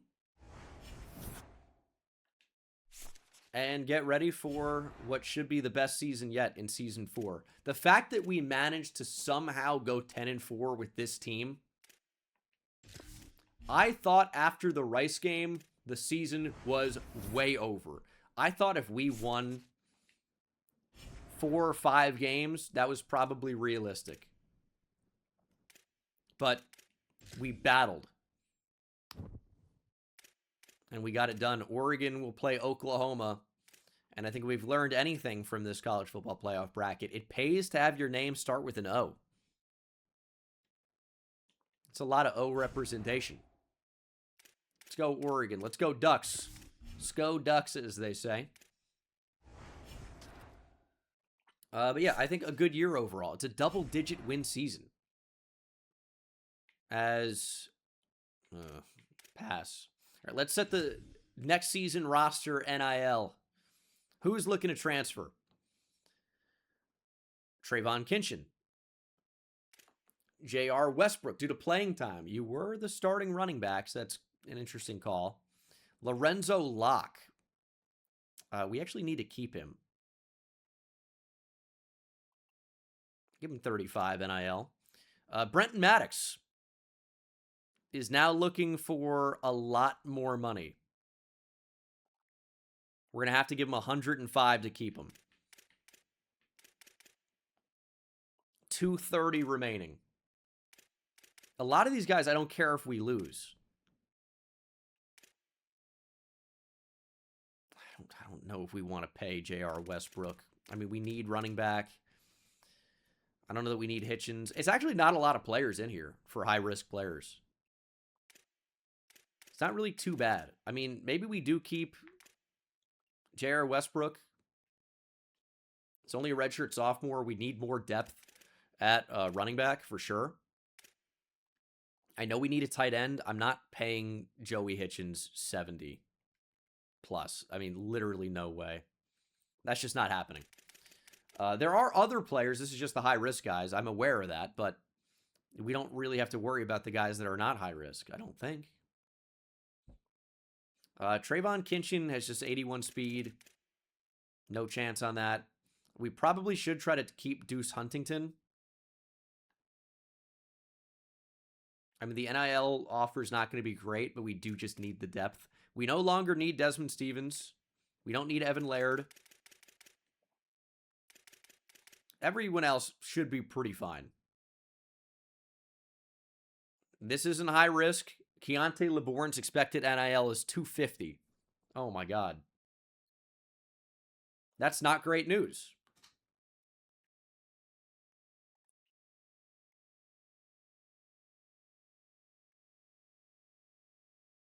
Well, we've got to give him 205 if we're going to keep him, at least.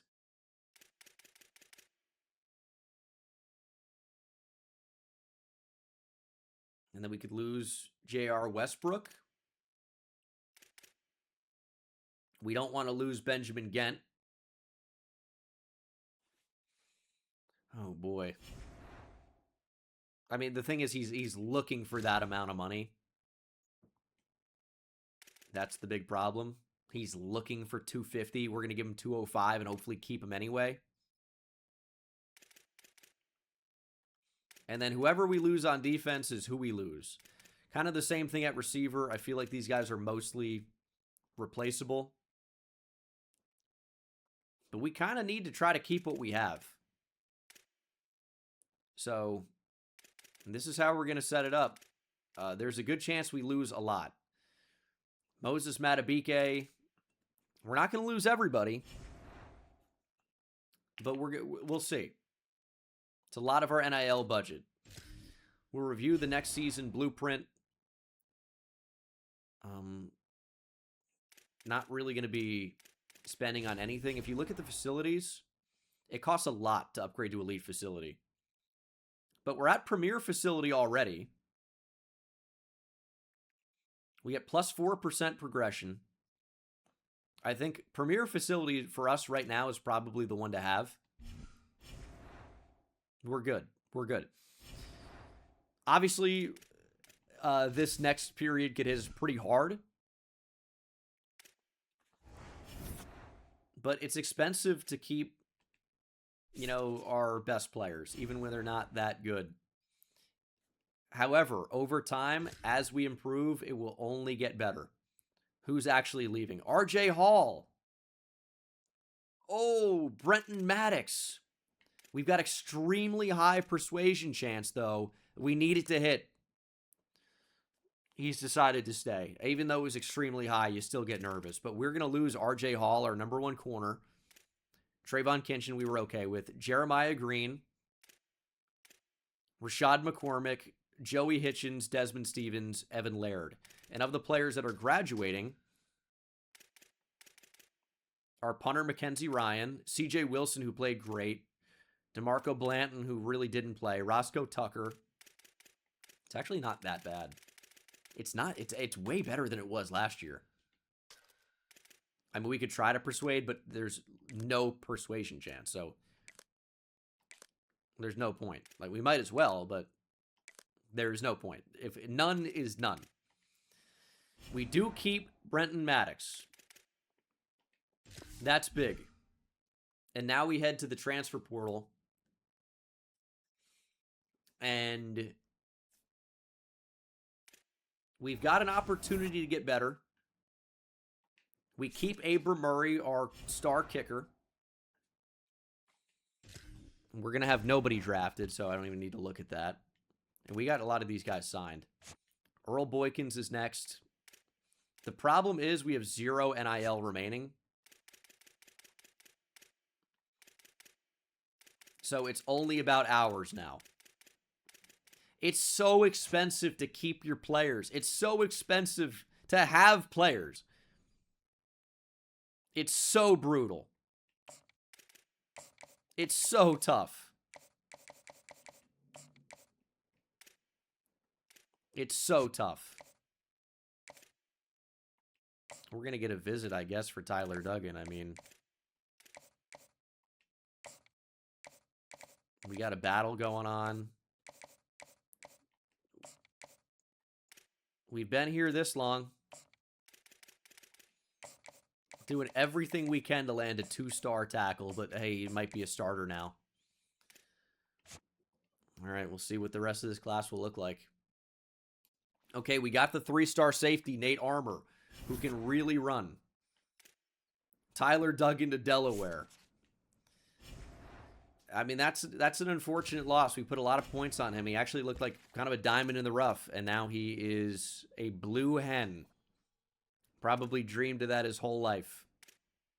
But in terms of recruiting on other players, I really like where we are. And Texas Tech has bowed out for Manu Wong. So he's about to commit. Armour has committed. Now we just need to spend these hours wisely and try to bring in some more talent. Fresno State's back in on Ojabo. They were out, and then they're back in as soon as we got in. I don't think this is one we can win. So we're going to take him off the board. Fresno State didn't want him until they saw that we wanted him. And then they're like, actually, we want him. Frustrating. But I actually feel like the class is going to come together. I really do. It's just about getting the depth, but I think we're also in position potentially to add talent as well. Like players I actually could feel good about starting. Now, the problem is keeping these guys, because if they're actually good, they all want money. And you just can't do that.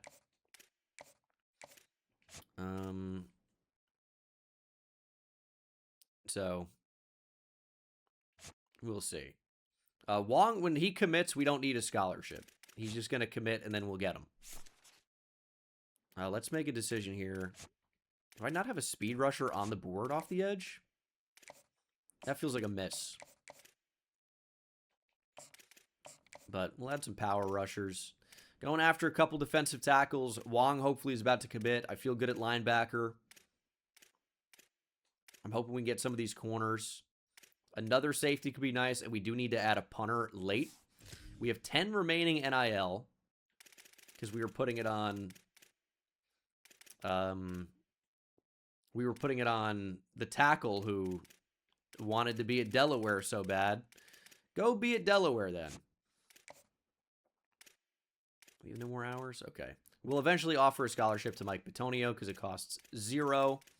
Technically, they all cost 0 if you want, but there is like a pretty big penalty associated. So late in the process, we're going to be offering some scholarships and hoping that those guys end up committing due to the scholarship at some point.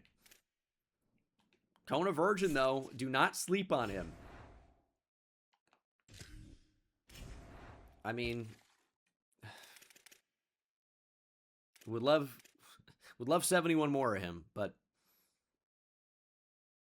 if we could have that number of players with 95 speed on our team, that'd be a hell of a win. But getting 95 speed could be really, really big for the cause. Now, we only have 0 hours remaining. That's not good. But all these guys, I guess we're going to offer scholarships late, and hopefully we get them. We're not doing much in the portal, only really going after the high school level players here. We're going to be number 1 on Jamal Fallon. Hopefully we don't go down too much.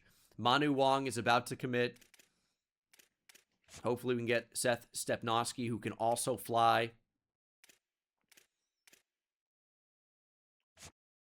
We actually might need more points on Kona Virgin if he's going to commit. And Earl Boykins as well.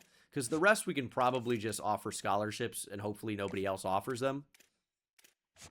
And we'll win out. That's the idea. Oh, that cell's actually terrible now.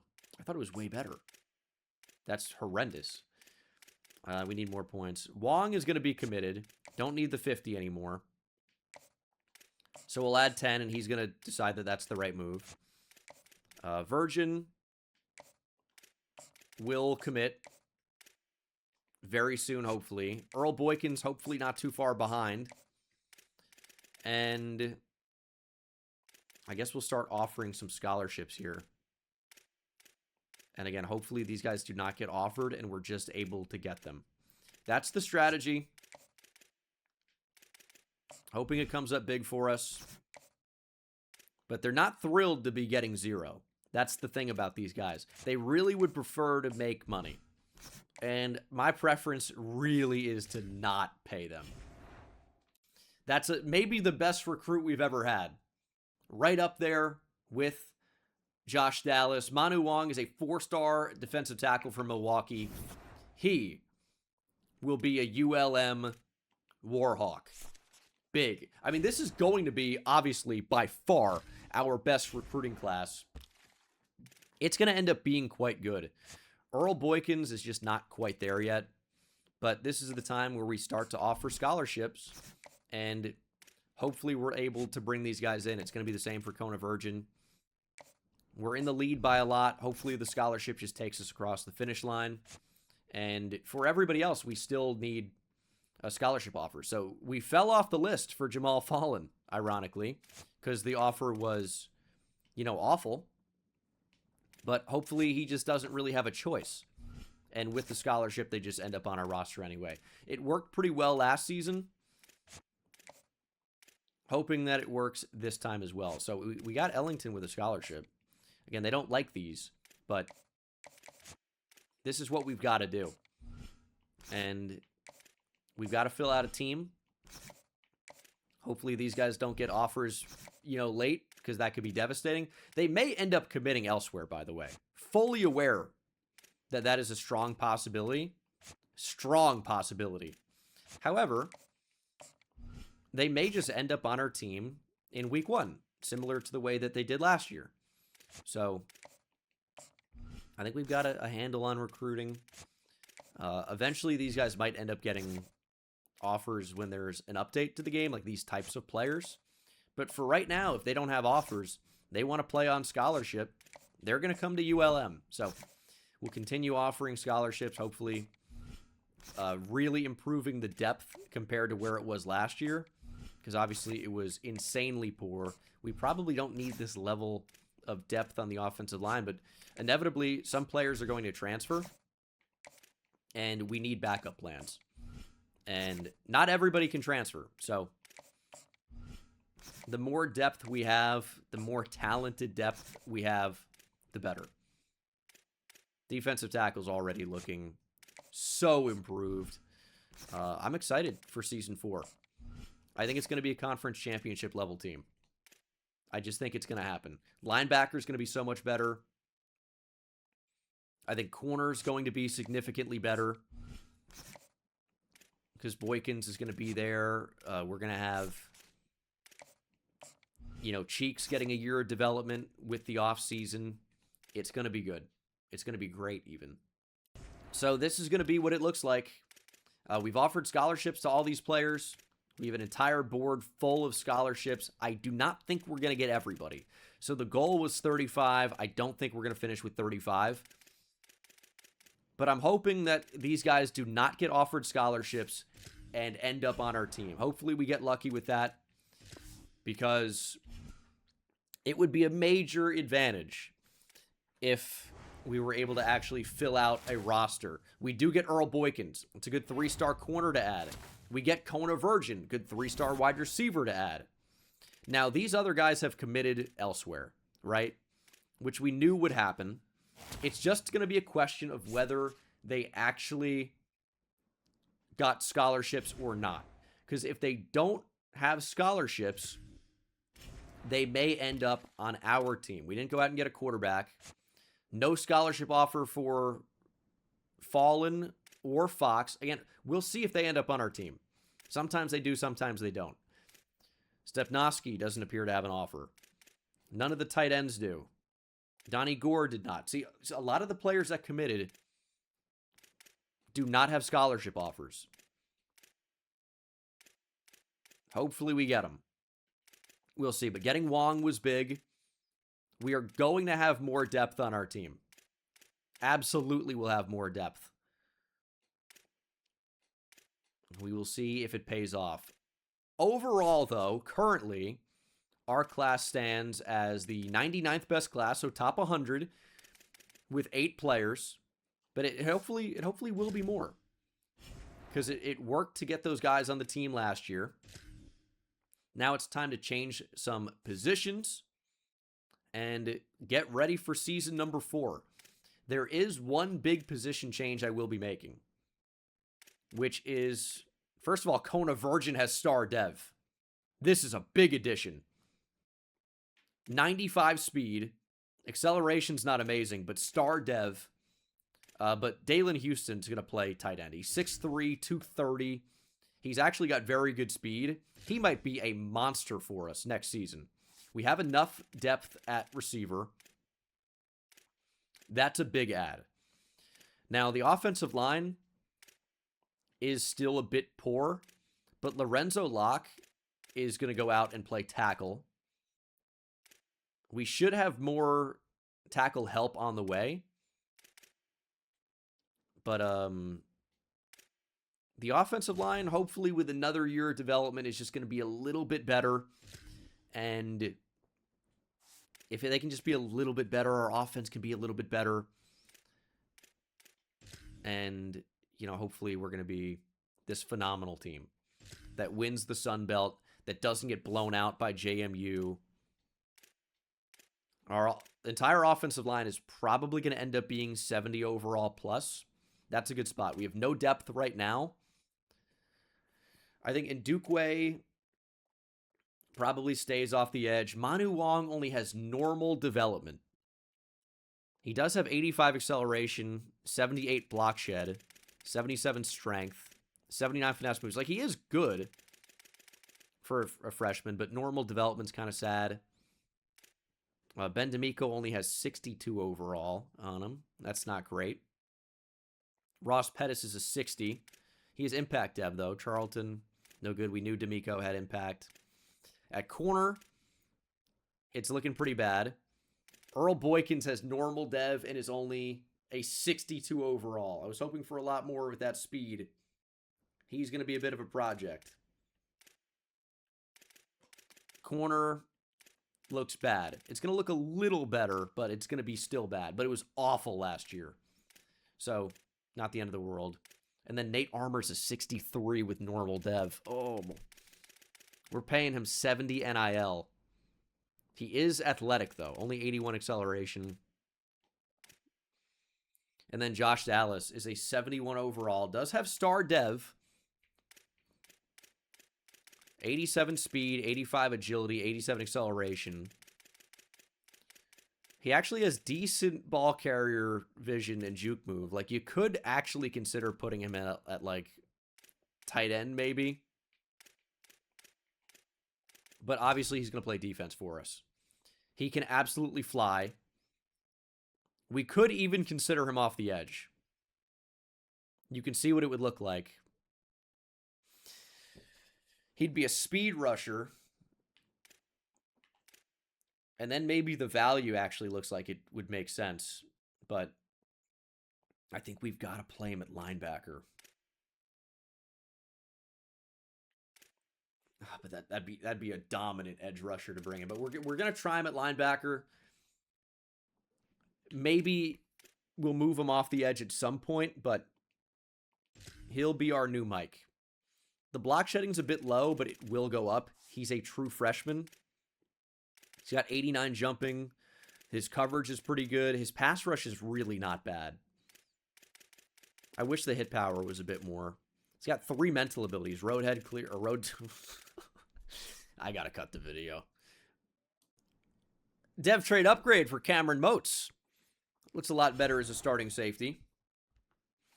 Training results are here. See how much the team got upgraded. 34 skill points for Keontae LeBourne. You know, I'm actually kind of surprised that Brenton Maddox did not get a dev trade increase. But he's got 37 skill points to work with. Parker Fulgham with 43. Like, we are going to be able to upgrade the team. It's going to look much better. Lorenzo Locke, 42 skill points. He's going to be a quality starting tackle for our standards. So let's go ahead and upgrade the team. Even with 34 for Emmanuel Obata, I think he's going to be startable. Sam Reeves sticks around. He was good enough last year.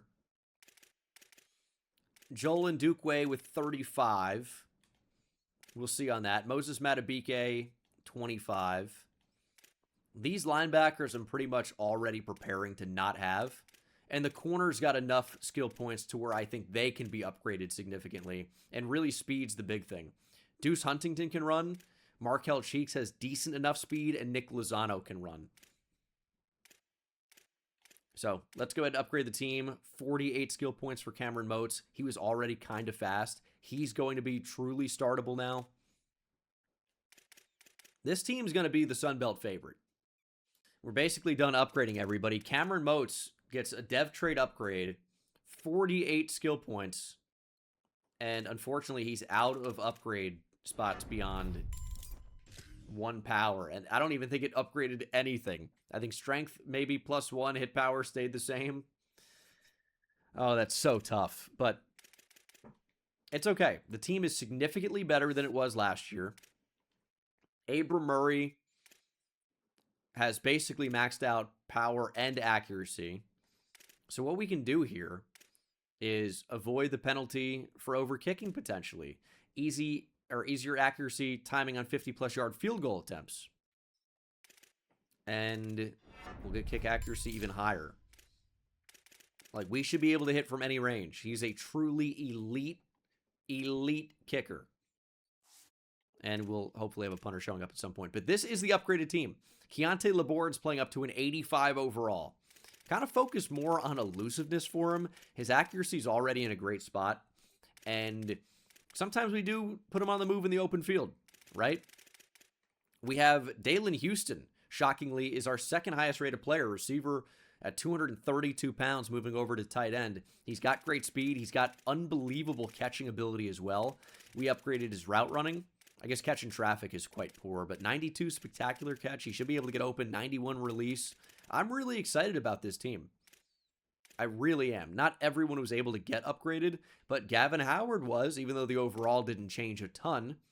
He's an 80, but his route running, really good now. The hands were already good, are now slightly better.